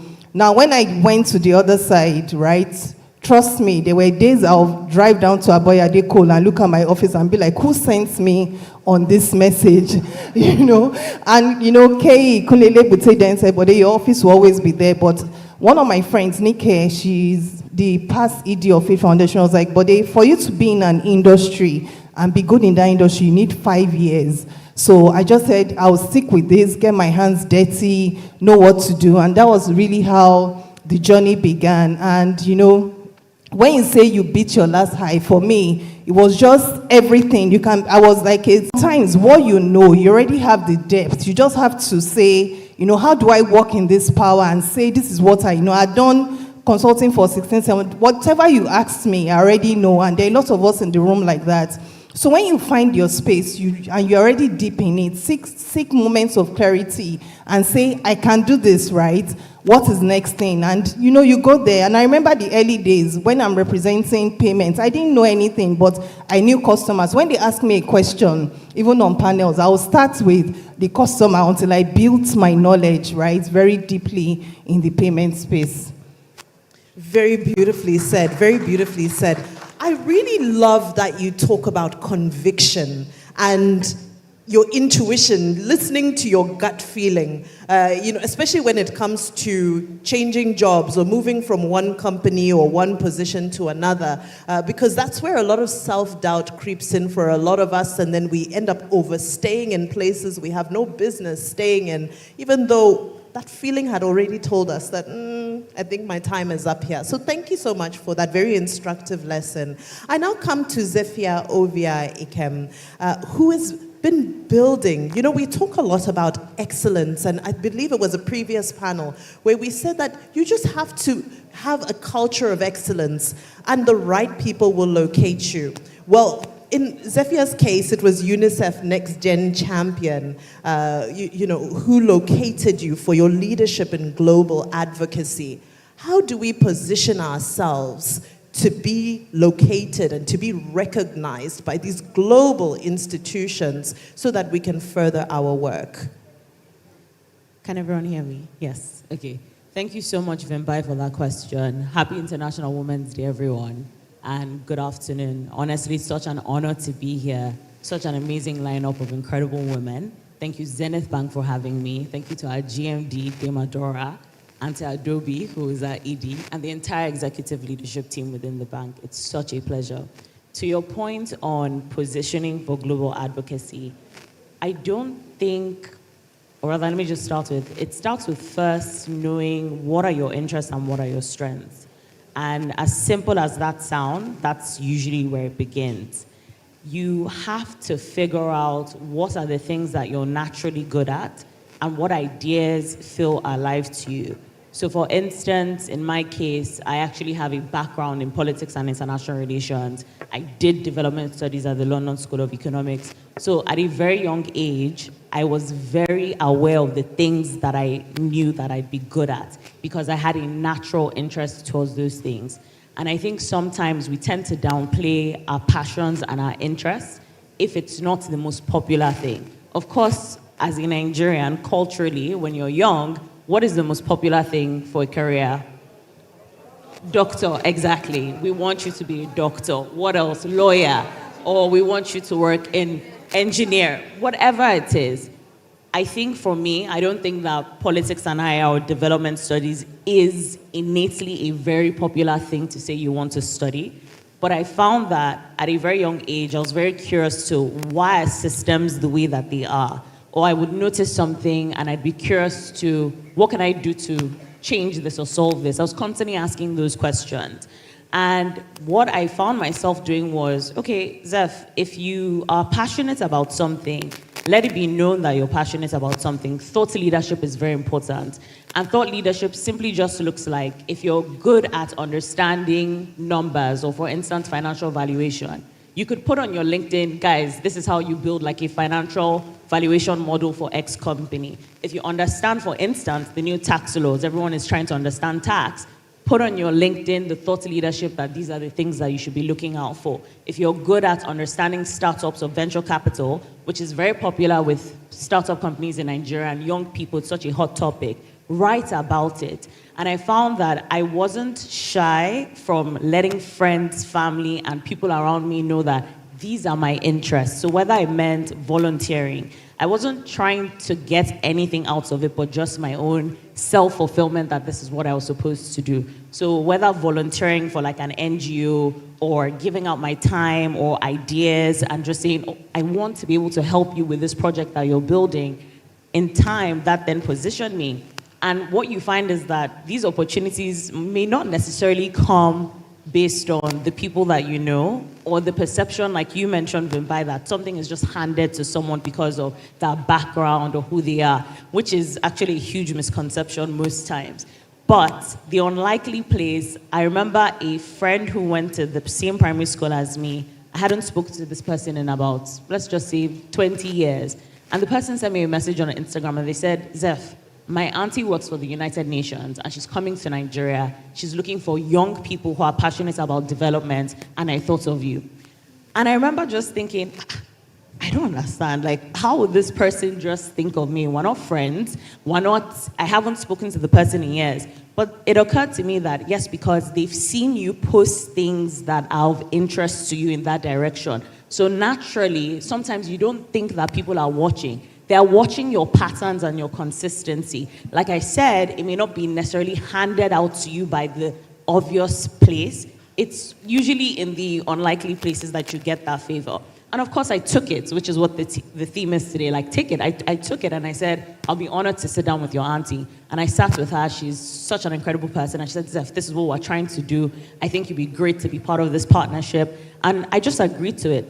It wasn't something that immediately happened with the Next Gen Championship announcement. In fact, when that announcement came up, a lot of people just assumed, oh, Zeph just got this thing. They didn't know that I had been volunteering for the UN since like 2017. And it's okay. It's actually okay to be a bit hidden and do the work, and then in time the recognition comes. So in summary for me, it's just thought leadership, position yourself, and then the right opportunities will come. Thank you so much for that, Zeph. And very quickly before we move to the next speaker, Zeph, if you would humor me. I'm glad that you spoke a little bit about sort of the network, the net worth.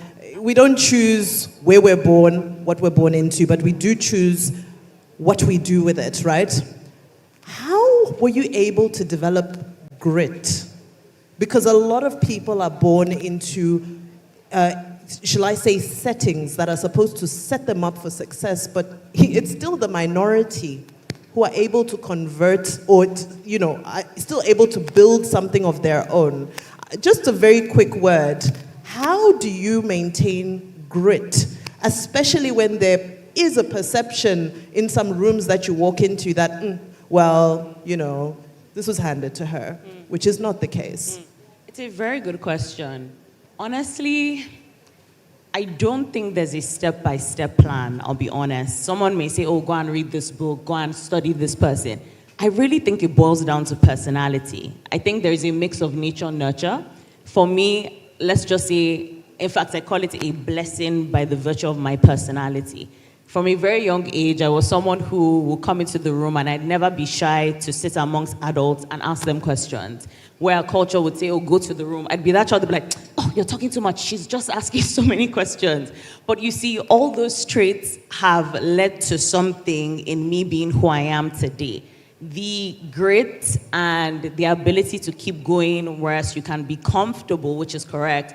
I think I will feel sick if I'm not doing something. I generally will feel that way. So I think it really boils down to personality. And then, of course, you look around the people that you say that you admire, you see what they're able to achieve. They're not just sleeping. So you yourself, you know that this is a consistency thing, but I think it does boil down to personality. Absolutely. Thank you so much for that insight. Thank you for humoring me.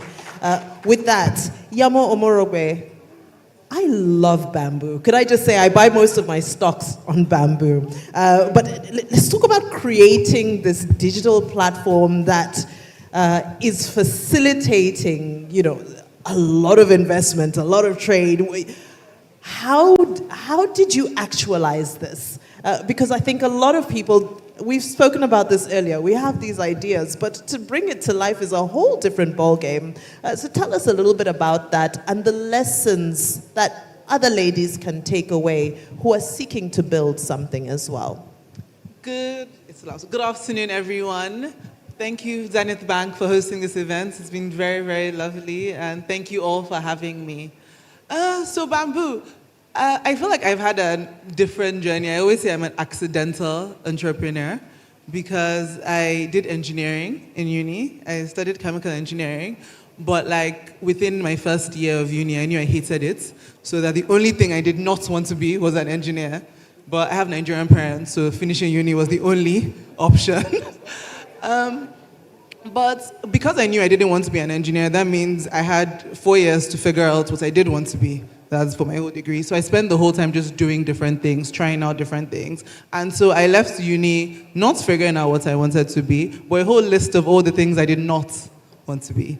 So when I moved back to Nigeria for NYSC, I spent some time working so I did my NYSC in the Ministry of Power Works and Housing, and then I worked in the Office of the Minister of Power Works and Housing.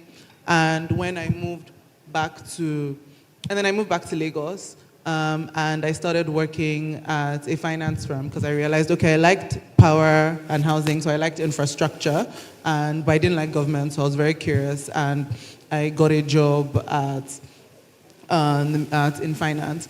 And a thing I always tell people about even how I got my first job in finance was someone was trying to talk to me, and a man was trying to talk to me, he asked me for my number, and I said, sorry, I can't give you my number, but I'm looking for a job, so I can give you my CV.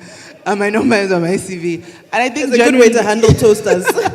But I think generally for me, I've always been very, very upfront about exactly what I want and what I'm looking for. And so even when finance came, it was an interesting opportunity and I took it. Then I started studying for the CFA, studied by myself because, like I said, I didn't actually know anything about finance. I just studied a lot before my interview and I got the job and I started working. And as I started learning more about finance, I wanted to invest. And there was just no way for Nigerians to invest in the US stock market. Nobody wanted to do our KYC. Nobody wanted to open an account for us. And at the time, I was friends with, who is now my co-founder. I knew other people that were involved. And we were talking about the business itself for a while, just talking. And my energy was very much whenever you launch, I would like to be one of your first users. I wasn't trying to become a entrepreneur. I had a great job. I was working in private equity at the time. But somewhere along the line, he was like, oh, would you like to be my co-founder? And I think for me, that was a lesson even before we get to Bamboo. It's just putting yourself out there, like Zafia mentioned, and following things that you're interested in. Because that came because we just stayed in touch, and I continued giving a lot of advice. And then I started Bamboo. Starting Bamboo was very impulsive, shockingly, because then I was 25 when Bamboo started.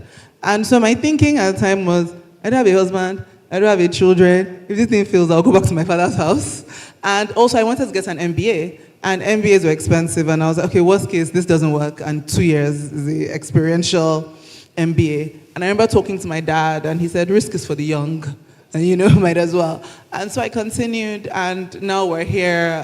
We have like over 1 million users. This year actually, we were the broker who added the most accounts on the Nigerian stock exchange. Yes, but I think for me, a key learning is that, first of all, doing hard things is always hard. Whether you do them, whether you don't do them, it is always hard in general. And so you might as well start. And it's important to go into stuff knowing that it's going to be hard. But that also means there's no great time to start. There's no great time to start a really hard thing. There's no great time to start a photography studio that is new, or to be the GMD of the bank. So you might as well start.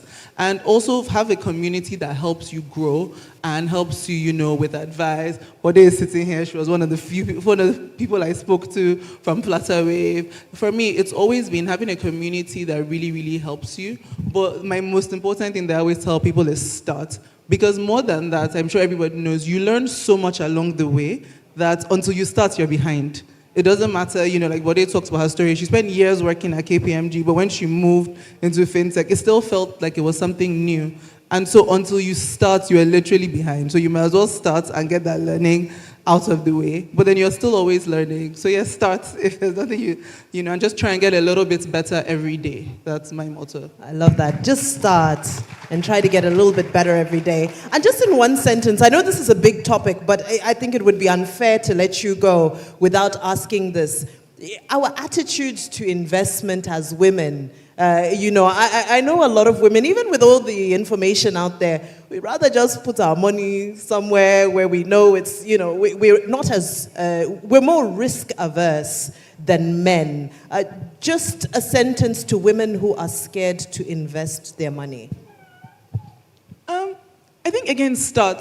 You don't have to put all your money. I think people think you have to have a big amount of money to start investing. But whatever it is, even if it's something small, get out there. Aisha Shuaibu, last, certainly not least, I know you are packed with wisdom. It has been fire from start to end, and I know you're going to drive us home safely with a lot of fire, working in the lifestyle and services industry.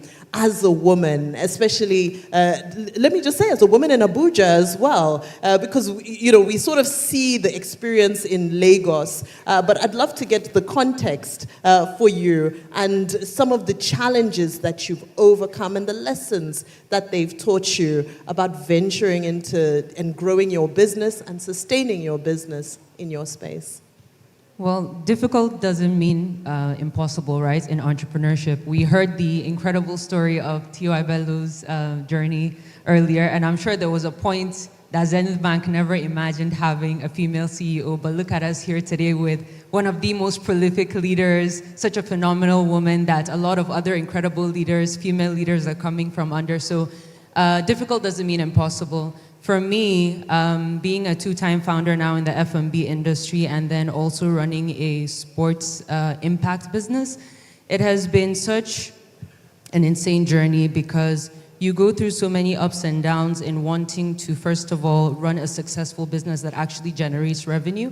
And then if you're anything like me that also wants to live with a bit of purpose, you also want to attach some sort of an impact to that mission. So what I would say is when you're at your early stages, to all the aspiring entrepreneurs in the room, I would say pick or adopt a problem-solving mindset. Pick a problem around you. Nigeria has a pool of problems, and I assure you, in many of those problems are business ideas.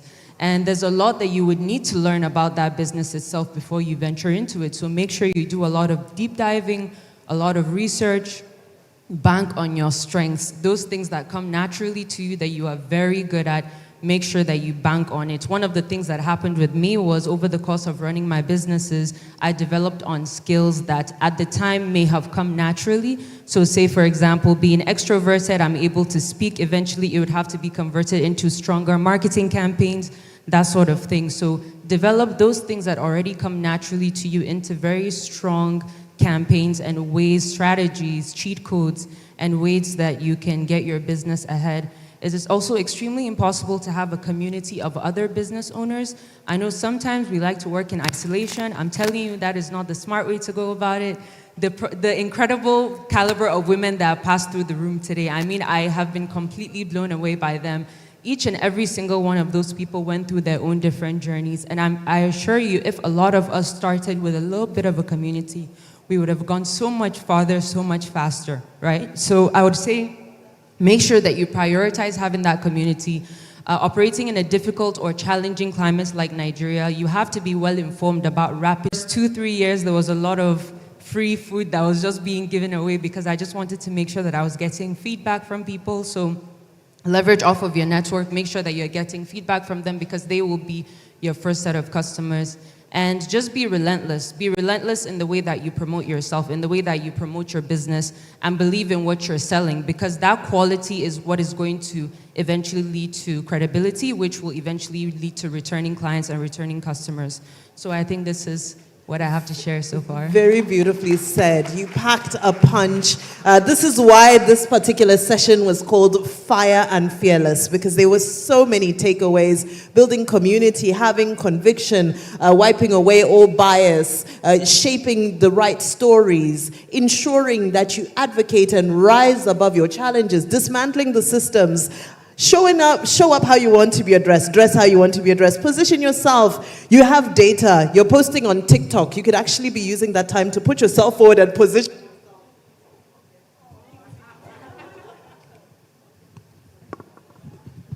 Okay. It's okay. I think the organizers are telling me that I'm talking too much. But yes, you have data. If you can post on TikTok, that means you can also position yourself.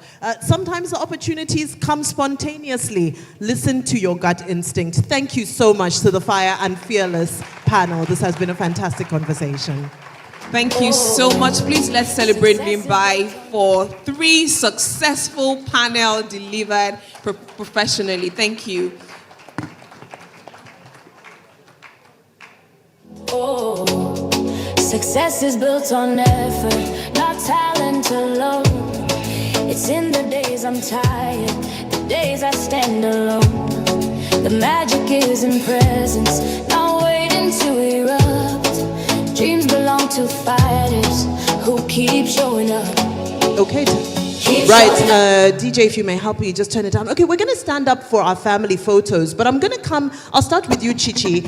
Just one sentence, advice to your 20-year-old self. It doesn't matter how far away you are from 20, but just a sentence. What is the advice you would give your 20-year-old self as we get up and come together for the family picture? Don't worry, girl. They're trying to tell us to round up. So my advice to my 20-year-old self would be to serve and treat every job that I worked as it was my own and give 100%. And my last thing would be that I would dream wildly beyond my wildest imagination, that everything that I ever wanted was possible. Beautifully said.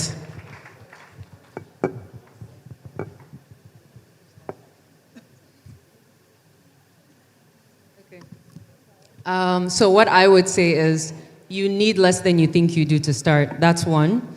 And I would say that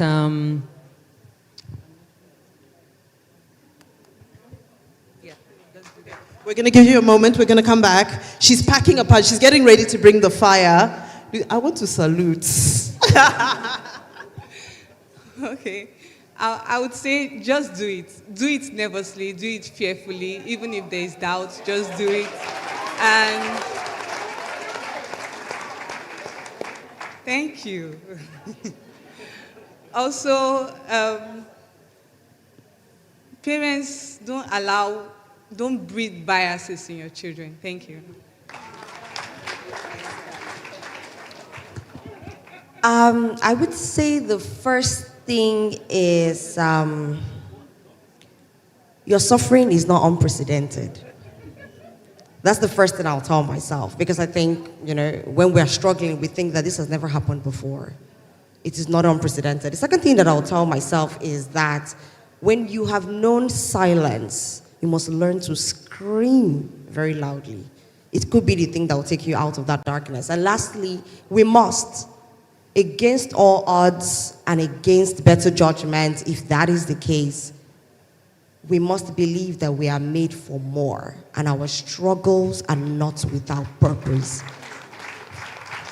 Thank you. Advice to your 20-year-old self. So when we talk about dismantling systems, it comes with a lot of personal attack. People will attack you, they'll attack your character. So 7 years ago, what I wish I would have known is an advice from Game of Thrones. Know yourself. The rest of the world will not forget it. So wear that as a badge of honor. Beautiful. I would tell my 20-year-old self to always know what they want and go for it. That was the way I was able to secure B1 London and take it to where it is today. No self-doubt, always push, always focus, and know that this is the end game, and follow it through to the very end. I love it. 20-year-old self, right? Okay, I would say be fearless. The fear is definitely in your head. Half the things you think people are thinking about they're not thinking about. The world has so many things. So be fearless. When you have an idea, if that idea feels alive to you, I'm going to emphasize on it, it's because you're actually meant to do that thing. And when you decide to do it, execute and execute quickly. It's good to do things right with structure, but execute and execute quickly.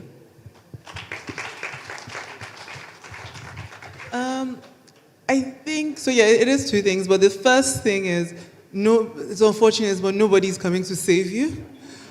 So you have to save yourself. Whatever it is that you want, you have to go and grab it for yourself and take it by force.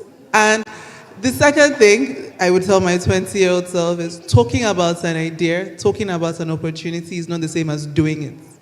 You need to do it, and you need to do it well, and you'll get better, but you don't take too much joy from just talking about it, because doing is the important thing. Yeah, so what I'll tell my 20-year-old self is, in your journey of advancement, right, don't burn bridges because you can't actually do it alone.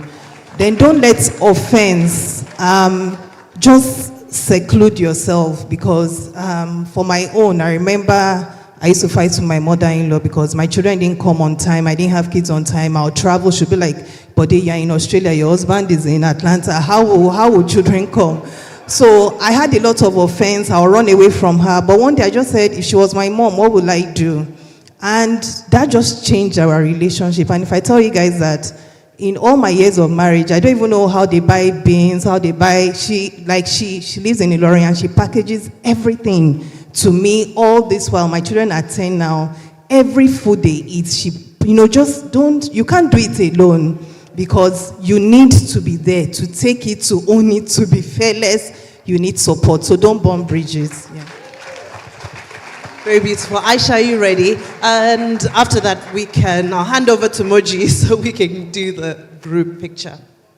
I lost my train of thought earlier. I apologize. What I was going to say was value. Value is the number one thing that you take into every single room that you go into. Not who you are, not where you come from, not what you look like, not what you smell like, none of that. Value is what you bring to the table. So make sure you remember that when you're asking for a seat at the table, because you have to be ready.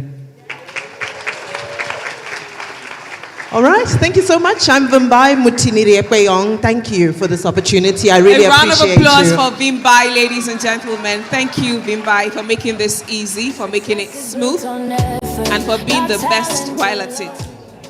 It's in the days I'm tired, the days I stand alone.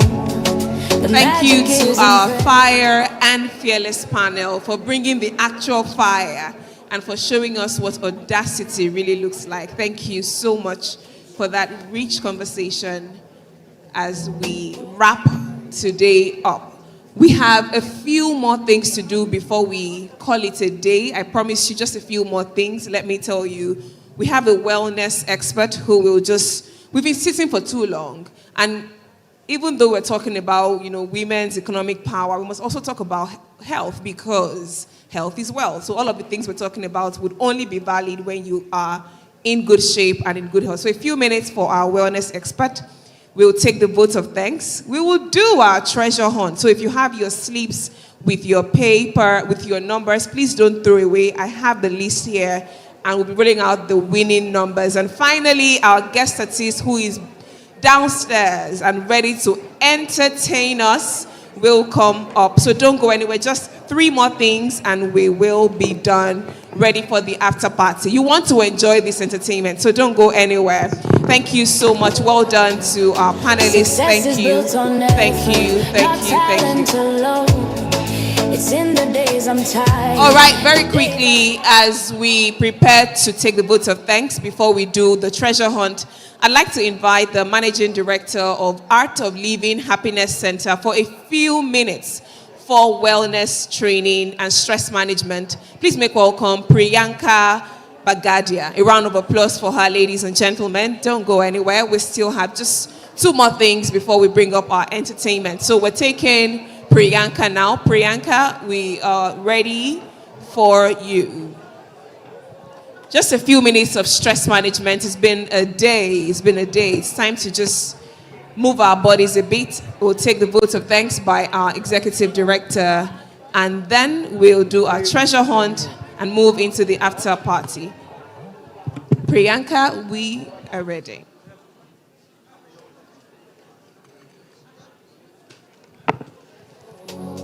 Success is built on effort, not talent alone. It's in the days I'm tired, the days I stand alone. The magic is in presence, not waiting to erupt. Dreams belong to fighters who keep showing up. Keep showing up. That's how success is made. Keep showing up. Don't let your courage fade. Keep showing up. Okay, so how are you all? Are you all here awake, energetic? Can you all wave? This is also movement. So we need to move a bit. Yes or no? We've been sitting for long, right? So let's just tap on the back of your friend on your side and give a small little massage. We all need a little pampering, yes or no?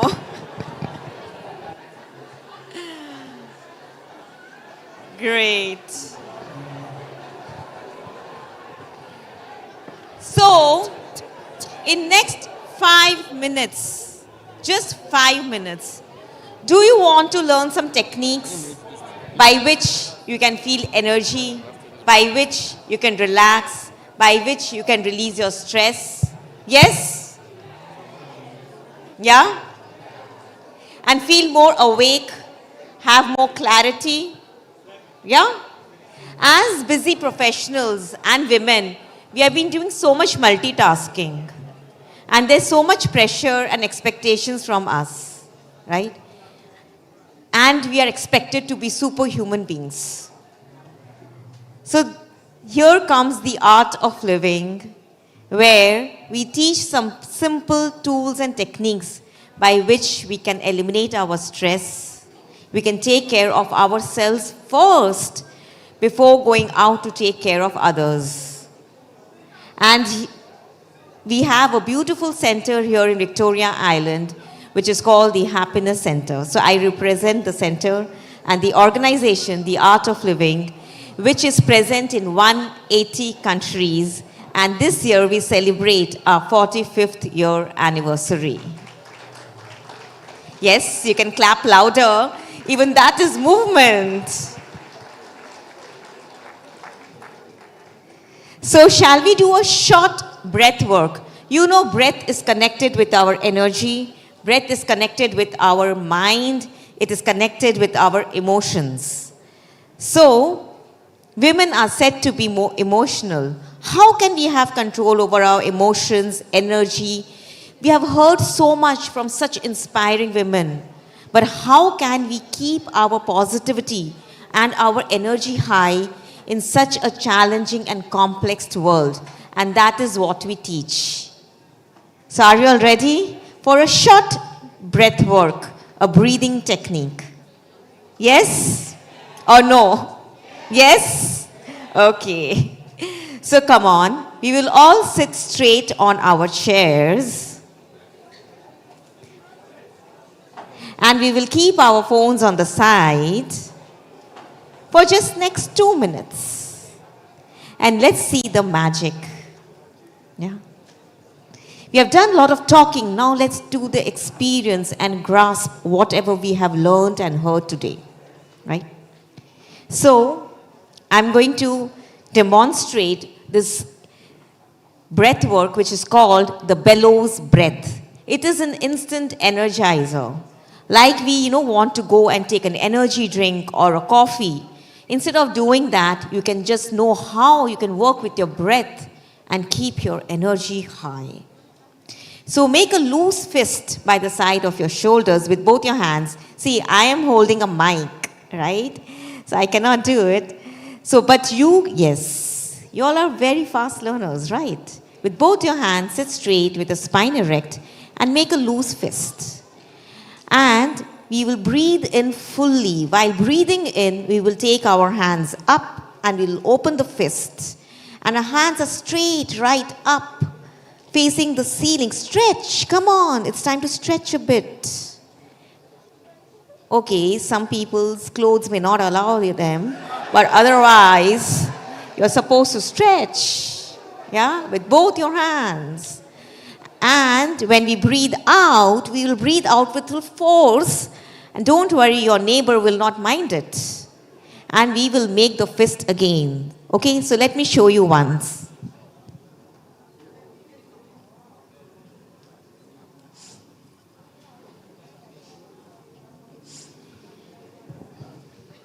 Okay, let's do it. Breathe in, out.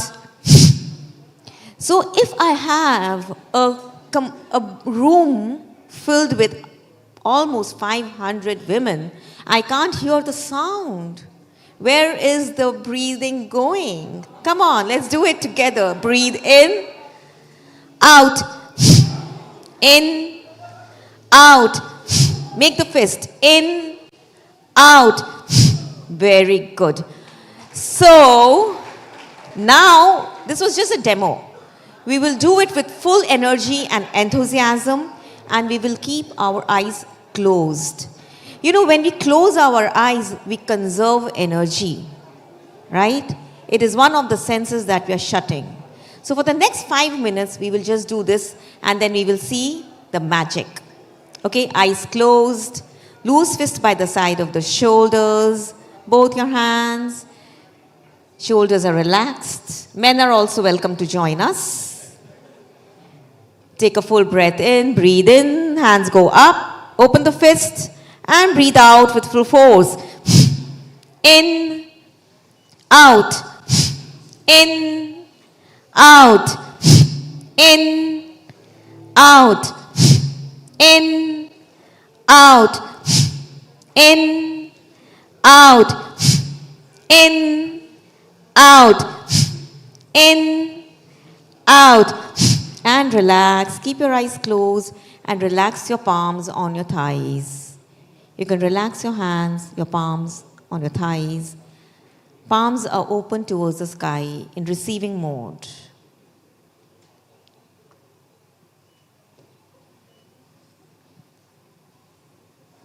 Just connect with yourself. One more round with full energy and enthusiasm. Come on. Take a long, deep breath in and breathe out. Together, make the fist. Breathe in, out, in, out, in, out, in, out, in, out, in, out, in, out, and relax.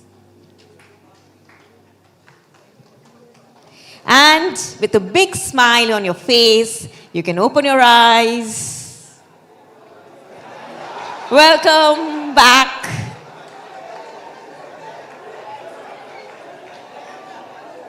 It was a very short technique, and it was like a race. Have you felt some difference? Little bit, maybe tiny bit? Wonderful. So, you can follow us on Instagram. It's Art of Living Happiness Center. Yeah, and you all are welcome. It's just 5 minutes away. And I would like to thank Zenith Bank, Mrs. Adobe, Mrs. Kelechi. They've been practicing for quite some time. And I'm very happy that they introduced this section in this conference, because if we don't take care of ourselves, we cannot achieve anything, right? We have to learn to take care of ourselves. We have to fill our cup before we start pouring out from our cup, okay? So, all the beautiful men and the strong and the beautiful men and women here, thank you so much, and happy International Women's Day, and we all rock. Thank you.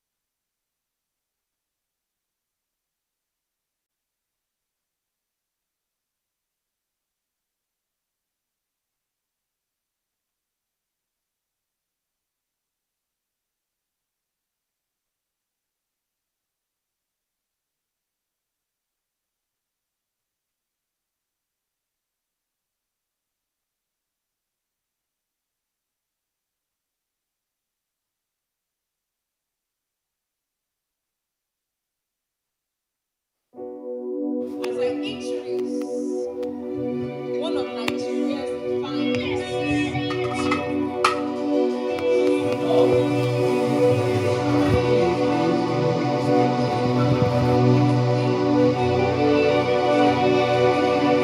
Yes, yes.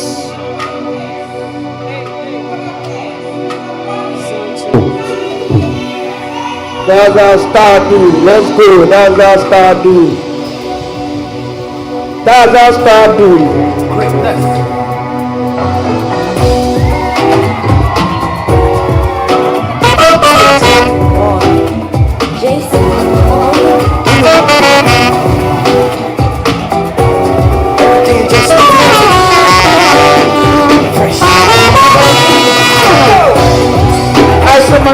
As somebody should know, that's a star do. If you ain't talking money, please don't come before the show. That's a star do. 10 million for a show. That's a star do. Never hold, never to be caught up fresh. Okay, that's a star do. That's a star do. That's a star do. That's a star do. That's a star do. That's a star do. That's a star do. When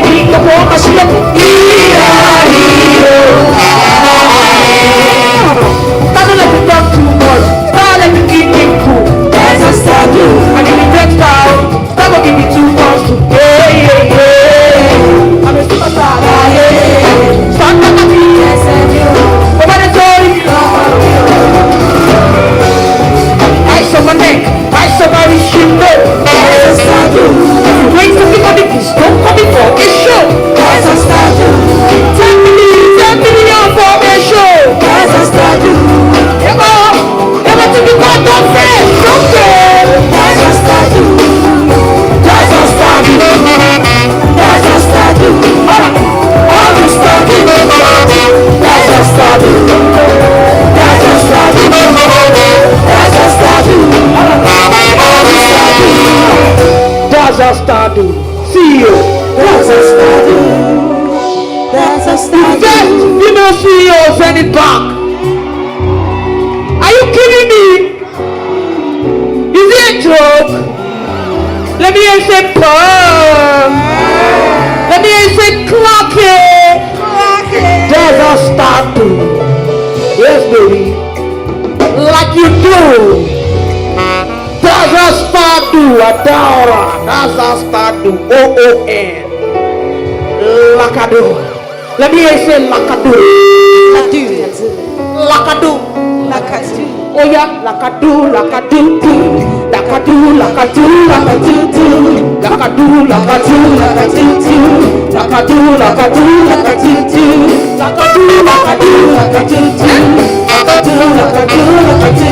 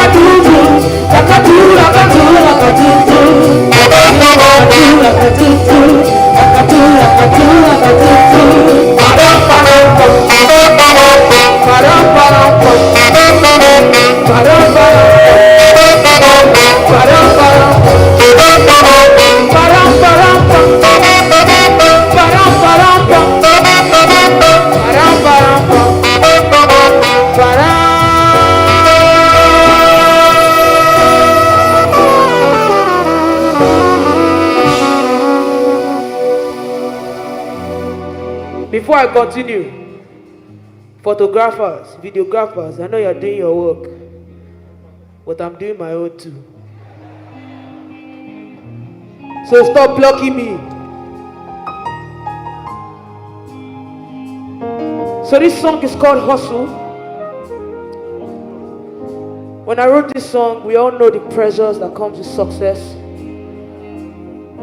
and how people have so much expectations from us. And some people don't give us grace. And some don't even believe in us, but we have to show them. Let me hear you say, show them. So this song is called Hustle. Sometimes it feels like success is a trap. And sometimes it feels like people don't understand. Cause the pressure plenty. And expectations high. Even people we're supposed to get your back, sometimes they want to fight. And everybody has an opinion on how you supposed to live your life. And even people we're supposed to show you the way, now the people they backbite. I said no be pride, no be ego. Sometimes I got in my mind, sometimes I got there behind, sometimes I would like to say no. Sometimes I got pour water on top my head. Let this pressure no go drive me insane, no.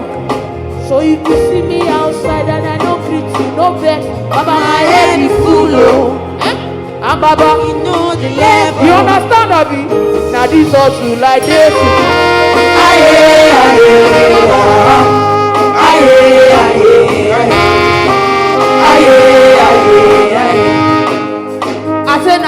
hustle like this.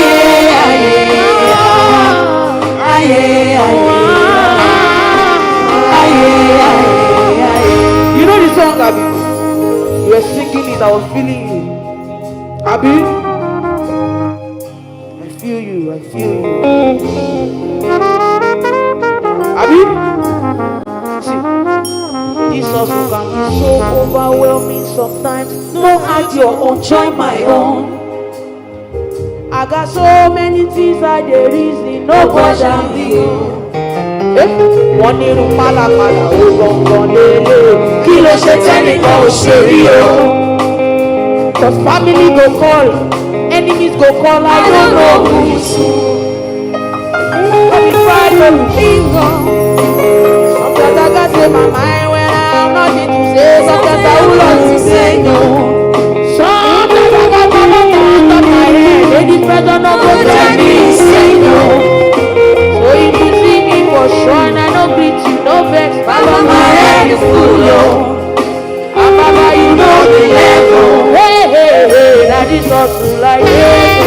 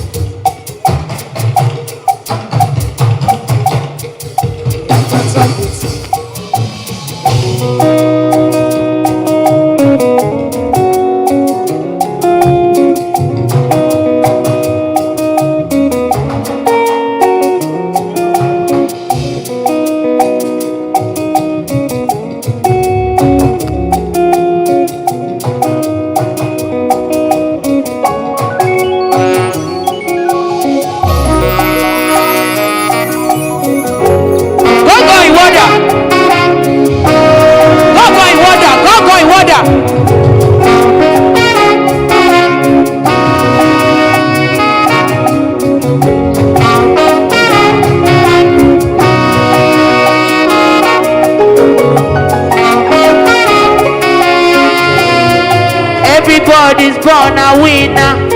Yeah, yeah. If only you just believe. Yeah, yeah, yeah, yeah. The rise come and see. Yeah, yeah, yeah. Don't you worry about a thing. 'Cause if you walk out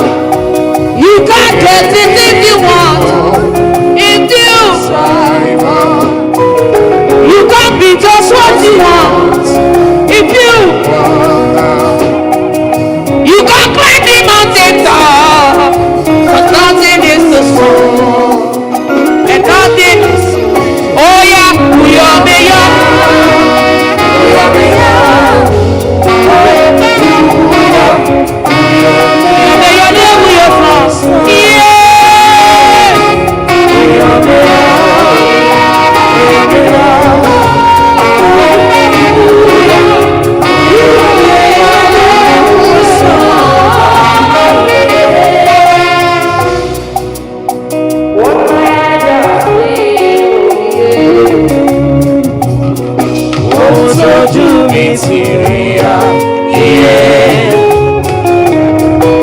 Don't let them tell you can't, and they won't have to just so you know. Just keep on pushing on.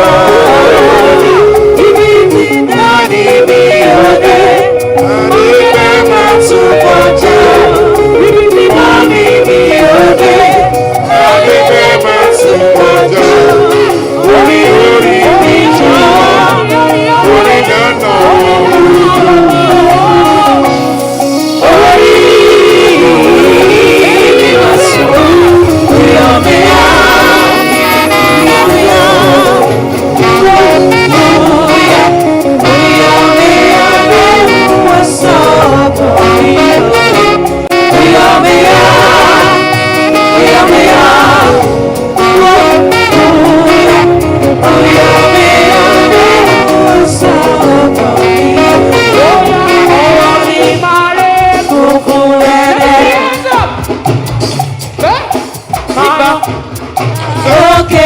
okay, Nana.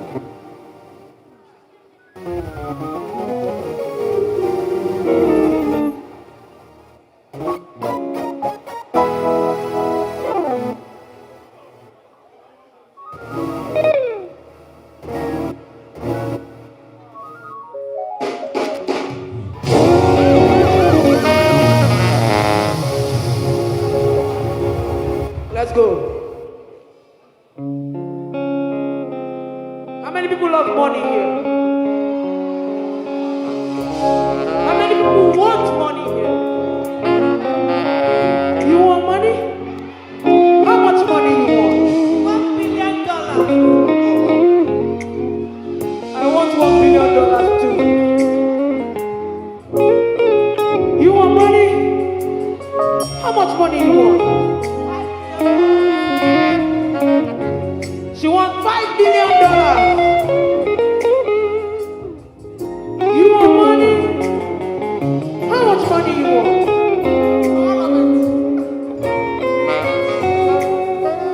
Let me ask the CEO how much she wants. CEO, she just say she wants peace of mind. But let's see what she says she wants. You love money? Of course, you are the CEO of any bank.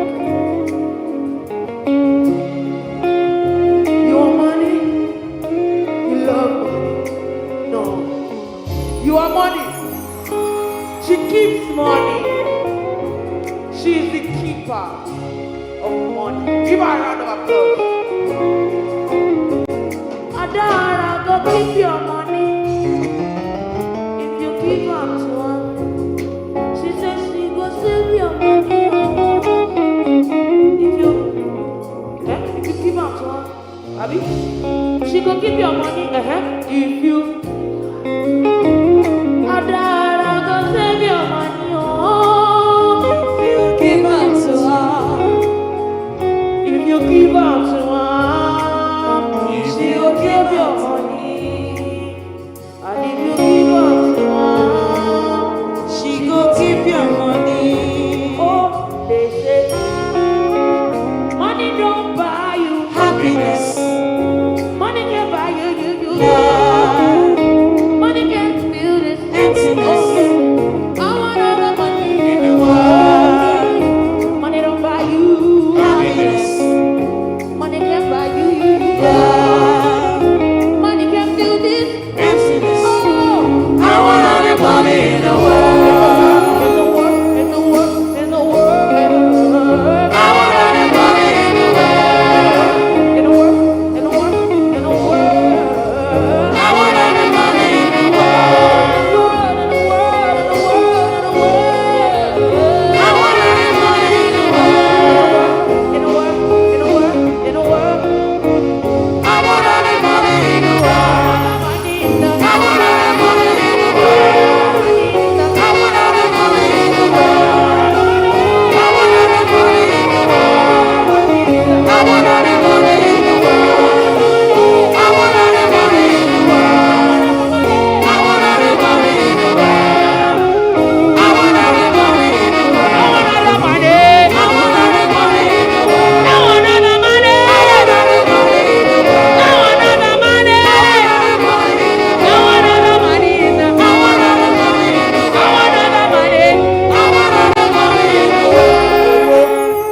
Owó ló ń fẹ́ níyàn ní ayọ̀. Owó ló ń jẹ́ kí inú mi dùn. Owó ló ń fẹ́ níyàn ní ayọ̀. Mo fẹ́ gbogbo owó ní ayé. Owó ló ń fẹ́ níyàn ní ayọ̀. Owó ló ń jẹ́ kí inú ẹ dùn. Owó ló ń fẹ́ níyàn ní ayọ̀.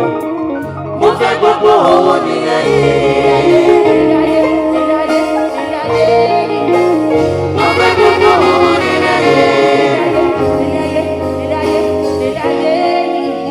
Mo fẹ́ gbogbo owó ní ayé. Mo fẹ́ gbogbo owó ní ayé. Mo fẹ́ gbogbo owó ní ayé. Mo fẹ́ gbogbo owó ní ayé. Mo fẹ́ gbogbo owó ní ayé. Mo fẹ́ gbogbo owó ní ayé.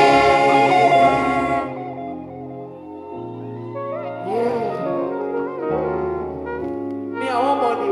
I don't know about you. Mo fẹ́ owó, mo fẹ́ owó. Mo fẹ́ owó. You know what time it is?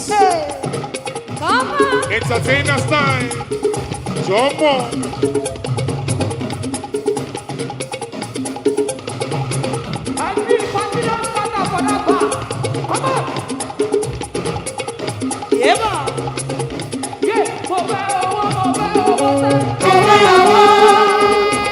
Ogede, ogede, mama, ogede. Oya, one, you know, yeah. Mo fẹ́ owó, mo fẹ́ owó. Mo fẹ́ owó.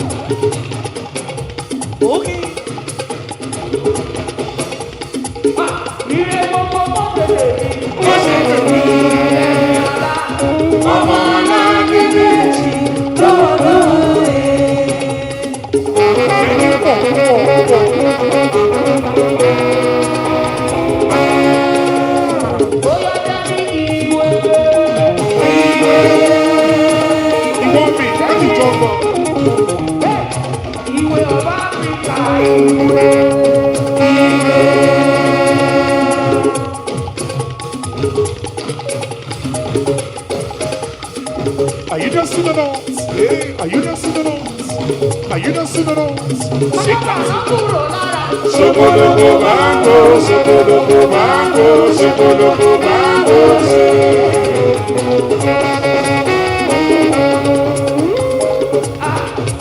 Money, tell me what you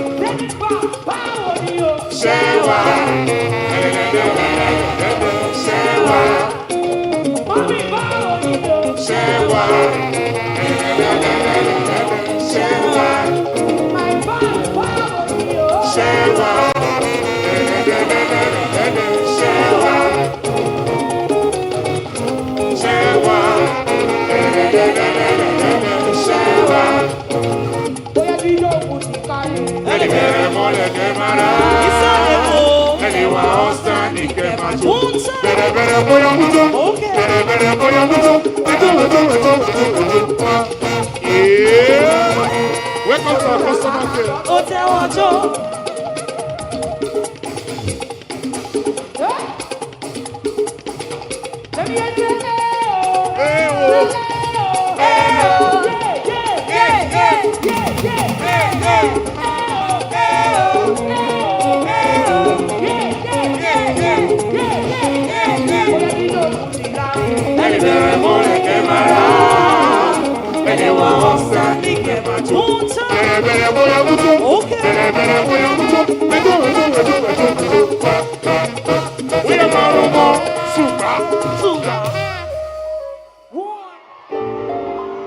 I ain't see anything.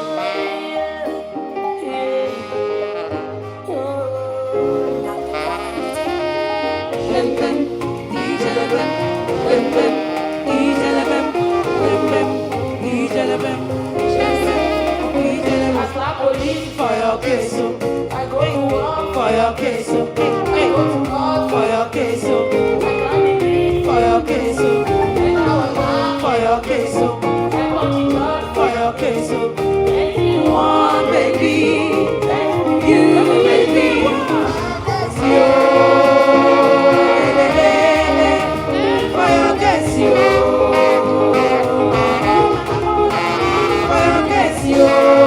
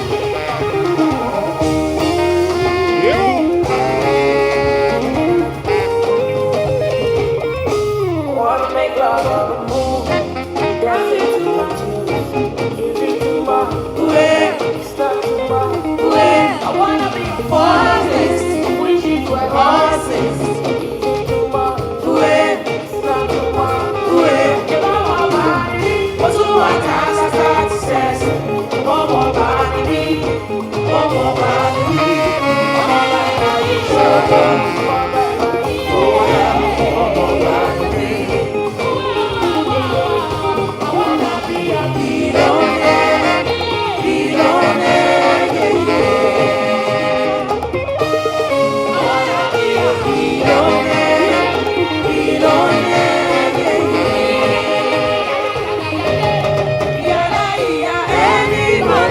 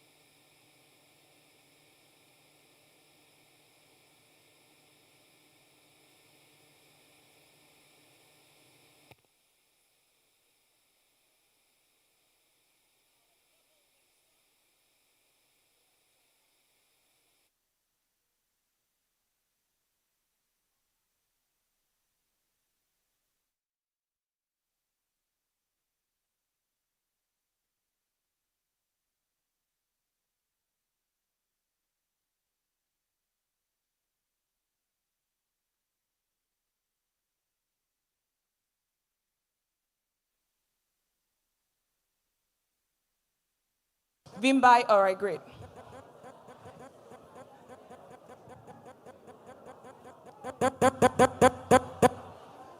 Turn up the volume for me. If it gonna happen to me, yeah, I think I'ma know. Yeah, I'm ready. Put up and I'm ready to be anyone's shawty. Want me, then be about it. Lay on the table, all your intentions. Some days I feel like. All right, so can we have, yes, please, our panelists, please join, all the available panelists and our moderator. Please join our executives.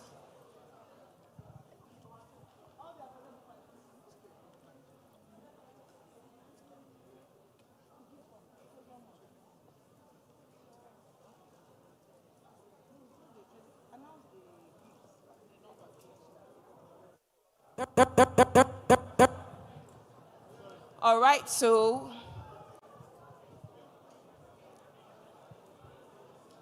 we will say, when I say take it, you all will Echo, you own it and stretch towards the cake. Yes, please. All right. Let's close up. Let's close up, ma'am. Okay, great. All right. Take it. Take it. Take it. Happy International Women's Day to all the amazing, beautiful, phenomenal women in the room. Yes, now let's do the sign. So we'll start with the hands together. So just to let you know that both signs are UN approved. So they're both the global signs for 2026. So this way, we'll do both palms first. Yes, 2 palms first. Yeah, I think I'm a no. Yeah, I'm ready. Hold up and I'm ready to be anyone's shawty. Want me, then be about it. Lay it on the table. All right, do we have this one? All right, let's do the other one.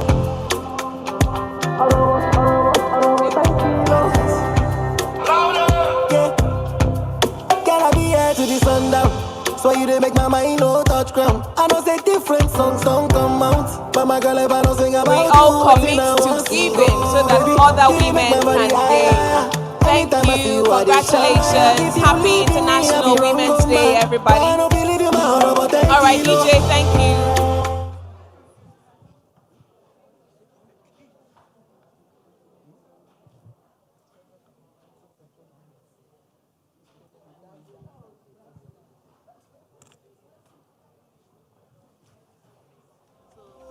All right, the moment we all have been waiting for. If you have your ticket number, please bring it out. I'm about to make the announcements for... I'm about to make the announcement for the winners. In my left hand, you have the lists, the winning numbers, and the gifts to be won. Verified, tested, and trusted. If you have your numbers, keep them. I will be making the announcements right now. The first winner, I'll run through them because we have about 39 on this list, so I'll run through them very quickly. But the first number on my list, congratulations to number 16. 16, are you here? When I call your numbers, please, you have to indicate and show, but we'll get your details. 16, is that 91 or 16? It's 16. Congratulations. Let me tell you what you have just won yourself. A 32-inch smart TV. 32 inches smart TV, courtesy of, we need to, who's taking down names, please? And number. Let's so that we are coordinated.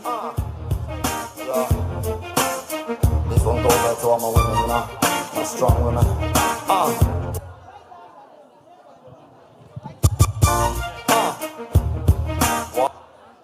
We need more than one person. We need multiple. We'll give you another one. We'll give you another one. There's an exercise. All right. So, DJ, thank you. You're working. You're doing well. All right. So very quickly, number 23. Who is number 23? 23. Go. If you're not here, we'll just move to 16. Number 23. Are you here? All right, you have also just won a 32 inches smart television. Congratulations. Please get your details. All right, the next is DJ. 32 inches smart TV. Number 17. 17, are you here? Number 17, going. Have you gone? Now we need to verify that, so please come here quickly. All right, after this, we'll take the vote of thanks by our executive director, so please hold on. That's the final thing. All right, so number 15. 15, congratulations. 40 inches television. Congratulations. Come on, quickly. We need to move fast. Number 5. It pays to wait till the end. So you can scream like this out of excitement. Number 5, just come and register it here, please. Here. You also won 40 inches television. Number 14. 14. Number 14, are you here? 14, going, it's going, and gone. Number 3. 3. Number 3. Going, it's gone. Number 21. 21 is going. You are so determined. She stuck it to her own program so that it will not go missing. Number 21, microwave oven. 17, 32 inches smart television. All right, number 21, congratulations. Number 6.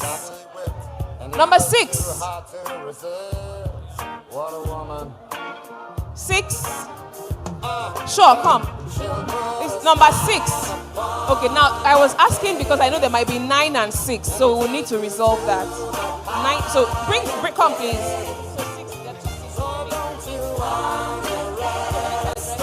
The 2, bring both.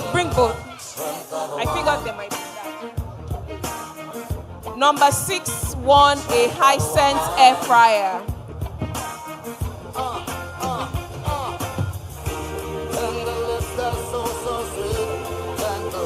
All right, so 6, no problem. Number 13. Oh, since number 3 didn't show up, so they'll both get. So number 6 and number 9, you both get microwave oven. No. Okay, you get microwave oven. Hisense air fryer. All right. Number 13. 13. 1, 3. 13. Number 22. 22. Congratulations, number 22. You've won a Hisense air fryer as well. Number 4. Number 4. Going. Number 4. Going. Number 12. Congratulations, your time has come. Number 12, Hisense air fryer as well. Number 1, are you here? Number 1. All right, DJ.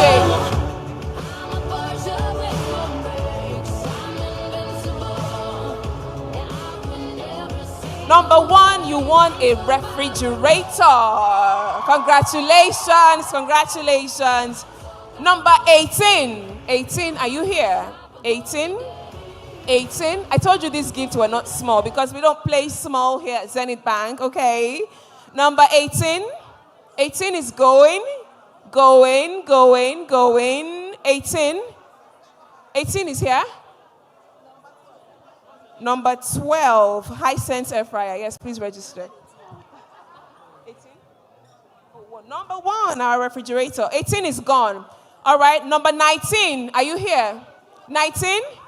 Great, congratulations, you've won a griller. Congratulations. Number 7. 7, congratulations, you also won a griller. Number 20. 20. Number 20 is going.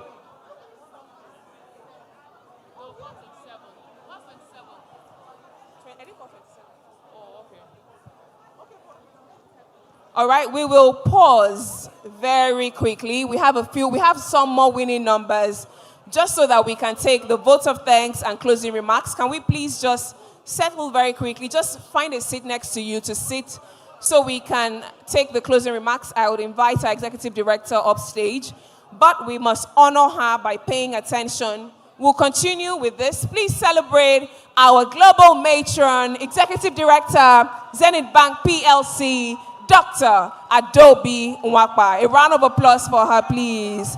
And the chairman of the planning committee. Make some noise. I was here at 11 p.m. yesterday, and she was still here, making sure that everything was okay and in order. Give her another round of applause, please. Thank you, Moji. I think the day has come to a close. Distinguished ladies and gentlemen, good evening once again, and thank you for being here with us today. It is my honor to bring this seminar to a close. Looking around this room, I feel a genuine sense of pride. Not just because of how well, the day has gone, but because of the quality of the conversations we've had today and the choice of people who spoke. I say thank you very much. This means something. This means that Zenith actually supports women. Our theme this year, take it, you own it. It's very deliberate. Actually, it came, we're thinking of what to call it. And the GMD just said, I think I like this, take it, you own it. And we said, yes, that resonates with all of us. So thank you very much.